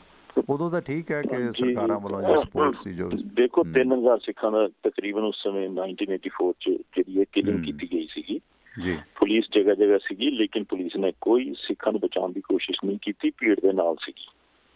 ਆਪ ਜੀ ਨੂੰ ਪਤਾ ਹੋਏਗਾ ਇਸ ਚੀਜ਼ ਦੇ ਬਾਰੇ। ਜੀ, ਤਾਂ ਉਹਨਾਂ ਨੇ ਕੋਈ ਭੀੜ ਦੇ ਨਾਲ ਹੋ ਕੇ ਭੀੜ ਦੇ ਵਾਲੇ ਪਾਸੇ ਨੂੰ ਕੁਛ ਨਹੀਂ ਕੀਤਾ, ਬਲਕਿ ਸਿੱਖਾਂ ਦੇ ਅੰਦਰ ਕਿਲਿੰਗ ਦੇ ਅੰਦਰ ਪੂਰੀ ਮਦਦ ਸਪੋਰਟ ਚੱਲਦੀ ਰਹੀ ਹੈ। ਕਿਉਂਕਿ ਮੈਂ ਦਿੱਲੀ ਸੀਗਾ ਉਸ ਸਮੇਂ, ਮੈਂ ਆਪ ਵੇਖੇ ਨੇ ਸਾਰੀ ਚੀਜ਼ਾਂ ਜੀ। ਸੋ ਇਸ ਕਰਕੇ ਜਦੋਂ ਤੱਕ ਕਿਸੇ ਚੀਜ਼ ਦਾ ਕੋਈ ਆਰਡਰ ਉਹਨਾਂ ਨੂੰ ਚਾਹੀਦੇ ਨੇ, ਹਾਂ ਜਾਂ ਨਾ ਦੇ, ਉਸ ਤਰ੍ਹਾਂ ਦੇ ਐਕਸ਼ਨ ਕਰਨੇ ਨੇ ਉਹਨਾਂ ਨੇ। ਹੁਣ ਵੀ ਪਰਮਿਸ਼ਨ ਜਿਹੜੀ ਹੈਗੀ ਹੈ ਇਸ ਅੰਦੋਲਨ ਨੂੰ ਚਲਾਉਣ ਵਾਸਤੇ ਜਾਂ ਇਹਨੂੰ ਰੋਕਣ ਵਾਸਤੇ, ਪਰਮਿਸ਼ਨ ਜਿਹੜੀ ਹੈ ਦਿੱਲੀ ਪੁਲਿਸ ਦੀ ਨਹੀਂ ਜਿਹੜੀ ਚੱਲਣੀ, ਉੱਪਰੋਂ ਆਣੀ ਜੇ ਪਰਮਿਸ਼ਨ। ਕਿਉਂਕਿ ਦਿੱਲੀ ਪੁਲਿਸ ਹੈਗੀ ਸੈਂਟਰਲ ਗਵਰਨਮੈਂਟ ਦੇ ਅੰਡਰ ਦੇ ਅੰਦਰ, ਜਿਹੋ ਜਿਹੀ ਉਹਨਾਂ ਨੂੰ ਪਰਮਿਸ਼ਨ ਮਿਲੇਗੀ, ਜਿਹੋ ਜਿਹੇ ਉਹਨਾਂ ਨੂੰ ਆਰਡਰ ਮਿਲਣਗੇ, ਉਹ ਉਸ ਨੂੰ ਫੋਲੋ ਕਰਨਗੇ। ਜੇ ਕਹਿਣਗੇ ਅੰਦੋਲਨ ਕਰਨ ਦਿਓ ਤੇ ਅੰਦੋਲਨ ਕਰਨ ਦੇ ਦੇਣਗੇ, ਜੇ ਕਹਿਣਗੇ ਅੰਦੋਲਨ ਨਹੀਂ ਕਰਨਾ, ਰੋਕਣਾ ਜੇ, ਤੇ ਉਹ ਰੋਕਣਗੇ। ਠੀਕ ਹੈ ਨਾ। ਤੇ ਜਿਹੜੀ ਸੈਂਟਰਲ ਗਵਰਨਮੈਂਟ ਹੈ, ਦਿੱਲੀ ਦੇ ਅੰਦਰ ਰਿਹਾਇਸ਼ ਜਿਹੜੀ ਹੈਗੀ ਹੈ 2 ਕਰੋੜ ਦੀ ਹੈਗੀ ਹੈ ਆਬਾਦੀ ਉੱਥੇ। 11 ਵਜੇ ਅਗਲੇ ਪਰਮਿਸ਼ਨ ਮੰਗ ਰਹੇ ਨੇ ਆਪਣੀ ਕਿਸਾਨ ਰੈਲੀ, ਆਪਣੀ ਕਿਸਾਨ ਜਿਹੜੀ ਹੈਗੀ ਹੈ ਕਰਨ ਦੀ ਪਰੇਡ। ਤੇ 2 ਕਰੋੜ ਦੇ ਅੰਦਰੋਂ ਮੈਂ ਕਹਿੰਦਾ ਜੇ 25-30% 40% ਵੀ ਲੋਕੀ ਆ ਜਾਣ ਬਾਹਰ ਨਿਕਲ ਕੇ, ਕਿਉਂਕਿ ਹਰੇਕ ਨੂੰ ਪਤਾ ਹੈ ਕਿ ਕਿਸਾਨ ਰੈਲੀ ਕੱਢ ਰਹੇ ਨੇ, ਕਿਸਾਨ ਪ੍ਰੋਟੈਸਟ ਕਰ ਰਹੇ ਨੇ, ਦਿੱਲੀ ਚ ਆ ਰਹੇ ਨੇ ਰਿੰਗ ਰੋਡ ਦੇ ਉੱਤੇ, ਤੇ ਉਹ ਬੰਦੇ ਆ ਕੇ ਵੇਖਣਗੇ, ਸਮਝਣਗੇ। ਉਹਨਾਂ ਦਾ ਮਾਈਂਡ ਸੈਟ ਬਦਲਣ ਦੀ ਬਹੁਤ ਜ਼ਿਆਦਾ ਸ਼ੰਕਾ ਨੂੰ ਵੇਖਦੇ ਹੋਏ ਹੀ ਪਰਮਿਸ਼ਨ ਨਹੀਂ ਮਿਲ ਰਹੀ ਜੀ। 2 ਕਰੋੜ ਦੀ ਆਬਾਦੀ ਨੇ ਜਦੋਂ ਬਾਹਰ ਆ ਕੇ ਲੱਖ, ਜਿਹੜੇ 500, 10, 15, 20 ਲੱਖ ਲੋਕਾਂ ਨੇ ਥਾਂ ਥਾਂ ਦੇ ਉੱਤੇ ਆ ਕੇ ਖੜੇ ਹੋ ਕੇ ਵੇਖਣਾ ਜੀ ਉਸ ਪਰੇਡ ਨੂੰ, ਉਹਦੇ ਨਾਲ ਬੀਜੇਪੀ ਜਾਂ ਪਾਰਟੀ ਜਾਂ ਬੀਜੇਪੀ ਸਰਕਾਰ ਦੇ ਉੱਤੇ ਇਫੈਕਟ ਪੈਣ ਦੇ ਚਾਂਸਿਸ ਨੂੰ ਦੇਖਦੇ ਹੋਏ ਪਰਮਿਸ਼ਨ ਨਹੀਂ ਜੀ ਮਿਲ ਰਹੀ। ਬਾਕੀ ਮੈਨੂੰ ਐਵੇਂ ਲੱਗਦਾ ਟਿਵਾਣਾ ਸਾਹਿਬ, ਚਾਂਸਿਸ ਘੱਟ ਨੇ ਕਿ ਜਿਹਦੇ ਅੰਦਰ ਵਾਇਲੈਂਸ ਪੁਲਿਸ ਕਰਨ ਦੀ ਕੋਸ਼ਿਸ਼ ਕਰੇਗੀ। ਉਹਦੇ ਚਾਂਸਿਸ ਵੀ ਮੈਨੂੰ ਘੱਟ ਲੱਗ ਰਹੇ, ਕਿਉਂਕਿ 26 ਜਨਵਰੀ ਹੈਗੀ ਹੈ, ਇੱਕ ਸ਼ੁਭ ਦਿਨ ਹੈਗਾ। ਸਰਕਾਰ ਦੀ ਵੀ ਬਦਨਾਮੀ ਹੋਏਗੀ, ਪੁਲਿਸ ਦੀ ਵੀ ਬਦਨਾਮੀ ਹੋਏਗੀ, ਇੰਟਰਨੈਸ਼ਨਲ ਮੀਡੀਆ ਉਸ ਦੀ ਅੱਖ ਚਾਰੇ ਪਾਸੇ ਲੱਗੀ ਹੋਏਗੀ ਉਸ ਸਮੇਂ। ਤੇ ਮੈਨੂੰ ਨਹੀਂ ਲੱਗਦਾ ਇਹੋ ਜਿਹਾ ਕੋਈ ਕਦਮ ਉਹ ਚੁੱਕਣ ਦੀ ਕੋਸ਼ਿਸ਼ ਬੇਵਕੂਫੀ ਭਰਾ ਕਰਨਗੇ ਜੀ। ਸੋ ਲੈਟਸ ਸੀ, ਵੇਖਦੇ ਹਾਂ। ਬਿਲਕੁਲ ਜੀ, ਥੈਂਕ ਯੂ ਬਨਵਾਸ ਸਾਹਿਬ, ਮਿਹਰਬਾਨੀ। ਸੋ ਬਿਲਕੁਲ, ਕਿਉਂਕਿ ਬਹੁਤ ਸਾਰੇ ਹੋਰ ਸੂਬੇ ਨੇ ਜਿੱਥੇ ਅਕਸਰ ਇਸ ਤਰ੍ਹਾਂ, ਇੱਥੋਂ ਤੱਕ ਕਿ ਚੰਡੀਗੜ੍ਹ ਪੁਲਿਸ ਹੈ ਜਿਹੜੀ, ਉਹਨੂੰ ਕਿਉਂਕਿ ਅਕਸਰ ਇਸ ਤਰ੍ਹਾਂ ਦੇ ਸੰਘਰਸ਼ਾਂ ਨਾਲ ਦੋ ਚਾਰ ਹੋਣਾ ਪੈਂਦਾ। ਉਹਨਾਂ ਦੀ ਜਿਹੜੀ ਟਾਸਕ ਫੋਰਸ ਹੈ, ਵਾਟਰ ਕੈਨਨ ਦਾ ਰੋਜ਼ ਦਾ ਉਹਨਾਂ ਦਾ ਤਜਰਬਾ। ਪਰ ਦਿੱਲੀ ਦੇ ਵਿੱਚ ਆਪਾਂ ਵੇਖਦੇ ਹਾਂ ਕਿ ਇਸ ਤਰ੍ਹਾਂ ਬਹੁਤ ਘੱਟ ਵਾਪਰਦਾ। ਦਿੱਲੀ ਦੇ ਵਿੱਚ ਜ਼ਿਆਦਾ ਜਿਹੜੀ ਪੁਲਿਸ ਹੈ ਉਹ ਹਰਿਆਣੇ ਨਾਲ ਸੰਬੰਧਿਤ ਹੈ, ਹਰਿਆਣਵੀ ਜਵਾਨ ਜ਼ਿਆਦਾ ਨੇ, ਪੰਜਾਬ ਦੇ ਵੀ ਹੈਗੇ ਨੇ, ਪਰ ਉਹਨਾਂ ਜਵਾਨਾਂ ਦਾ ਕਿਤੇ ਨਾ ਕਿਤੇ ਲਗਾਅ ਜਿਹੜਾ ਹੈਗਾ ਕਿਸਾਨੀ ਦੇ ਨਾਲ ਵੀ ਹੈ। ਇਸ ਗੱਲ ਤੋਂ ਵੀ ਮੁਨਕਰ ਨਹੀਂ ਹੋਇਆ ਜਾ ਸਕਦਾ। ਕੁਛ ਹੋਰ ਖਬਰਾਂ ਨੇ ਕਿ ਅੰਮ੍ਰਿਤਸਰ ਦੀ ਲੂਣ ਮੰਡੀ ਦੇ ਬੜੇ ਚਰਚਿਤ ਸ਼ਖਸੀਅਤ ਨੇ, ਭਜਨ ਸਮਾਰਟ ਵਜੋਂ ਜਾਣੇ ਜਾਂਦੇ ਨੇ, ਨਰਿੰਦਰ ਚੰਚਲ, ਧਾਰਮਿਕ ਭੇਟਾਵਾਂ ਗਾਉਂਦੇ ਸਨ, ਲੰਬੇ ਸਮੇਂ ਤੋਂ ਬਿਮਾਰ ਸਨ। ਅੱਜ ਦਿੱਲੀ ਦੇ ਅਪੋਲੋ ਹਸਪਤਾਲ ਦੇ ਵਿੱਚ 80 ਵਰ੍ਹਿਆਂ ਦੀ ਉਮਰ ਦੇ ਦੌਰਾਨ ਨਰਿੰਦਰ ਚੰਚਲ ਜੀ ਦਾ ਦੇਹਾਂਤ ਹੋ ਗਿਆ। ਖਾਸ ਕਰਕੇ ਭਗਤੀ ਭੇਟਾਵਾਂ ਦੇ ਖੇਤਰ ਦੇ ਵਿੱਚ ਉਹ ਸਮਰਾਟ ਹੀ ਨੇ, ਭਜਨ ਸਮਰਾਟ ਦੇ ਤੌਰ 'ਤੇ ਚਰਚਿਤ ਨੇ।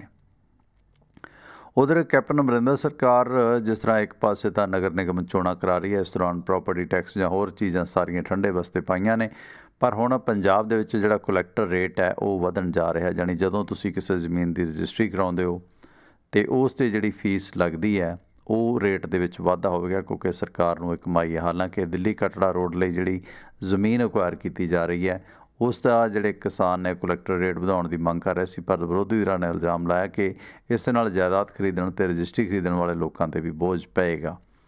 ਅਤੇ ਪੰਜਾਬ ਸਰਕਾਰ ਹੁਣ ਜਲਦ ਕੁਲੈਕਟਰ ਰੇਟ ਵਧਾ ਰਹੀ ਹੈ, ਜਿਹੜਾ ਕਿ ਪੰਜਾਬ ਦੇ ਵਿੱਚ ਕੁਲੈਕਟਰ ਰੇਟ 10 ਤੋਂ 15% ਵਧਾਇਆ ਜਾ ਰਿਹਾ, ਜਦੋਂ ਸ਼ਹਿਰੀ ਖੇਤਰ ਦੇ ਵਿੱਚ ਇਸ ਦੇ ਵਿੱਚ 20% ਵਧਣ ਦੀਆਂ ਉਮੀਦਾਂ ਨੇ, ਅਤੇ ਕੁਝ ਥਾਵਾਂ 'ਤੇ ਕੁਲੈਕਟਰ ਰੇਟ ਘੱਟ ਵੀ ਰਹੇ ਨੇ।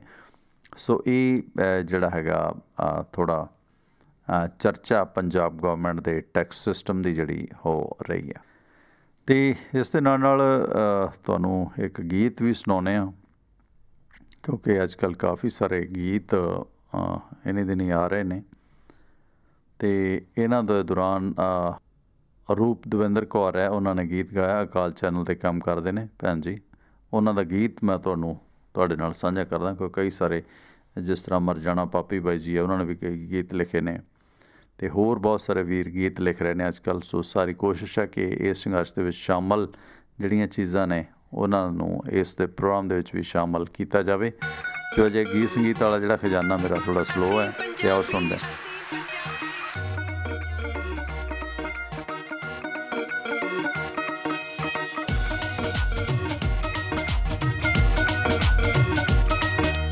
ਦੇਸ਼ ਦੀ ਖਾਤਰ ਹੱਸ ਕੇ ਸੂਲੀ ਚੜ੍ਹਨਾ ਜਾਣਦੇ ਆ, ਦੇਸ਼ ਦੀ ਖਾਤਰ ਹੱਸ ਕੇ ਸੂਲੀ ਚੜ੍ਹਨਾ ਜਾਣਦੇ ਆ, ਅਸੀਂ ਪੰਜਾਬੀ ਹੱਕਾਂ ਦੇ ਲਈ ਲੜਨਾ ਜਾਣਦੇ ਆ, ਅਸੀਂ ਪੰਜਾਬੀ ਹੱਕਾਂ ਦੇ ਲਈ ਲੜਨਾ ਜਾਣਦੇ ਆ, ਓਏ ਅਸੀਂ ਪੰਜਾਬੀ ਹੱਕਾਂ ਦੇ ਲਈ ਲੜਨਾ ਜਾਣਦੇ ਆ।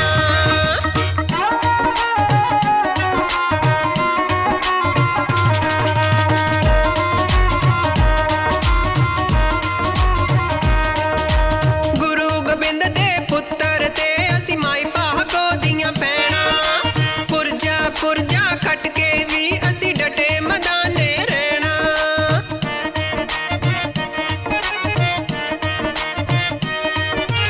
ਗੁਰੂ ਗੋਬਿੰਦ ਦੇ ਪੁੱਤਰ ਤੇ ਅਸੀਂ ਮਾਈ ਭਾਗੋ ਦੀਆਂ ਭੈਣਾਂ, ਪੁਰਜਾ ਪੁਰਜਾ ਖੱਟ ਕੇ ਵੀ ਅਸੀਂ ਡਟੇ ਮੈਦਾਨੇ ਰਹਿਣਾ, ਲੋੜ ਪਈ ਤਾਂ ਸੀਸ ਤਲੀ ਤੇ ਧਰਨਾ ਜਾਣਦੇ ਆ, ਲੋੜ ਪਈ ਤਾਂ ਸੀਸ ਤਲੀ ਤੇ ਧਰਨਾ ਜਾਣਦੇ ਆ,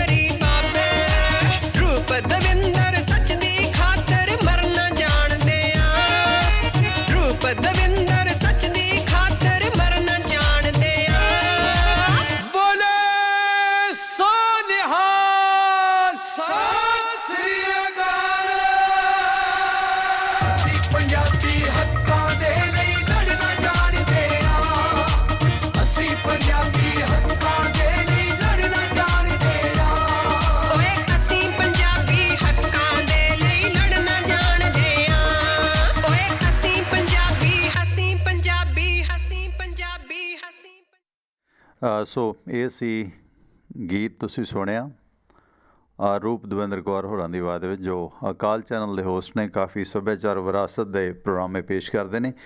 ਪਰ ਪੰਜਾਬ ਦੀਆਂ ਮਹਿਲਾਵਾਂ ਦੇ ਵਾਸਤੇ ਕੈਪਟਨ ਅਮਰਿੰਦਰ ਸਿੰਘ ਸਰਕਾਰ ਵੱਲੋਂ ਇੱਕ ਹੋਰ ਐਕਸ਼ਨ ਟੀਮ ਬਣਾਈ ਜਾ ਰਹੀ ਹੈ।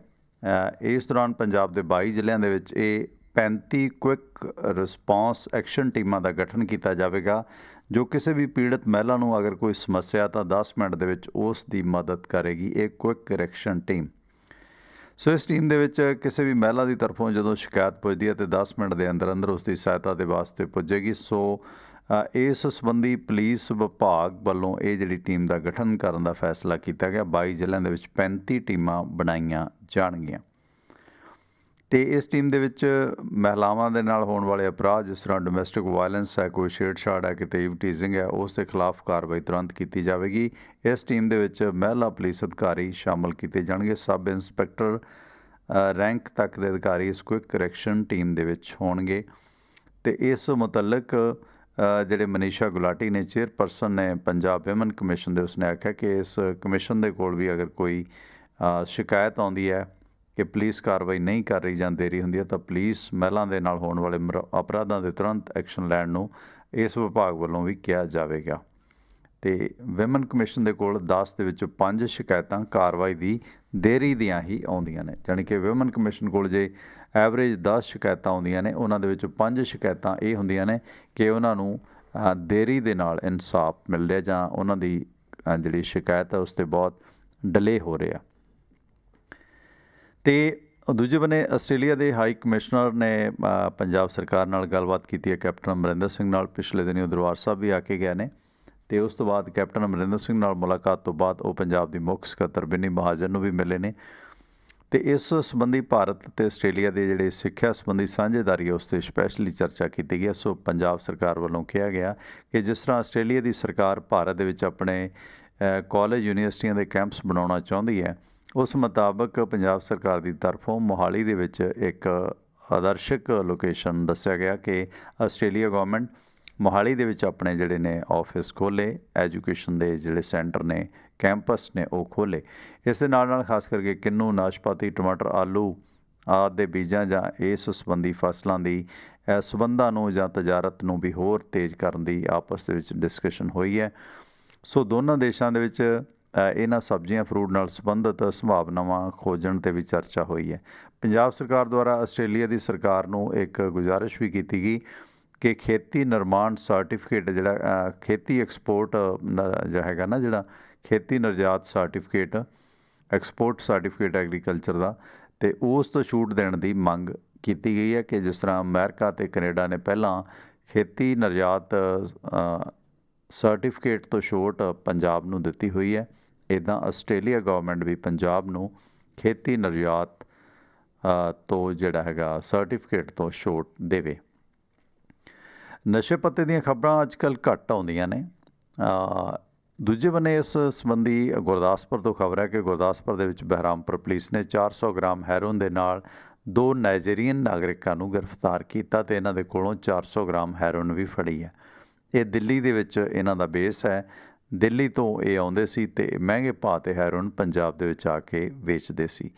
ਇਸ 400 ਗ੍ਰਾਮ ਦੀ ਹੈਰੋਇਨ ਸੀ ਜਿਹੜੀ ਇਹਨਾਂ ਦੇ ਵਿੱਚੋਂ ਫੜੇ ਗਏ। ਇੱਕ ਨਾਈਜੀਰੀਅਨ ਨਾਗਰਿਕ ਕੋਲੋਂ 120 ਗ੍ਰਾਮ ਅਤੇ ਦੂਜੇ ਕੋਲੋਂ 280 ਗ੍ਰਾਮ, ਜੋ ਉਹਨਾਂ ਨੇ ਆਪਣੇ ਜੈਕਟਾਂ ਦੇ ਵਿੱਚ ਲੁਕਾ ਰੱਖੀ ਸੀ। ਅਤੇ ਇਹ ਜਿਹੜੇ ਨਾਈਜੀਰੀਅਨ ਨੇ, ਤੁਸੀਂ ਵੇਖੋ ਭਾਵੇਂ ਕਿ ਇਹਨਾਂ ਦੇ ਚਿਹਰੇ ਮੋਹਰੇ ਤੋਂ ਇਹਨਾਂ ਦੀ ਜਲਦ ਸ਼ਨਾਖਤ ਹੋ ਜਾਂਦੀ ਹੈ, ਪਰ ਫਿਰ ਵੀ ਗਾਹੇ ਬਗਾਹੇ ਇਹ ਨਾਈਜੀਰੀਅਨ ਨਾਗਰਿਕ ਨੇ ਜਿਹੜੇ ਇਹ ਪੰਜਾਬ ਦੇ ਵਿੱਚ ਸਫ਼ਰ ਕਰਦੇ ਅਕਸਰ ਇਸ ਤਰ੍ਹਾਂ ਪੁਲਿਸ ਵੱਲੋਂ ਟਰੈਪ ਦੇ ਵਿੱਚ ਲਿਆਂਦੇ ਜਾਂਦੇ ਨੇ ਕਿ ਲੈਂਗੁਏਜ ਦੀ ਵੀ ਪ੍ਰੋਬਲਮ ਹੈ, ਹੋਰ ਬੜੀ ਪ੍ਰੋਬਲਮ ਹੈ। ਫਿਰ ਵੀ ਇਹ ਗਾਹੇ ਬਗਾਹੇ ਕਈ ਤਾਂ ਪੰਜਾਬੀਆਂ ਦੇ ਵਾਂਗੂ ਹੁਣ ਸੂਟ ਸਾਟ ਕੈਪ ਕੂਪ ਵੀ ਪਾਉਣ ਲੱਗ ਪਏ ਨੇ, ਪਰ ਫਿਰ ਵੀ ਇਹਨਾਂ ਦੀ ਪਹਿਚਾਣ ਜਲਦ ਹੋਣ ਦੇ ਬਾਵਜੂਦ ਵੀ, ਇਹਨਾਂ ਦੀ ਪਹਿਚਾਣ ਵੱਖਰੀ ਹੋਣ ਦੇ ਬਾਵਜੂਦ ਵੀ ਇਹ ਇਸ ਤਰ੍ਹਾਂ ਕੋਰੀਅਰ ਦਾ ਕੰਮ ਸ਼ਰੇਆਮ ਕਰਦੇ ਨੇ। ਅਤੇ ਇਸ ਦੇ ਨਾਲ ਨਾਲ ਘੱਟ ਆਪਣੇ ਪੰਜਾਬ ਵਾਲੇ ਵੀ ਨਹੀਂ। ਜਲਾਲਾਬਾਦ ਦੇ ਕਈ ਪਿੰਡ ਸ਼ਰਾਬ ਦੇ ਲਈ ਬੜੇ ਬਦਨਾਮ ਨੇ। ਜਲਾਲਾਬਾਦ ਦੇ ਪਿੰਡ ਗੁਮਾਨੀਵਾਲਾ ਖੂਹ ਦੇ ਵਿੱਚ ਜਿਹੜਾ ਬਲਾਕ ਸੰਮਤੀ ਦੇ ਮੈਂਬਰ ਦੇ ਘਰੇ ਨਜਾਇਜ਼ ਸ਼ਰਾਬ ਪਈ ਸੀ। ਸੋ ਸੂਚਨਾ ਮਿਲ 'ਤੇ ਜਦੋਂ ਪੁਲਿਸ ਨੇ ਰੇਡ ਕੀਤੀ ਤਾਂ ਇਹ ਸ਼ਰਾਬ ਰੱਖਣ ਵਾਲੇ ਜਿਹੜੇ ਲੋਕ ਸੀਗੇ, ਇਹ ਹਥਿਆਰ ਦਿਖਾ ਕੇ ਪੁਲਿਸ ਨੂੰ ਦਬਕਾ ਮਾਰ ਕੇ ਹਥਿਆਰਾਂ ਦੇ ਜ਼ੋਰ 'ਤੇ ਆਰਾਮ ਦੇ ਨਾਲ ਫਰਾਰ ਹੋ ਗਏ। ਸੋ ਪਿੰਡ ਗਵਾਣੀ ਵਾਲਾ ਖੂਹ ਦੇ ਵਿੱਚ ਅਸ਼ੋਕ ਕੁਮਾਰ ਜੋ ਕਿ ਬਲਾਕ ਸੰਮਤੀ ਦਾ ਮੈਂਬਰ ਹੈ ਅਤੇ ਕਾਂਗਰਸ ਪਾਰਟੀ ਨਾਲ ਸੰਬੰਧ ਰੱਖਦਾ ਹੈ, ਇਹ ਉਸਦੇ ਸਾਥੀ ਸਨ ਅਤੇ ਉਸਦੇ ਘਰੇ ਨਜਾਇਜ਼ ਸ਼ਰਾਬ ਰੱਖੀ ਗਈ ਸੀ ਅਤੇ ਉਹ ਅਕਸਰ ਇਹ ਨਜਾਇਜ਼ ਸ਼ਰਾਬ ਵੇਚਦਾ ਸੀ। ਸੋ ਇਸ ਸੰਬੰਧੀ ਜਿਹੜਾ ਹੈਗਾ ਪੁਲਿਸ ਪਾਰਟੀ ਨੇ ਜਦੋਂ ਰੇਡ ਕੀਤਾ ਸੀਗਾ ਅਤੇ ਇਹ ਹਥਿਆਰ ਦਿਖਾ ਕੇ ਉਹਨਾਂ ਨੂੰ ਫਰਾਰ ਹੋ ਗਏ ਸਨ। ਸੋ ਲੁਧਿਆਣਾ ਇਲਾਕੇ ਦੇ ਵਿੱਚ ਵੀ ਕੁਝ ਇੱਕ ਰਸੂਖਦਾਰ ਲੋਕ ਨੇ ਜਿਹੜੇ ਕਾਂਗਰਸ ਪਾਰਟੀ ਨਾਲ ਤਾਲੁਕ ਰੱਖਦੇ ਨੇ, ਉਹ ਅਕਸਰ ਸ਼ਰਾਬ ਦੀ ਤਸਕਰੀ ਦੇ ਵਿੱਚ ਇਨਵੋਲਵਮੈਂਟ ਉਹਨਾਂ ਦੀ ਸਾਹਮਣੇ ਆਉਂਦੀ ਹੈ, ਪਰ ਸਰਕਾਰ ਕੋਈ ਐਕਸ਼ਨ ਨਹੀਂ ਲੈਂਦੀ। LMA ਐਵੇਂ ਥੋੜ੍ਹੀ ਬਣਾਇਆ ਅਗਲੇ ਨੇ। ਦੂਜੇ ਬੰਨੇ ਬਰਨਾਲਾ ਤੋਂ ਖਬਰਾਂ ਨੇ। ਬਰਨਾਲਾ ਦੇ ਜਿਹੜੇ ਲੋਕ ਨੇ, ਕਿਉਂਕਿ ਦੇਖੋ ਲਿਟਰੇਚਰ ਸਭ ਤੋਂ ਵੱਧ ਮਾਲਵੇ 'ਚ ਪੜ੍ਹਿਆ ਜਾਂਦਾ, ਸਾਹਿਤ, ਅਤੇ ਮਾਲਵੇ ਦੇ ਵਿੱਚੋਂ ਸਭ ਤੋਂ ਵੱਧ ਬਰਨਾਲੇ 'ਚ ਪੜ੍ਹਿਆ ਜਾਂਦਾ। ਬਰਨਾਲੇ ਦੇ ਲੋਕ ਬੜੇ ਅਗਾਂਹ-ਵਧੂ ਵੀ ਨੇ। ਸੋ ਬਰਨਾਲੇ ਦੀ ਇੱਕ ਧਿਆਣੀ ਹੈ ਗਰਿਮਾ ਵਰਮਾ, ਇਹ ਅਮਰੀਕਾ ਦੇ ਨਵੇਂ ਰਾਸ਼ਟਰਪਤੀ ਜੋ ਬਾਇਡਨ ਦੀ ਪਤਨੀ ਦੀ ਡਿਜੀਟਲ ਡਾਇਰੈਕਟਰ ਹੈ। ਸੋ ਬਰਨਾਲੇ ਦੀ ਰਹਿਣ ਵਾਲੀ ਇਹ ਗਰਿਮਾ ਵਰਮਾ ਜੋ ਅਮਰੀਕਾ ਦੇ ਵਿੱਚ ਨਵੇਂ ਰਾਸ਼ਟਰਪਤੀ ਜੋ ਬਾਇਡਨ ਦੀ ਪਤਨੀ ਜਿਲ ਬਾਇਡਨ ਦੀ ਡਿਜੀਟਲ ਡਾਇਰੈਕਟਰ ਬਣੀ ਹੈ। ਸੋ ਬਰਨਾਲੇ ਨਾਲ ਸੰਬੰਧਿਤ ਸਮਾਜ ਸੇਵੀ ਪਰਿਵਾਰ ਹੈ ਰਾਜੀਵ ਵਰਮਾ ਰਿੰਪੀ ਦਾ, ਉਸ ਨੇ ਦੱਸਿਆ ਕਿ ਜਿਹੜੀ ਗਰਿਮਾ ਵਰਮਾ ਦੇ ਪੜਦਾਦਾ ਹੀਰਾ ਲਾਲ ਬਰਨਾਲਾ ਦੇ ਵਿੱਚ ਡਾਕਟਰ ਸਨ, ਅਤੇ ਉਸ ਤੋਂ ਬਾਅਦ ਉਸਦਾ ਦਾਦਾ ਜਿਹੜਾ ਪੜਦਾਦਾ ਡਾਕਟਰ ਸੀ ਪਹਿਲਾਂ, ਫਿਰ ਉਹਦਾ ਦਾਦਾ ਮਨੋਹਰ ਲਾਲ ਡਾਕਟਰ ਬਣਿਆ। ਉਸ ਤੋਂ ਬਾਅਦ ਉਹਦਾ ਪਿਤਾ ਰਮਨ ਕੁਮਾਰ ਵੀ ਬਰਨਾਲਾ ਦੇ ਵਿੱਚ ਡਾਕਟਰ ਸੀ। ਸੋ ਬਰਨਾਲਾ ਦੇ ਵਿੱਚ ਇਸ ਗਰਿਮਾ ਦਾ ਜਨਮ 1993 ਦੇ ਵਿੱਚ ਹੋਇਆ ਸੀ। ਉਸ ਤੋਂ ਬਾਅਦ ਉਸ ਦਾ ਪਿਤਾ ਅਤੇ ਮਾਤਾ ਸਾਰੇ ਲੋਕ ਅਮਰੀਕਾ ਚਲੇ ਗਏ, ਉਹ ਅਮਰੀਕਾ ਦੇ ਵਿੱਚ ਹੀ ਸੈਟਲ ਨੇ। ਹੁਣ ਇਸ ਦੀ ਚਾਚੀ ਹੈ ਜਿਹੜੀ ਗਰਿਮਾ ਦੀ, ਡਾਕਟਰ ਮੋਨਾ, ਉਹ ਬਰਨਾਲੇ ਦੇ ਵਿੱਚ ਰਹਿੰਦੀ ਹੈ, ਆਪਣਾ ਹੌਸਪੀਟਲ ਚਲਾਉਂਦੀ ਹੈ, ਅਤੇ ਉਸ ਦੀ ਦਾਦੀ ਵੀ ਇੱਥੇ ਹੀ ਰਹਿੰਦੀ ਹੈ। ਅਤੇ ਇਹ ਬਰਨਾਲਾ ਆਉਣ 'ਤੇ ਇਸ ਗਰਿਮਾ ਦਾ ਭਰਪੂਰ ਸਵਾਗਤ ਕੀਤਾ ਜਾਵੇਗਾ, ਜੋ ਉੱਥੋਂ ਹੁਣ ਅਮਰੀਕਨ ਰਾਸ਼ਟਰਪਤੀ ਜੋ ਬਾਇਡਨ ਦੀ ਪਤਨੀ ਜਿਲ ਬਾਇਡਨ ਦੀ ਡਿਜੀਟਲ ਡਾਇਰੈਕਟਰ ਹੈ, ਉਸ ਦਾ ਕੰਮ ਕਾਜ ਜਿਹੜਾ ਹੈ ਉਹ ਵੇਖਦੀ ਹੈ। ਉਧਰ ਡੈਨਮਾਰਕ ਦੀ ਕੰਪਨੀ ਨੇ ਪੰਜਾਬ ਦੇ ਵਿੱਚ 125 ਕਰੋੜ ਰੁਪਏ ਦਾ ਸ਼ੁਰੂਆਤੀ ਨਿਵੇਸ਼ ਕੀਤਾ। ਸੋ ਪੈਕੇਜਿੰਗ ਕੰਪਨੀ ਹਾਟਮੈਨ ਨੇ ਮੋਨ ਫੋਬਸ ਦੇ ਨਾਲ 125 ਕਰੋੜ ਰੁਪਏ ਦੇ ਨਿਵੇਸ਼ ਦੀ ਸ਼ੁਰੂਆਤ ਕੀਤੀ ਹੈ। ਇਸ ਡੈਨਮਾਰਕ ਦੀ ਕੰਪਨੀ ਨੇ। ਸੋ ਅਰਨਸਟੋ ਦੇ ਜਿਹੜੇ South Africa and Asia Hartmann group ਨੇ, ਉਹਨਾਂ ਨੇ ਪੰਜਾਬ ਦੇ ਵਿੱਚ ਇਹ ਜਿਹੜੀ ਆਪਣੀ ਇਨਵੈਸਟਮੈਂਟ ਕੀਤੀ ਹੈ। ਇਸ ਸੰਬੰਧੀ ਪੰਜਾਬ ਸਰਕਾਰ ਵੱਲੋਂ ਅਪਡੇਟ ਹੈ ਕਿ ਹਾਟਮੈਨ ਨੇ ਪੰਜਾਬ ਦੇ ਵਿੱਚ ਆਉਣ ਵਾਲੇ ਸਮੇਂ ਦੇ ਵਿੱਚ ਜਿਹੜਾ ਹੈਗਾ ਆਪਣੀ ਹੋਰ ਇਨਵੈਸਟਮੈਂਟ ਕਰਨੀ ਹੈ। ਅਤੇ ਉਸ ਦੌਰਾਨ ਡੈਨਮਾਰਕ ਪੰਜਾਬ ਦੇ ਵਿੱਚ ਆਉਣ ਵਾਲਾ 11ਵਾਂ ਮੁਲਕ ਬਣ ਗਿਆ, ਜਿੱਥੋਂ ਦੀਆਂ ਕੰਪਨੀਆਂ, ਖਾਸ ਕਰਕੇ 4 ਕੰਪਨੀਆਂ ਨੇ ਡੈਨਮਾਰਕ ਦੀਆਂ ਨੇ ਪੰਜਾਬ ਦੇ ਵਿੱਚ ਨਿਵੇਸ਼ ਕੀਤਾ। ਹਾਲੇ ਕਿ ਇਹ ਸ਼ੁਰੂਆਤ ਹੈ, 125 ਕਰੋੜ ਰੁਪਏ ਦੀ ਸ਼ੁਰੂਆਤ ਡੈਨਮਾਰਕ ਨੇ ਕੀਤੀ ਹੈ। ਇਹ 11ਵਾਂ ਮੁਲਕ ਹੈ ਜਿਸ ਦੇ ਬਾਰੇ ਕਪਤਾਨ ਸਰਕਾਰ ਨੇ ਦਾਅਵਾ ਕੀਤਾ ਕਿ ਉਹਨਾਂ ਨੇ ਇੱਥੇ ਇਨਵੈਸਟ ਕੀਤਾ ਹੈ। ਜ਼ਿੰਦਗੀ ਦੇ ਰੰਗਾਂ ਅਤੇ ਆਵਾਜ਼ ਦੀਆਂ ਤਰੰਗਾਂ ਨੂੰ ਮਾਣਦੇ ਹੋਏ ਇਸ ਵਕਤ ਤੁਸੀਂ ਜੁੜੇ ਹੋ ਟਿਵਾਣਾ ਰੇਡੀਓ ਦੇ ਨਾਲ। ਬਾਗਾਂ ਅਤੇ ਰਾਗਾਂ ਦੇ ਸ਼ਹਿਰ ਪਟਿਆਲਾ ਤੋਂ ਮੈਂ ਪਰਮਿੰਦਰ ਸਿੰਘ ਟਿਵਾਣਾ। ਇਸ ਵਕਤ ਇੱਕ ਕਾਲਰ ਵੀ ਆਪਣੇ ਨਾਲ ਲਾਈਨ 'ਤੇ ਨੇ, ਉਹਨਾਂ ਦਾ ਵੀ ਸਵਾਗਤ ਕਰਦੇ ਹਾਂ। ਅਤੇ ਗੱਲ ਤਾਂ ਵੈਸੇ ਸਾਰੀ ਵਿਗੜੀ ਪਈ ਹੈ, ਇਕੱਲੇ ਮੋਦੀ ਸਾਹਿਬ ਦੀ ਕੀ ਆਲੋਚਨਾ ਕਰਦੇ ਹੋ। ਹਾਲਾਤ ਪੰਜਾਬ ਸਰਕਾਰ ਦੇ ਵੀ ਕੋਈ ਬਹੁਤੇ ਬਿਹਤਰ ਨਹੀਂ ਹੈ। ਸਕੂਲਾਂ ਦਾ ਜਿਹੜਾ ਹਾਲੀਆ ਸਰਵੇ ਆਇਆ, ਉਸ ਦੇ ਵਿੱਚ ਪੰਜਾਬ ਸਿੱਖਿਆ ਦੇ ਵਿੱਚ ਵੀ ਲਗਾਤਾਰ ਪਛੜ ਰਿਹਾ। ਸ਼ਬਦ ਗੁਰੂ ਦੀ ਧਰਤੀ ਦੇ ਵਾਰਸ ਲੋਕ ਸ਼ਬਦਾਂ ਦੇ ਪੱਖੋਂ ਪਛੜਦੇ ਹੋਣ ਤਾਂ ਫਿਰ ਬੜਾ ਅਜੀਬ ਲੱਗਦਾ। ਸਤਿ ਸ਼੍ਰੀ ਅਕਾਲ ਢਿੱਲੋਂ ਸਾਹਿਬ, ਤੁਸੀਂ ਏਅਰ 'ਤੇ ਆ ਚੁੱਕੇ ਹੋ, ਵੈਲਕਮ। ਹਾਂਜੀ ਸਰ, ਸਤਿ ਸ਼੍ਰੀ ਅਕਾਲ ਜੀ। ਮਿਹਰਬਾਨੀ ਢਿੱਲੋਂ ਸਾਹਿਬ, ਸਵਾਗਤ ਹੈ ਤੁਹਾਡਾ। ਬਹੁਤ ਫੇਵਰਟ ਪਰ ਉਹਨੇ ਜਦੋਂ ਨਾ ਉਹ ਤੁਹਾਡੀ ਆਵਾਜ਼ ਘੱਟ ਰਹੀ ਹੈ ਢਿੱਲੋਂ ਸਾਹਿਬ।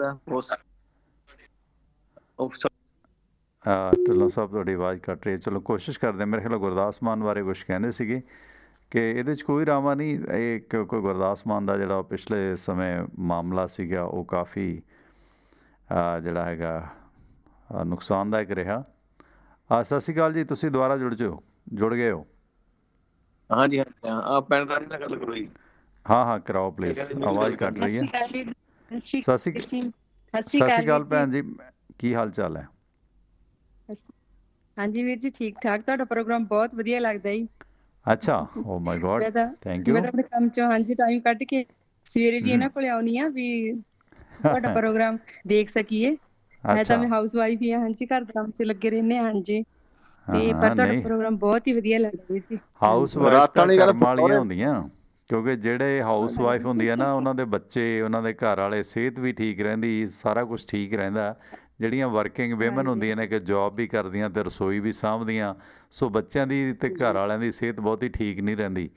ਹਾਲਾਂਕਿ ਪਿੱਛੇ ਜੇ ਨਾ ਇੱਕ ਭੈਣ ਜੀ ਤੁਹਾਨੂੰ ਮੈਂ ਦੱਸਾਂ, ਇੱਕ ਫੈਸਲਾ ਆਇਆ ਸੀਗਾ, ਇੱਕ ਹਾਊਸ ਵਾਈਫ ਸੀ, ਉਹਦੀ ਡੈਥ ਹੋ ਗਈ ਸੀ ਐਕਸੀਡੈਂਟ ਦੇ ਵਿੱਚ। ਅਤੇ ਸਰਕਾਰ ਦਾ ਹੁਣ ਫਿਤਰਤ ਇਹ ਹੈ ਨਾ, ਹੁਣ ਜੇ ਕੋਈ ਪੱਤਰਕਾਰ ਹੈ, ਡਾਕਟਰ ਹੈ, ਵਕੀਲ ਹੈ, ਉਹਦੀ ਜੇ ਮੌਤ ਹੋ ਜਾਂਦੀ ਹੈ ਨਾ ਹਾਦਸੇ ਦੇ ਵਿੱਚ, ਤਾਂ ਉਹਦੇ ਕੰਮ ਦੇ ਹਿਸਾਬ ਦੇ ਨਾਲ ਉਹਨਾਂ ਨੂੰ ਮੁਆਵਜ਼ਾ ਮਿਲਦਾ ਕਿ ਬੰਦੇ ਦੀ ਇੰਨੀ ਕਮਾਈ ਸੀ ਸਾਲ ਦੀ, ਉਸ ਹਿਸਾਬ ਨਾਲ ਉਸ ਮ੍ਰਿਤਕ ਦੇ ਪਰਿਵਾਰ ਨੂੰ ਮੁਆਵਜ਼ਾ ਮਿਲਦਾ। ਇਹ ਪਹਿਲੀ ਵਾਰੀ ਹੋਇਆ ਇੰਡੀਆ ਦੇ ਵਿੱਚ। ਸੁਪਰੀਮ ਕੋਰਟ ਨੇ ਉਹ ਲੜਕੀਆਂ ਦੀ ਮਾਂ ਹਾਊਸ ਵਾਈਫ ਸੀ, ਇੱਕ ਹਾਦਸੇ ਦੇ ਵਿੱਚ ਉਹਦੀ ਮੌਤ ਹੋ ਗਈ। ਉਹਨੂੰ ਪਹਿਲਾਂ 22 ਲੱਖ ਮੇਰੇ ਖਿਆਲ ਦਿੱਤਾ ਗਿਆ ਸੀ ਮੁਆਵਜ਼ਾ, ਪਰ ਉਹਦੀਆਂ ਬੇਟੀਆਂ ਨੇ ਸੁਪਰੀਮ ਕੋਰਟ 'ਚ ਕੇਸ ਲਿਆਂਦਾ ਅਤੇ ਸੁਪਰੀਮ ਕੋਰਟ ਨੇ ਵੀ ਮੰਨਿਆ ਕਿ ਹਾਊਸ ਵਾਈਫ ਦਾ ਵੀ ਜਿਹੜਾ ਹੈਗਾ ਕੰਮ ਘੱਟ ਨਹੀਂ ਹੈ, ਇਸ ਕਰਕੇ ਇਹਨੂੰ 42 ਲੱਖ ਮੁਆਵਜ਼ਾ ਦਿੱਤਾ ਜਾਵੇ। ਸੋ ਇਹ ਪਹਿਲੀ ਵਾਰੀ ਕਾਨੂੰਨਨ ਤੌਰ 'ਤੇ ਹੋਇਆ ਕਿ ਹਾਊਸ ਵਾਈਫ ਨੂੰ ਵੀ ਬਣਦਾ ਸਤਿਕਾਰ ਦਿੱਤਾ ਗਿਆ, ਕਿਉਂਕਿ ਘਰ ਨੂੰ ਸਾਂਭਣਾ, ਸਾਰਾ ਸਾਫ਼ ਸਫਾਈ ਰੱਖਣਾ, ਸਿਹਤ ਦਾ ਖਿਆਲ ਰੱਖਣਾ, ਖਾਣਾ ਟਾਈਮ ਸਿਰ ਬਣਾਉਣਾ। ਸੋ ਇਸ ਕਰਕੇ ਹਾਊਸ ਵਾਈਫ ਹੋਣਾ ਵੀ ਪ੍ਰਾਊਡ ਵਾਲੀ ਗੱਲ ਹੈ, ਮਾਣ ਵਾਲੀ ਗੱਲ ਹੈ। ਭੈਣ ਜੀ ਕੀ ਨਾਂ ਤੁਹਾਡਾ? ਹਾਂਜੀ, ਦਲਵਿੰਦਰ ਕੌਰ ਜੀ। ਅੱਛਾ, ਦਲਵਿੰਦਰ ਕੌਰ। ਪੇਕੇ ਕਿੱਥੇ ਨੇ ਤੁਹਾਡੇ? ਲੰਮੇ ਜੱਟ ਪਰੇ ਆਈ ਲੰਮੇ। ਅੱਛਾ, ਲੰਮੇ ਜੱਟ ਪਰੇ। ਤੁਹਾਡਾ ਪਿੰਡ ਦਾ ਨਾਮ ਬਹੁਤ ਸੋਹਣਾ ਲੈ। ਚਲੋ ਮੈਂ ਅੱਜ ਪੁੱਛ ਲੈਣਾ ਵੀ ਲੰਮੇ ਜੱਟ ਪਰੇ, ਉੱਥੋਂ ਦੇ ਤਾਂ ਲੋਕ ਬਾਵਾ ਲੰਮੇ ਨੇ ਕਿ ਉੱਦਾਂ ਹੀ ਲੰਮੇ ਜੱਟ ਪਰੇ ਕਹਿੰਦੇ ਆ? ਨਹੀਂ, ਮੇਰਾ ਰਾਜਗੜ੍ਹ ਹੈ ਵੀ ਲੰਮੇ। ਅੱਛਾ, ਤੁਹਾਡਾ ਤਾਂ ਰਾਜਗੜ੍ਹ। ਮੈਂ ਭੈਣ ਜੀ ਹੋਰਾਂ ਦਾ ਪੁੱਛ ਰਿਹਾ ਸੀਗਾ, ਦਲਜਿੰਦਰ ਦਾ ਜੀ। ਮੈਂ ਕਿਹਾ ਤੁਹਾਡੇ ਸਹੁਰੇ ਢੱਲੋਂ ਸਾਹਿਬ ਲੰਮੇ ਜੱਟ ਪਰੇ ਨੇ, ਫਿਰ ਰਾਏਕੋਟ ਵਾਲਿਆਂ ਨੂੰ ਲੰਮੇ ਹੱਥੀ ਪੈਂਦੇ ਆ ਕਿ ਨਹੀਂ ਪੈਂਦੇ? ਲੰਮੇ ਪਾ ਕੇ ਕੁੱਟਦੇ। ਵੇਖ ਲਓ, ਮੰਨ ਗਏ ਭੈਣ ਦੇ ਸਾਹਮਣੇ ਨਾ। ਹਾਂ, ਲੰਮੇ ਮਤਲਬ ਇਹ ਵੀ ਇੱਕ ਮੁਹਾਵਰਾ ਨਾ। ਮੈਂ ਦੂਸਰੀ ਲਾਈਨ 'ਤੇ ਲਾਉਣਾ, ਤੁਹਾਨੂੰ ਲਿੰਕ ਟੁੱਟ ਰਿਹਾ ਬਾਰ-ਬਾਰ। ਅਤੇ ਉਹ ਕਹਿੰਦੇ ਆ ਨਾ ਕਿ ਇਸ ਵਕਤ ਚਲੋ ਬਿਲਗਾ ਸਾਹਿਬ ਦੀ ਕਾਲ ਆ ਗਈ ਹੈ, ਬਿਲਗਾ ਸਾਹਿਬ ਨੂੰ ਲੈਂਦੇ ਹਾਂ, ਫਿਰ ਭੈਣ ਰਾਣੀ ਹੋਰਾਂ ਨਾਲ ਗੱਲਾਂ ਕਰਦੇ ਹਾਂ। ਸਤਿ ਸ਼੍ਰੀ ਅਕਾਲ ਬਿਲਗਾ ਸਾਹਿਬ, ਤੁਸੀਂ ਆਨਰ ਹੋ? ਹਾਂਜੀ, ਸਤਿ ਸ਼੍ਰੀ ਅਕਾਲ ਜੀ। ਮੈਂ ਤਾਂ ਸੋਚਦਾ ਸੀ ਅੱਜ ਖਰੇ ਫੇਰ ਮੇਰੇ ਨੈਟ 'ਚ ਪ੍ਰੋਬਲਮ ਆ ਗਈ, ਵੀ ਚੱਲ ਹੀ ਨਹੀਂ ਰਿਹਾ ਪ੍ਰੋਗਰਾਮ, ਤੇ ਸਵੇਰੇ ਫੇਰ ਬੰਦ ਰਿਹਾ। ਤੇ ਮੈਨੂੰ ਹਾਂਜੀ, ਇੱਧਰ ਕੈਨੇਡਾ ਦੇ ਹਿਸਾਬ ਨਾਲ ਡੇ ਟਾਈਮ ਸੀਗਾ ਆਪਣੇ 6 ਵਜੇ ਸੀ ਸਵੇਰ ਦੇ। ਮੈਂ ਅੱਜ ਅਪਸੈਟ ਜਿਹਾ ਸੀ, ਉਹ ਮੈਂ ਨਾ ਆਪਣੇ ਸਟੂਡੀਓ 'ਚ ਕੋਈ ਸੈਟਿੰਗ ਕਰ ਰਿਹਾ ਸੀ, ਕਿਤੇ ਮੇਰੇ ਤੋਂ ਹੀ ਆਫ ਹੋ ਗਿਆ ਸਰਵਰ। ਉਹ ਠੀਕ ਹੈ, ਠੀਕ ਹੈ, ਠੀਕ ਹੈ। ਫਿਰ ਮੈਨੂੰ ਪਤਾ ਲੱਗਾ ਤੁਹਾਡੀ ਸਿਹਤ ਵੀ ਠੀਕ ਨਹੀਂ ਸੀਗੀ। ਹਾਂ, ਮੈਂ ਨਾ ਅਸਲ ਦੇ ਵਿੱਚ ਰਿਪੀਟ ਪ੍ਰੋਗਰਾਮ ਅਪਲੋਡ ਕਰਦਾ ਸੀਗਾ, ਅਤੇ ਉਹ ਪੇਨ ਪੂਨ ਜਦੋਂ ਹੋ ਰਹੀ ਹੈ ਫਿਰ ਅੱਖਾਂ ਵੀ ਘੱਟ ਹੀ ਖੁੱਲ੍ਹਦੀਆਂ ਹੁੰਦੀਆਂ। ਉਹ ਮੈਂ ਕਰਦੇ ਸੈਟਿੰਗ ਤਾਂ ਕਰਤੀ, ਪਰ ਉਸ ਤੋਂ ਬਾਅਦ ਉਹ ਬੰਦ ਹੋ ਗਿਆ, ਕਿਊ 'ਚ ਰਹਿ ਗਿਆ ਉਹ ਕੰਮ। ਜੀ ਜੀ ਬਿਲਗਾ ਸਾਹਿਬ। ਉਹ ਠੀਕ ਹੈ, ਕਿਉਂਕਿ ਮੈਂ ਯੂਜਲੀ ਸਵੇਰ ਨੂੰ ਮਾਰਨਿੰਗ ਟਾਈਮ ਹੀ ਜਦੋਂ 4 ਵਜੇ ਸ਼ੁਰੂ ਕਰੀਦਾ ਕੰਮ, ਤਾਂ ਫਿਰ ਤੁਹਾਡਾ ਚੈਨਲ ਲਾ ਲਈਦਾ ਤੇ ਫਿਰ ਉਹ ਰਿਪੀਟ ਸੁਣਦੇ ਰਹੀਦਾ। ਤੇ ਬਾਕੀ ਤੁਸੀਂ ਆ ਭੈਣ ਜੀ ਉਹਨਾਂ ਨਾਲ ਗੱਲ ਕਰਦੇ ਸੀਗੇ ਹਾਊਸ ਵਾਈਫ ਦੀ, ਜਿਹੜਾ ਬੰਦਾ ਕਮਾ ਤਾਂ ਬਥੇਰਾ ਸਕਦਾ ਪਰ ਉਹ ਘਰ ਨਹੀਂ ਚਲਾ ਸਕਦਾ। ਆਪਾਂ ਕਹਿ ਦਿੰਦੇ ਹਾਂ ਘਰ ਦੀ ਬਹੁਤ ਵੱਡੀ ਜ਼ਿੰਮੇਵਾਰੀ ਆ, ਆਪਾਂ ਕਈ ਵਾਰੀ ਗਿਣਤੀ 'ਚ ਨਹੀਂ ਰੱਖਦੇ ਲੇਡੀਜ਼ ਦਾ ਕੰਮ। ਤੇ ਲੇਡੀਜ਼ ਤੋਂ ਬਿਨਾਂ ਬੰਦਾ ਕੁਝ ਵੀ ਨਹੀਂ ਹੈਗਾ। ਜੇ ਲੇਡੀਜ਼ ਕਹਿੰਦੇ ਹੁੰਦੇ ਆ ਜੇ ਚਾਹਵੇ ਤਾਂ ਘਰ ਨੂੰ ਬਣਾ ਸਕਦੀ ਆ, ਹਨਾ, ਚਾਹਵੇ ਤਾਂ ਸਵਰਗ ਬਣਾ ਸਕਦੀ ਆ, ਇਹ ਸਾਰੇ ਘਰ ਨੂੰ ਸਵਰਗਵਾਸੀ ਬਣਾ ਸਕਦੀ। ਲੇਡੀ ਤੇ ਬਹੁਤ ਹੱਥ ਆ ਇਹਨਾਂ ਚੀਜ਼ਾਂ ਦਾ। ਨਹੀਂ ਦੇਖੋ ਬਾਈ ਬਿਲਗਾ, ਗੱਲ ਏਦਾਂ ਕਿ ਸੰਡੇ ਦਾ ਜਿਹੜਾ ਦਿਨ ਹੁੰਦਾ ਨਾ, ਉਹ ਮਤਲਬ ਸਾਰਿਆਂ ਲਈ ਬਹੁਤ ਉਤਸ਼ਾਹ ਦਾ ਦਿਨ ਹੁੰਦਾ, ਕਿਉਂਕਿ ਉਸ ਦਿਨ ਇੱਕ ਤਾਂ ਸਾਰੇ ਘਰੇ ਹੁੰਦੇ ਨੇ, ਅਤੇ ਫਿਰ ਉਸ ਦਿਨ ਬ੍ਰੇਕਫਾਸਟ ਤੋਂ ਲੈ ਕੇ ਡਿਨਰ ਤੱਕ ਨਾ ਲਜ਼ੀਜ਼ ਤੋਂ ਲਜ਼ੀਜ਼ ਖਾਣੇ ਮਿਲਦੇ ਆ, ਕਿਉਂਕਿ ਬੇਬੇ ਵੀ ਘਰ ਹੁੰਦੀ ਆ, ਵਹੁਟੀ ਵੀ ਘਰ ਹੁੰਦੀ ਆ, ਧਿਆਣੀਆਂ ਵੀ ਘਰ ਹੁੰਦੀਆਂ, ਅਤੇ ਪੂਰੀਆਂ ਖੁਸ਼ਬੂਆਂ ਖਿੰਡਦੀਆਂ ਨਾ, ਐਨ ਪੂਰਾ ਸਭ ਬਣਦਾ ਖਾਣ। ਹਾਂਜੀ, ਇੱਕ ਚੀਜ਼ ਮੰਨਣੀ ਪਊਗੀ, ਘਰ ਦੇ ਵਿੱਚ ਜਿਹੜੀ ਰੌਣਕ ਹੈ ਨਾ ਉਹ ਲੇਡੀਜ਼ ਦੇ ਨਾਲ ਹੀ ਆ। ਜੇ ਘਰ ਦੇ ਵਿੱਚ ਲੇਡੀਜ਼ ਹੈ ਨੀ ਨਾ, ਤਾਂ ਰੌਣਕ ਹੈ ਨੀ ਘਰ ਦੇ ਵਿੱਚ। ਮੋਸਟਲੀ ਜਿੱਥੇ ਘਰ ਦੇ ਵਿੱਚ ਧੀਆਂ ਹਨਾ, ਉਸ ਘਰ ਦੇ ਵਿੱਚ ਬਹੁਤ ਜ਼ਿਆਦਾ ਚਹਿਲ ਪਹਿਲ ਹੈ। ਕਹਿੰਦੇ ਜਦੋਂ ਧੀ ਘਰੋਂ ਜਾਂਦੀ ਹੈ ਨਾ, ਉਹ ਬਾਬਲ ਦੇ ਘਰ ਦੀ ਰੌਣਕ ਵੀ ਨਾਲ ਹੀ ਲੈ ਜਾਂਦੀ ਆ। ਇਹ ਤਾਂ ਤੁਸੀਂ ਵੇਖੋ ਬਿਲਗਾ ਸਾਹਿਬ, ਜਦੋਂ ਘਰੇ ਕੁੜੀ ਦਾ ਵਿਆਹ ਹੁੰਦਾ ਨਾ, ਉਸ ਘਰੇ ਰੌਣਕ ਜ਼ਿਆਦਾ ਹੁੰਦੀ ਹੈ ਮੁੰਡੇ ਵਾਲਿਆਂ ਨਾਲੋਂ, ਕਿਉਂਕਿ ਕੁੜੀ ਦਾ ਘਰ ਹੈ, ਕੁੜੀਆਂ ਚਿੜੀਆਂ ਆਉਂਦੀਆਂ ਨੇ, ਗੀਤ ਗਾਉਂਦੀਆਂ ਨੇ, ਵਧੀਆ ਖਾਣਾ ਬਣਾਉਂਦੀਆਂ ਨੇ, ਅਤੇ ਮੁੰਡੇ ਵਾਲੇ ਘਰੇ ਉਨੀ ਰੌਣਕ ਨਹੀਂ ਹੁੰਦੀ। ਇਹ ਯੂਨੀਵਰਸਲ ਟਰੁੱਥ ਹੈ, ਜੇ ਆਪਾਂ ਵੇਖਿਆ ਜਾਵੇ, ਕੰਧ 'ਤੇ ਲਿਖਿਆ ਸੱਚ ਹੈ। ਤੁਸੀਂ ਵੇਖੋ ਕਿ ਜਦੋਂ ਕੁੜੀ ਦੀ ਡੋਲੀ ਵਿਦਾ ਹੋ ਜਾਂਦੀ ਹੈ, ਇੱਕ ਤਾਂ ਮਾਹੌਲ ਭਾਵੁਕ ਹੋ ਜਾਂਦਾ, ਮੇਰਾ ਤਾਂ ਵੈਸੇ ਬਹੁਤ ਭਾਵੁਕ ਹੋ ਜਾਂਦਾ। ਤੁਸੀਂ ਵੇਖੋ ਫਿਰ ਜਦੋਂ ਮੁੰਡੇ ਦੇ ਘਰ ਜਾਂਦੀ ਹੈ ਨਾ ਕੁੜੀ ਨੂੰ, ਜਦੋਂ ਮੁੰਡੇ ਦੇ ਘਰ ਜਾਂਦੀ ਹੈ ਨੂੰਹ ਰਾਣੀ ਬਣ ਕੇ, ਤੇ ਸਾਰੀ ਚਹਿਲ ਪਹਿਲ ਫਿਰ ਉਹਨਾਂ ਦੇ ਘਰੇ 'ਚ ਹੁੰਦੀ ਹੈ। ਸੋ ਇਸ ਕਰਕੇ ਧਿਆਣੀਆਂ ਦੇ ਨਾਲ ਰੌਣਕਾਂ ਹੈਗੀਆਂ ਨੇ। ਜਦੋਂ ਕੋਈ ਨਵੀਂ ਨਵੇਲੀ ਪਿੰਡ 'ਚ ਆਉਂਦੀ ਹੈ, ਸਾਰੇ ਪਿੰਡ ਨੂੰ ਕਿੰਨਾ ਉਤਸ਼ਾਹ ਹੁੰਦਾ। ਅੱਗੇ ਤਾਂ ਵੇਖਦੇ ਸੀ, ਮਤਲਬ ਮੂੰਹ ਵੇਖਣਾ ਹੀ ਵੱਡੀ ਗੱਲ ਸੀ ਕਿ ਬਹੂ ਦਾ ਮੂੰਹ ਦੇਖ ਕੇ ਆਉਂਦੇ ਆ। ਹੁਣ ਤਾਂ ਚਲੋ ਓਪਨ ਆ ਸਾਰਾ ਕੁਛ। ਸੋ ਇਸ ਕਰਕੇ ਰੌਣਕਾਂ ਹੁੰਦੀਆਂ ਧਿਆਣੀਆਂ ਦੇ ਨਾਲ ਹੀ ਨੇ, ਇਹ ਗੱਲ ਮੰਨਣੀ ਪੈਗੀ ਜੀ। ਬਿਲਕੁਲ। ਜੇ ਘਰ ਦੇ ਵਿੱਚ ਬਾਅਦ ਵਿੱਚ ਇਕੱਲਾ ਰਹਿ ਜਾਂਦਾ ਤਾਂ ਇੱਕ ਬਾਪ ਆ ਜਿਹੜਾ ਆਪਣੇ ਆਪ ਨੂੰ ਬਹੁਤ ਇਕੱਲਾ ਮਹਿਸੂਸ ਕਰਦਾ ਧੀ ਦੇ ਜਾਣ ਤੋਂ ਬਾਅਦ। ਚਲੋ ਫਿਰ ਇਮੋਸ਼ਨਲ ਹੋ ਜਾਣਾ ਆਪਾਂ ਦੋਨਾਂ ਨੇ ਤਾਂ। ਥੈਂਕ ਯੂ ਜੀ, ਬਹੁਤ ਵਧੀਆ ਲੱਗਾ ਪ੍ਰੋਗਰਾਮ। ਮੰਡੇ ਮਿਲਦੇ ਹਾਂ ਜੀ।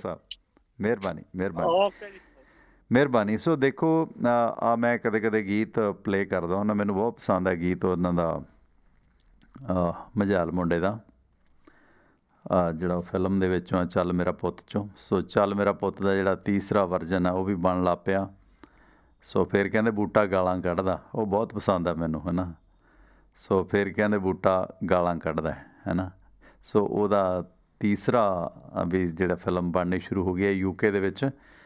ਸੋ ਇਹਦੇ ਵਿੱਚ ਗੱਲ ਇਹ ਆ ਕਿ ਕਿਤੇ ਨਾ ਕਿਤੇ ਸਾਡੇ ਸੱਭਿਆਚਾਰ ਦੇ ਵਿੱਚ, ਕਿਉਂਕਿ ਆਦਤਨ ਜਿਹੜੀਆਂ ਲੇਡੀਜ਼ ਨੇ ਨਾ, ਜਿਹੜੀਆਂ ਲੜਕੀਆਂ ਨੇ, ਬੇਬਿਆਂ ਨੇ, ਉਹ ਜ਼ਿਆਦਾ ਬੋਲਦੀਆਂ ਨੇ ਬੰਦਿਆਂ ਦੇ ਨਾਲੋਂ। ਇੱਕ ਤਾਂ ਉਹਨਾਂ ਦੀ ਮਤਲਬ ਬੋਲੀ 'ਚ ਵੀ ਮਿਠਾਸ ਕਹਿ ਲਈਏ, ਇੱਕ ਮਤਲਬ ਹਰ ਚੀਜ਼ ਦਾ ਦੁੱਖ ਸੁੱਖ। ਔਰਤ ਕਿਉਂਕਿ ਭਾਵੁਕ ਵੀ ਹੁੰਦੀ ਹੈ, ਜਿੱਥੇ ਭਾਵੁਕਤਾ ਹੁੰਦੀ ਹੈ ਅਤੇ ਉੱਥੇ ਬੋਲਾਂ ਦੇ ਵਿੱਚ ਵੀ ਅਪਣੱਤ ਹੁੰਦੀ ਹੈ। ਅਤੇ ਬੰਦੇ ਜ਼ਿਆਦਾਤਰ ਕੁਰਖਤ ਜਾਂ ਸਖਤ ਭਾਸ਼ਾ ਦਾ ਇਸਤੇਮਾਲ ਕਰਦੇ ਨੇ, ਉਹਨਾਂ ਦੇ ਕੰਮ ਕਾਜ ਇੱਦਾਂ ਹੁੰਦੇ ਨੇ। ਇਸ ਕਰਕੇ ਉਹ ਕਹਿੰਦੇ ਆ ਨਾ ਫਿਰ ਕਿ ਧਿਆਣੀਆਂ ਦੇ ਨਾਲ ਰੌਣਕ ਹੁੰਦੀ ਹੈ। ਸੋ ਇਸ ਵਕਤ ਫਿਰ ਭੈਣ ਦਲਜਿੰਦਰ ਹੋਰਾਂ ਨਾਲ ਲਾਈਨ ਜੁੜ ਚੁੱਕੀ ਹੈ। ਸਤਿ ਸ਼੍ਰੀ ਅਕਾਲ ਭੈਣ ਜੀ ਦੁਬਾਰਾ। ਸਤਿ ਸ਼੍ਰੀ ਅਕਾਲ ਵੀਰ ਜੀ। ਸਤਿ ਸ਼੍ਰੀ ਅਕਾਲ। ਸਤਿ ਸ਼੍ਰੀ ਅਕਾਲ। ਸਤਿ ਸ਼੍ਰੀ ਅਕਾਲ। ਅਤੇ ਕਦੋਂ ਵਿਆਹ ਹੋਇਆ ਸੀ ਤੁਹਾਡਾ, ਕਿਹੜੇ ਸੰਨ 'ਚ? 97 ਜੀ, ਦਸੰਬਰ 97। ਅੱਛਾ, ਦਸੰਬਰ 97। ਹਾਂ, ਸਾਡਾ ਵੀ ਫਿਰ ਉਦੋਂ ਕੁ ਜਿਹੀ ਹੋਇਆ ਸੀਗਾ। ਅਤੇ ਫਿਰ ਢਿੱਲੋਂ ਸਾਹਿਬ ਜ਼ਿਆਦਾ ਫਿਰ ਪ੍ਰਾਹੁਣਾ ਬਣ ਕੇ ਤਿਰ ਫਿਰ ਤਾਂ ਨਹੀਂ ਸੀ ਕਰਦੇ ਲੰਮੇ ਜਾ ਕੇ? ਨਹੀਂ ਭਾਜੀ, ਅਸੀਂ ਕਿਤੇ ਨਹੀਂ ਇਦਾਂ ਵਧੀਆ ਨੇਚਰ ਇਹਨਾਂ ਦੀ, ਇਦਾਂ ਨਹੀਂ ਕਰਿਆ। ਅਸੀਂ ਤਾਂ ਬਣੀ ਹੈ ਜੀ ਪੂਰੇ।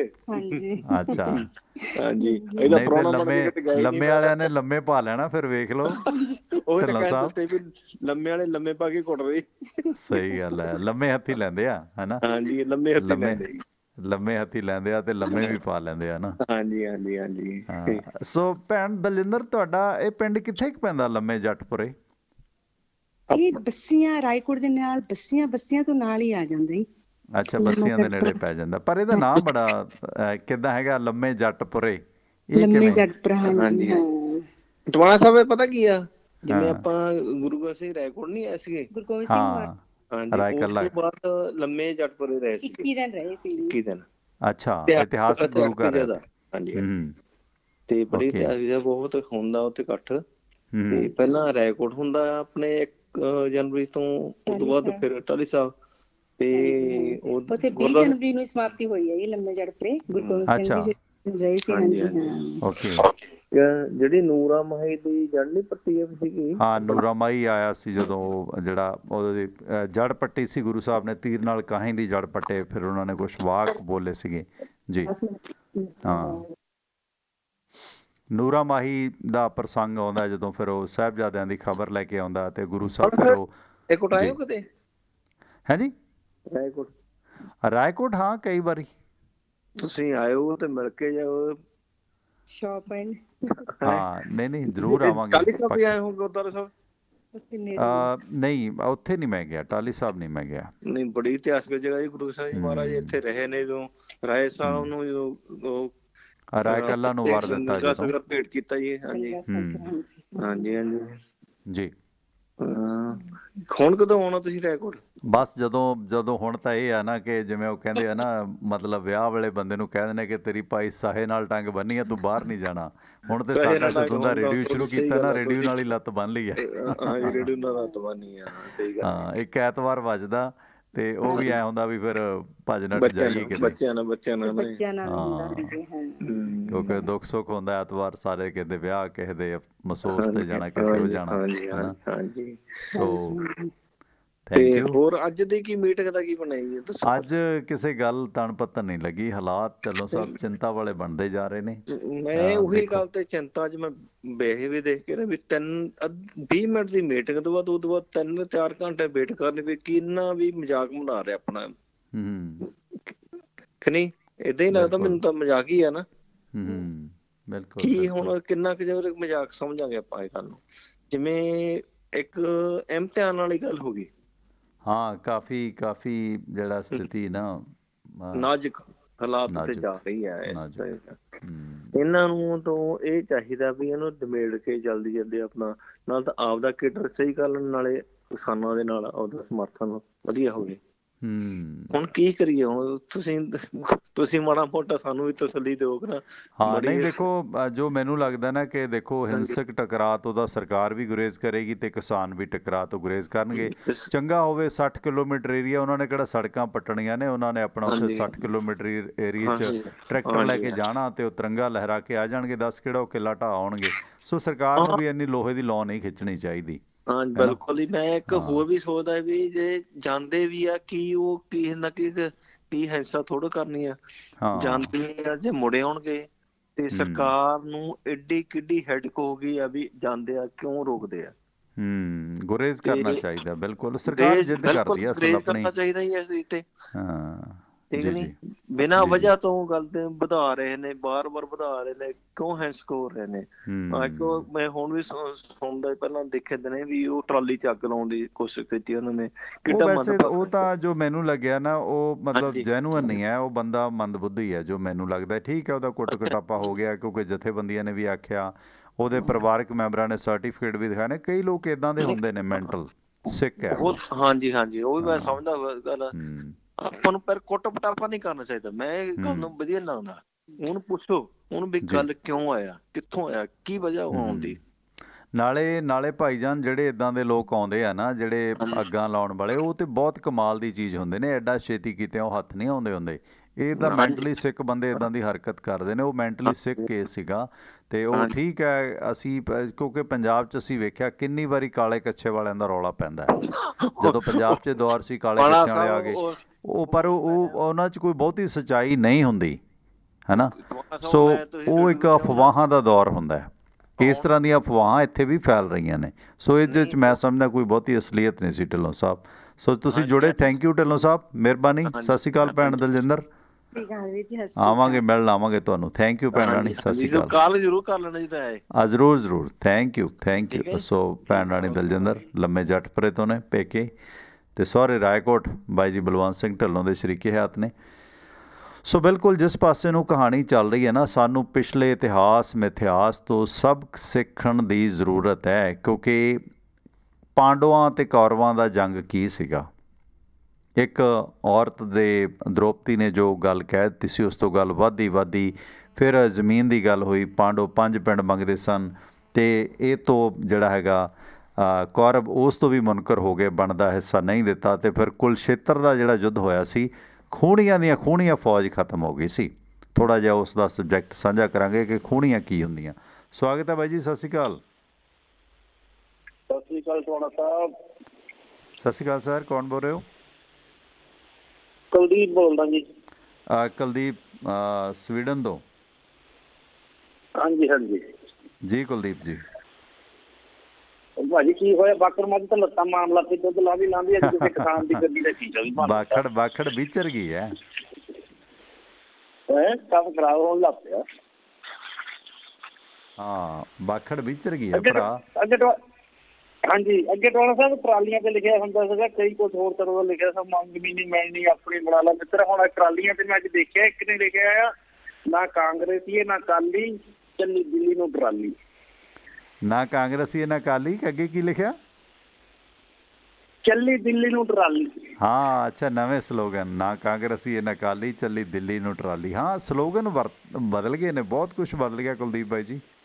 ਜੀ ਗੀਤਾਂ ਦੇ ਵੀ ਬਦਲੀ ਜਾਂਦੇ, ਗੀਤ ਵੀ ਕਿੰਨੇ ਸੋਹਣੇ। ਦੇਖੋ ਕਿੱਥੇ ਉਹਨਾਂ ਗੀਤਾਂ ਦੇ ਲੋਕ ਭੰਗੜਾ ਪਾਉਂਦੇ ਆ, ਨਹੀਂ ਅੱਗੇ ਆਪਣੇ ਮੁੰਡੇ ਕੀ ਕਰਦੇ ਤੇ ਇਹ ਅੰਦੋਲਨ 'ਚ ਬਹੁਤ ਕੁਛ ਖੱਟਿਆ। ਬਹੁਤ ਸਾਡੇ ਸੁਭਾਅ 'ਚ ਮੈਂ ਤੁਸੀਂ ਦੱਸਿਆ ਕਿ ਗੀਤਕਾਰਾਂ ਨੇ ਅੱਛੇ ਗੀਤ ਲਿਖਣੇ ਸ਼ੁਰੂ ਕਰ ਦਿੱਤੇ। ਜਿਹੜੀ ਮਨਾਂ 'ਚ ਗੰਦਗੀ ਸੀ, ਛੇੜਛਾੜ ਸੀ, ਚੋਰੀ ਚਕਾਰੀ ਸੀ, ਮੋਟਰਾਂ ਚੋਰੀ ਹੋਣੋਂ ਹਟ ਗਈਆਂ। ਮਤਲਬ ਸਾਡੇ ਕਿਰਦਾਰਾਂ 'ਚ ਵੀ ਸ਼ੁੱਧਤਾ ਆ ਗਈ ਹੈ ਜੀ। ਬਾਕੀ ਇਸ ਅੰਦੋਲਨ ਨੇ ਬਹੁਤ ਕੁਛ ਏਦਾਂ ਹੀ ਕਿਤੇ ਗਾਹਾਂ ਵੀ ਏਦਾਂ ਹੀ ਚੱਲਣ ਨਾ ਸਾਡੇ ਲੋਕ, ਬਾਕੀ ਕੋਈ ਚੰਗੇ ਲੀਡਰ ਟੋਲਣ ਆਪਣੇ, ਤਾਂ ਬਹੁਤ ਕੁਛ ਬਦਲ ਸਕਦਾ, ਬਹੁਤ ਕੁਝ ਬਦਲ ਸਕਦਾ। ਨਹੀਂ ਆਏਗਾ, ਇਹ ਜਿਹੜੀ ਤਬਦੀਲੀ ਹੈ ਨਾ, ਇਹ ਤਬਦੀਲੀ ਆਏਗੀ ਸਮਾਜ ਦੇ ਵਿੱਚ। ਜਿਹੜੀ ਕਾਰਪੋਰੇਟ ਵਪਾਰੀ ਦੀ ਲੁੱਟ ਹੈ, ਜਿਹੜੇ ਆਪਸੀ ਸਾਡੇ ਹਿੰਦੂ ਸਿੱਖ ਮੁਸਲਮਾਨ ਦੇ ਬੇਲੋੜੇ ਰੱਟੇ ਸੀਗੇ, ਰੱਪੜ ਸੀਗੇ, ਉਹ ਚੀਜ਼ਾਂ ਮਨਫੀ ਹੋ ਗਈਆਂ। ਦੇਖੋ ਗੀਤਕਾਰਾਂ ਨੇ ਆਪਣੀ ਕਲਮਾਂ ਸੁਧਾਰ ਲਈਆਂ ਨੇ, ਗਾਇਕ ਸਿਆਣੇ ਹੋ ਗਏ ਨੇ, ਪੱਤਰਕਾਰ ਸਿਆਣੇ ਹੋ ਗਏ, ਹਰ ਲੋਕ ਸਿਆਣਾ ਹੋ ਗਿਆ ਕਿ ਸਾਨੂੰ ਯਾਰ ਕੀ ਕਰਨਾ ਚਾਹੀਦਾ, ਕੀ ਨਹੀਂ ਕਰਨਾ ਚਾਹੀਦਾ। ਸੋ ਇਸ ਅੰਦੋਲਨ ਨੇ ਇੱਕ ਵੱਖਰੀ ਤਰ੍ਹਾਂ ਦੀ ਜਾਗਰਤੀ ਲਿਆਂਦੀ ਹੈ, ਇਹ 'ਚ ਕੋਈ ਦੋ ਰਾਵਾਂ ਨਹੀਂ ਜੀ। ਕੁਲਦੀਪ ਜੀ ਬਾਕੀ ਸਹੀ ਗੱਲ ਹੈ। ਬਾਕੀ ਤੁਹਾਡਾ ਥੈਂਕ ਯੂ ਭਾਜੀ, ਦਿਲ ਲੱਗਾ ਤੁਹਾਡਾ ਸਾਰਾ ਰੇਡੀਓ। ਮਿਹਰਬਾਨੀ ਸਵੀਡਨ ਵਾਲਿਓ, ਥੈਂਕ ਯੂ। ਲਓ ਸਵੀਡਨ ਤੋਂ ਬਾਅਦ ਚੱਲਦੇ ਆ ਮਾਣੂਕੇ ਤੋਂ ਬਾਅਦ 2-4 ਮਿੰਟ ਨੇ ਵਿਰਾਸਤ ਦੀ ਗੱਲ ਕਰਾਂਗੇ। ਰਾਮ ਬਾਬਾ ਜੀ ਸਵਾਗਤ ਹੈ ਤੁਹਾਡਾ ਮਾਣੂਕੇ ਸਾਹਿਬ। ਸਤਿ ਸ਼੍ਰੀ ਅਕਾਲ ਮਾਣੂਕੇ ਸਾਹਿਬ, ਕੀ ਸਥਿਤੀ ਹੈ ਪਿੰਡਾਂ ਦੀ ਪੰਜਾਬ ਦੀ ਜੀ? ਸਰ ਟਵਾਣਾ ਸਾਹਿਬ, ਦਰਅਸਲ ਨਾ ਸਥਿਤੀ ਪਿੰਡਾਂ ਦੀ ਜਥੇਬੰਦੀਆਂ ਦੇ ਨਾਲ ਹੀ ਹੈ ਜੀ। ਜਥੇਬੰਦੀਆਂ ਜਿੱਦਾਂ ਕਹਿ ਰਹੀਆਂ ਉਸ ਤਰ੍ਹਾਂ ਹੀ ਕਿਸਾਨ ਆਪਣੇ ਜਾ ਰਹੇ ਆ, ਇੱਕ ਤਿਰੰਗਾ ਝੰਡਾ ਲਾ ਕੇ, ਇੱਕ ਆਪਣਾ ਕਿਸਾਨ ਯੂਨੀਅਨ ਤਿਰੰਗਾ ਲਾ ਕੇ, ਝੰਡਾ ਲਾ ਕੇ ਜੀ। ਸਾਡੇ ਪਿੰਡ ਤੋਂ ਜੀ 40 ਟਰੈਕਟਰ ਅੱਜ ਲਗਭਗ ਗਏ ਆ। ਤੇ ਮੇਰੀ ਹੈਗੀ ਵਰਕਸ਼ਾਪ ਬੱਸੀਆਂ ਜੀ, ਬੱਸੀਆਂ ਤੋਂ ਵੀ ਅੱਜ 10-15 ਟਰੈਕਟਰ ਜਾਣੀ ਕਿ 2-3 ਟਰਾਲੀਆਂ ਤੁਸੀਂ ਤਿਆਰ ਕਰਕੇ ਆਏ ਆ। 10-15 ਟਰੈਕਟਰ ਬੱਸੀਆਂ ਤੋਂ ਵੀ ਜਾ ਰਹੇ ਆ ਜੀ ਕੱਲ। ਅੱਛਾ, ਰਾਏਕੋਟ ਬੱਸੀਆਂ ਤੋਂ? ਹਾਂਜੀ, ਜਿੱਥੋਂ ਸਾਡੀ ਭੂਆ ਜੀ ਹੈ ਲੰਮੇ ਜੱਟਪੁਰ। ਦਰਅਸਲ ਜੀ ਉਹ ਦੋ ਪਿੰਡ ਆ, ਲੰਮਾ ਅਲੱਗ ਆ, ਜੱਟਪੁਰਾ ਅਲੱਗ ਹੈ ਜੀ। ਅੱਛਾ, ਜਿੱਥੋਂ ਭੈਣ ਜੀ ਹੋਰੀ ਆਏ ਸੀ। ਹਾਂਜੀ, ਉਹ ਸਾਡੀ ਸਮਝ ਲਓ ਭੂਆ ਹੀ ਆ, ਸਮਝ ਲਓ ਗੁਆਂਢ ਪਿੰਡ ਹੈ ਜੀ। Okay, very good. ਤੇ ਉਹ ਜਾਣੀ ਕਿ ਜੀ 2 ਪਿੰਡ ਆ ਜੀ, ਅਲੱਗ-ਅਲੱਗ ਆ, ਜਾਣੀ ਕਿ ਪੰਚਾਇਤਾਂ ਦੋਨਾਂ ਦੀਆਂ ਅਲੱਗ ਹੈ, ਪਿੰਡ ਦੋਨੋਂ ਜੁਆਇੰਟ ਹੀ ਹੈ ਜੀ। ਅੱਛਾ, ਲੰਮੇ ਜੱਟਪੁਰੇ ਇਕੱਠਾ ਬੋਲ ਹਾਂਜੀ, ਲੰਮਾ ਜੱਟਪੁਰਾ ਜੀ। ਹਾਂਜੀ, ਉਹ ਲੋਕ ਪੰਜਾਬੀ ਦੇ ਕਹਾਵਤ ਕਹਿਣ ਦੇ ਮੁਤਾਬਕ ਲੋਕੀ ਲੰਮਾ ਜੱਟਪੁਰਾ ਕਹਿੰਦੇ। ਇਸੇ ਇਤਿਹਾਸ ਗੁਰਦੁਆਰਾ ਜੀ 10ਵੀਂ ਪਾਤਸ਼ਾਹ ਦਾ, ਇੱਥੇ ਇਤਿਹਾਸ ਦੇ ਵਿੱਚ ਤਾਂ ਦੁਹਰਾਉਂਦੇ ਜਾਣੀ ਕਿ ਇੱਥੇ ਕਾਹੀ ਪੱਟੀ ਸੀ ਮੁਗਲ ਸਲਤਨਤ ਦੀ ਜੜ ਪੱਟੀ ਸੀ। ਹਾਂਜੀ। ਤੇ ਸਰ ਉਤਸ਼ਾਹ ਜੀ ਪੂਰਾ ਲੋਕਾਂ ਦੇ ਵਿੱਚ ਜਾ ਰਹੇ ਆ ਜੀ। ਚਲੋ ਠੀਕ ਹੈ ਜੀ, ਓਕੇ ਸਰ। ਮਿਹਰਬਾਨੀ ਮਾਣੂਕੇ ਸਾਹਿਬ, ਤੁਸੀਂ ਜਾਣਕਾਰੀ ਦਿੱਤੀ ਹੈ। ਬਿਲਕੁਲ ਆਉਣ ਵਾਲੇ ਸਮੇਂ 'ਚ ਪਿੰਡਾਂ ਦੀ ਇਤਿਹਾਸਕ ਵਿਰਾਸਤ 'ਤੇ ਚਰਚਾ ਕਰਾਂਗੇ। ਅਤੇ ਆ ਕੁਰਕਸ਼ੇਤਰ ਦਾ ਜਿਹੜਾ ਯੁੱਧ ਹੋਇਆ ਸੀ ਨਾ, ਕੌਰਵਾਂ ਅਤੇ ਪਾਂਡਵਾਂ ਦਾ, ਬਹੁਤ ਮਾਰੂ ਯੁੱਧ ਸੀ। ਉਸ ਵਕਤ ਦੀ ਬਹੁਤ ਸਾਰੀ ਵਿਰਾਸਤ ਸਾਡੇ ਸਾਹਮਣੇ ਕਿਸੇ ਨਾ ਕਿਸੇ ਰੂਪ ਦੇ ਵਿੱਚ ਇਤਿਹਾਸਕ ਪੱਖ ਸਾਹਮਣੇ ਆਉਂਦੇ ਨੇ। ਉਦੋਂ ਖੂਣੀਆਂ ਫੌਜ ਹੈ ਜਿਹੜੀ ਖਤਮ ਹੋ ਗਈ ਸੀ। ਅਸਲ ਦੇ ਵਿੱਚ ਜਿਸ ਤਰ੍ਹਾਂ ਅੱਜ ਕੱਲ੍ਹ ਆਰਮੀ ਦੀਆਂ ਬ੍ਰਿਗੇਡ ਨੇ ਕਿ ਕਿੰਨੀ, ਜਿਸ ਤਰ੍ਹਾਂ ਆਪਾਂ ਕਹਿੰਦੇ ਹਾਂ ਕਿ ਇੰਨੀਆਂ ਕੰਪਨੀਆਂ ਫੌਜ ਦੀਆਂ ਆ ਗਈਆਂ ਨੇ, ਕੰਪਨੀ ਦੇ ਵਿੱਚ ਕਿੰਨੇ ਕਮਾਂਡਰ ਹੁੰਦੇ ਨੇ, ਕਿੰਨੇ ਉਹਨਾਂ ਦੇ ਸਿਪਾਹੀ ਹੁੰਦੇ ਨੇ, ਇਹ ਇੱਕ ਪ੍ਰੋਟੋਕੋਲ ਹੁੰਦਾ ਹੈ, ਇੱਕ ਤਾਦਾਦ ਹੁੰਦੀ ਹੈ, ਫਿਕਸ ਹੁੰਦੀ ਹੈ ਹਰ ਚੀਜ਼ ਦੀ। ਇਹ ਖੂਣੀਆਂ ਜਿਹੜਾ ਸਾਡੀ ਪੁਰਾਣੀ ਇਸ ਖਿੱਤੇ ਦੀ ਵਿਰਾਸਤ ਸੀਗੀ। ਇੱਕ ਖੂਣੀ ਦੇ ਵਿੱਚ 21,800 ਹਾਥੀ ਹੁੰਦੇ ਸੀਗੇ, ਰਥ, ਘੋੜੇ ਅਤੇ ਪਿਆਦੇ ਸ਼ਾਮਲ ਹੁੰਦੇ ਸੀ ਇੱਕ ਖੂਣੀ ਦੇ ਵਿੱਚ। ਜਾਣੀ 21,000 ਇਹ ਜਿਹੜੇ ਪਸ਼ੂ ਹੁੰਦੇ ਸੀ, 21,800 ਹਾਥੀ, ਰਥ, ਘੋੜੇ ਅਤੇ ਪਿਆਦੇ।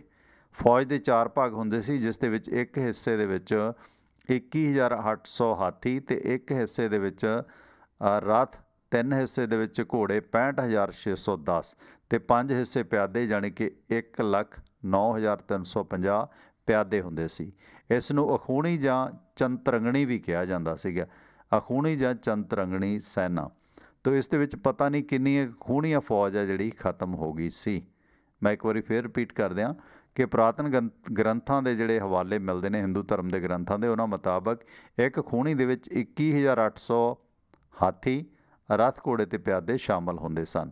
ਫੌਜ ਦੇ 4 ਭਾਗ ਹੁੰਦੇ ਸਨ, ਜਿਸ ਵਿੱਚ ਇੱਕ ਹਿੱਸੇ ਦੇ ਵਿੱਚ ਹਾਥੀ ਹੁੰਦੇ ਸਨ 21,870, ਇੱਕ ਹਿੱਸਾ ਰਥ ਅਤੇ 3 ਹਿੱਸੇ ਘੋੜੇ, ਜਾਣੀ ਕਿ 65,610 ਅਤੇ 5 ਹਿੱਸੇ ਪਿਆਦੇ, 1,09,350 ਪਿਆਦੇ ਹੁੰਦੇ ਸਨ। ਸੋ ਇਸ ਨੂੰ ਅਖੂਣੀ ਜਾਂ ਚਤਰੰਗਣੀ ਸੈਨਾ ਵੀ ਕਿਹਾ ਜਾਂਦਾ ਸੀ। ਅਖੂਣੀ ਵੀ ਇਸ ਨੂੰ ਕਹਿ ਲਿਆ ਜਾਂਦਾ ਸੀਗਾ। ਅਤੇ ਵੈਸੇ ਜਿਹੜਾ ਮਿੱਥ ਹੈ ਇਹਦੇ ਵਿੱਚ, ਇਹ ਤਾਂ ਹੋ ਗਿਆ ਉਹਨਾਂ ਦੀ ਗਿਣਤੀ, ਕਾਊਂਟਿੰਗ ਕਿੰਨੀ ਸੀਗੀ ਵੱਖ-ਵੱਖ ਪਿਆਦਿਆਂ ਦੀ, ਘੋੜਿਆਂ ਦੀ, ਹਾਥੀਆਂ ਦੀ, ਫੀਲਾਂ ਦੀ। ਅਤੇ ਜਿਹੜੀ ਇੱਕ ਮਿੱਥ ਹੈ ਉਹ ਖੂਣੀ ਮੰਨ ਲਿਆ ਜਾਂਦਾ ਕਿ ਜਦੋਂ ਕਿਸੇ ਫੌਜ ਦੇ ਜਾਣ ਦੇ ਨਾਲ ਇੰਨੀ ਗਰਦ ਉੱਡੇ ਕਿ ਉਸ ਉੱਡਦੀ ਗਰਦ ਜਿਹੜੀ ਅਸਮਾਨ ਨੂੰ ਜਾਂਦੀ ਹੈ, ਉਸ ਗਰਦ ਨੂੰ ਜੇ ਤੁਸੀਂ ਇਕੱਠਾ ਕਰ ਲਓ, उस गर्द दे नाल जे एक खूह भर जाए ਉਹਨੂੰ ਖੂਨੀ ਕਿਹਾ ਜਾਂਦਾ। ਇਹ ਮਤਲਬ ਆਮ ਸੀਨਾ ਬਸੀਨਾ ਆਈਡੀਆ, ਕਿਉਂਕਿ ਇਹ ਅੰਕੜੇ ਯਾਦ ਨਹੀਂ ਰਹਿੰਦੇ। 21,838, 1,09,350 ਪਿਆਦੇ ਜਾਂ 65,610 ਜਿਹੜੇ ਨੇ ਉਹਦੇ 'ਚ ਘੋੜੇ, ਰੱਥ ਘੋੜੇ, ਇਹ ਵਰਬਲੀ ਇਹ ਚੀਜ਼ਾਂ ਯਾਦ ਨਹੀਂ ਰਹਿੰਦੀਆਂ। ਫਿਰ ਇੱਕ ਅੰਦਾਜ਼ਨ ਲੋਕਾਂ ਦਾ ਐਸਟੀਮੇਟ ਸੀ, ਜਿਹੜਾ ਲੱਖਣ ਸੀ, ਜਿਹੜਾ ਉਹਨਾਂ ਦੀ ਜਜਮੈਂਟ ਸੀ, ਉਹ ਇਹ ਸੀ ਕਿ ਇੰਨੀ ਫੌਜ ਜਿਸ ਦੇ ਵਿੱਚ ਗਰਦਾ ਉੱਡਣ ਦੇ ਨਾਲ, ਜਿਸ ਦੇ ਪੈਰਾਂ ਦੇ ਨਾਲ ਗਰਦਾ ਉੱਡਣ ਦੇ ਨਾਲ, ਅਸਮਾਨ 'ਤੇ ਜੋ ਗਰਦਾ ਉੱਡਦਾ, ਉਸ ਗਰਦ ਨੂੰ ਇਕੱਠੀ ਕਰਕੇ ਜੇ ਇੱਕ ਖੂਹ 'ਚ ਪਾ ਦਈਏ, ਸਮਝ ਲਓ ਇੱਕ ਖੂਹਣੀ ਫੌਜ ਨਿਕਲ ਗਈ ਆ। ਉਸ ਗਰਦ ਦਾ ਅੰਦਾਜ਼ਾ ਸੀ ਕਿ ਇਹ ਇੱਕ ਖੂਹਣੀ ਫੌਜ ਆ ਜਿਹਨੇ ਇੰਨਾ ਗਰਦਾ ਉਡਾਇਆ। ਸੋ ਇਹ ਸੀ ਵਿਰਾਸਤ ਦੀਆਂ ਗੱਲਾਂ। ਅਤੇ ਕੱਲ੍ਹ ਸਵੇਰੇ ਫਿਰ ਭਾਰਤੀ ਸਮਾਂ ਜਿਹੜਾ ਸਵੇਰੇ 8 ਵਜੇ ਤੋਂ ਲੈ ਕੇ 10 ਵਜੇ ਤੱਕ ਅਤੇ ਸ਼ਾਮ ਨੂੰ 7 ਵਜੇ ਤੋਂ ਲੈ ਕੇ 9 ਵਜੇ ਤੱਕ ਇਹ ਪ੍ਰੋਗਰਾਮ ਹੁੰਦਾ ਹੈ, ਸੋਮਵਾਰ ਤੋਂ ਸ਼ਨੀਵਾਰ। ਸੋ ਅਨਵਰ ਅੰਸਾਰੀ ਸਾਹਿਬ ਅਹਿਮਦਗੜ੍ਹ ਤੋਂ ਜੁੜੇ ਨੇ ਫੇਸਬੁੱਕ 'ਤੇ, ਧੰਨਵਾਦ। ਬਾਈ ਜੀ ਸੁਰਿੰਦਰ ਸਿੰਘ ਖੇੜਾ, ਇਹਨਾਂ ਦਾ ਵੀ ਪਿੰਡ ਇੱਧਰ ਹੀ ਹੈ, ਰਾਏਕੋਟ ਬੱਸੀਆਂ ਵੱਲ, ਅਮਰੀਕਾ 'ਚ ਨੇ। ਸੁਰਿੰਦਰ ਸਿੰਘ ਖੇੜਾ ਟਰਾਂਸਪੋਰਟਰ ਨੇ, ਉਹ ਵੀ ਇਸ ਪ੍ਰੋਗਰਾਮ ਦੇ ਵਿੱਚ ਸ਼ਮੂਲੀਅਤ ਕਰ ਰਹੇ ਨੇ, ਥੈਂਕ ਯੂ। ਸੋ ਇਸ ਦੇ ਨਾਲ ਹੀ ਮੈਂ ਪਰਮਿੰਦਰ ਸਿੰਘ ਟਿਵਾਣਾ ਆਪ ਸਭ ਸੱਜਣਾ ਤੋਂ ਇੱਥੇ ਇਸ ਪ੍ਰੋਗਰਾਮ ਨੂੰ ਸਮਾਪਤ ਕਰਨ ਦੀ ਆਗਿਆ ਚਾਹਾਂਗਾ। ਅਤੇ ਤੁਸੀਂ ਜਿਹੜੇ ਆ ਮੇਰੇ ਨਾਲ ਕੋਈ ਗੱਲ ਕਰਨੀ ਹੈ ਤਾਂ 98 763 096 55 'ਤੇ ਕਾਲ ਕਰ ਸਕਦੇ ਹੋ, ਵਟਸਐਪ ਮੈਸੇਜ ਛੱਡ ਸਕਦੇ ਹੋ, ਅਤੇ ਇਸ ਦੇ ਨਾਲ ਨਾਲ ਰਿਕਾਰਡਡ ਮੈਸੇਜ ਵੀ ਛੱਡ ਸਕਦੇ ਹੋ, ਜਿਸ ਤਰ੍ਹਾਂ ਬੇਬੇ ਮਹਿੰਦਰ ਮਾਨ ਦੇ ਜਿਹੜੇ ਮਾਤਾ ਜੀ ਨੇ ਉਹ ਭੇਜਦੇ ਨੇ, ਮਨਜੀਤ ਕੌਰ ਆਂਟੀ ਜੀ, ਤੁਸੀਂ ਵੀ ਭੇਜ ਸਕਦੇ ਹੋ। ਅਤੇ ਰਿਪੀਟ ਪ੍ਰੋਗਰਾਮ ਸੁਣਨ ਤੋਂ ਬਾਅਦ ਵੀ ਫੀਡਬੈਕ ਜ਼ਰੂਰ ਭੇਜਿਆ ਕਰੋ। ਇਸ ਪ੍ਰੋਗਰਾਮ ਦੇ ਵਿੱਚ ਹੋਰ ਬਹੁਤ ਸਾਰੀਆਂ ਵੰਨਗੀਆਂ ਆਉਣ ਵਾਲੇ ਦਿਨਾਂ ਦੇ ਵਿੱਚ ਜੋੜਾਂਗੇ, ਬਹੁਤ ਮਹਿਮਾਨਾਂ ਨੂੰ ਵੀ ਜੋੜਾਂਗੇ, ਅਤੇ ਸਿਆਸਤ, ਵਿਰਾਸਤ, ਧਰਮ ਕਰਮ ਦੀਆਂ ਗੱਲਾਂ ਹੋਇਆ ਕਰਨਗੀਆਂ। ਐਪਸ ਸਾਡੀਆਂ ਜ਼ਰੂਰ ਡਾਊਨਲੋਡ ਕਰੋ, ਅੱਗੇ ਦੋਸਤਾਂ ਮਿੱਤਰਾਂ ਨੂੰ ਵੀ ਦੱਸੋ। ਸੋ ਐਪਸ ਤੁਸੀਂ tiwanaaradio.com ਵੈਬਸਾਈਟ 'ਤੇ ਜਾਣਾ, ਉੱਥੇ ਵੀ ਪ੍ਰੋਗਰਾਮ ਸੁਣ ਸਕਦੇ ਹੋ।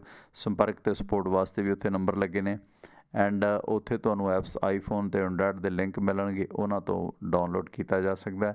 ਜੇ ਅਮਰੀਕਾ ਦੇ ਵਿੱਚ ਹੋ ਤਾਂ ਇਸ ਪ੍ਰੋਗਰਾਮ ਨੂੰ ਤੁਸੀਂ ਅਮਰੀਕਾ ਦਾ ਜਿਹੜਾ ਨੰਬਰ ਹੈ ਕਾਲ ਟੂ ਲਿਸਨ 667-930-9260 'ਤੇ ਵੀ ਸੁਣ ਸਕਦੇ ਹੋ। ਸੋ ਇਸ ਦੇ ਨਾਲ ਹੀ ਦਿਓ ਆ ਗਿਆ, ਧੰਨਵਾਦ, ਰੱਬ ਰਾਖਾ। ਸੋ ਕਿਸਾਨ ਅੰਦੋਲਨ ਹੈ, ਹਰ ਬੰਦੇ ਨੂੰ ਆਪਣੀ ਬਣਦੀ ਜ਼ਿੰਮੇਵਾਰੀ ਨਿਭਾਉਣੀ ਚਾਹੀਦੀ ਹੈ। ਸੋ ਇਸ ਤਰ੍ਹਾਂ ਦਾ ਪ੍ਰੈਸ਼ਰ ਬਣੇ ਕਿ ਸਰਕਾਰਾਂ ਵੀ ਕੋਈ ਜ਼ਿਆਦਤੀ ਨਾ ਕਰਨ ਅਤੇ ਲੋਕ ਵੀ ਜ਼ਾਬਤੇ ਦੇ ਵਿੱਚ ਰਹਿਣ। ਇਸੇ ਬੇਨਤੀ ਗੁਜ਼ਾਰਿਸ਼ ਦੇ ਨਾਲ ਦਿਓ ਆ ਗਿਆ, ਧੰਨਵਾਦ, ਸਤਿ ਸ਼੍ਰੀ ਅਕਾਲ। ਧੰਨਵਾਦ, ਸਤਿ ਸ਼੍ਰੀ ਅਕਾਲ। ਧੰਨਵਾਦ, ਸਤਿ ਸ਼੍ਰੀ ਅਕਾਲ। ਧੰਨਵਾਦ, ਸਤਿ ਸ਼੍ਰੀ ਅਕਾਲ। ਧੰਨਵਾਦ, ਸਤਿ ਸ਼੍ਰੀ ਅਕਾਲ। ਧੰਨਵਾਦ, ਸਤਿ ਸ਼੍ਰੀ ਅਕਾਲ। ਧੰਨਵਾਦ, ਸਤਿ ਸ਼੍ਰੀ ਅਕਾਲ। ਧੰਨਵਾਦ, ਸਤਿ ਸ਼੍ਰੀ ਅਕਾਲ। ਧੰਨਵਾਦ, ਸਤਿ ਸ਼੍ਰੀ ਅਕਾਲ। ਧੰਨਵਾਦ, ਸਤਿ ਸ਼੍ਰੀ ਅਕਾਲ। ਧੰਨਵਾਦ, ਸਤਿ ਸ਼੍ਰੀ ਅਕਾਲ। ਧੰਨਵਾਦ, ਸਤਿ ਸ਼੍ਰੀ ਅਕਾਲ। ਧੰਨਵਾਦ, ਸਤਿ ਸ਼੍ਰੀ ਅਕਾਲ।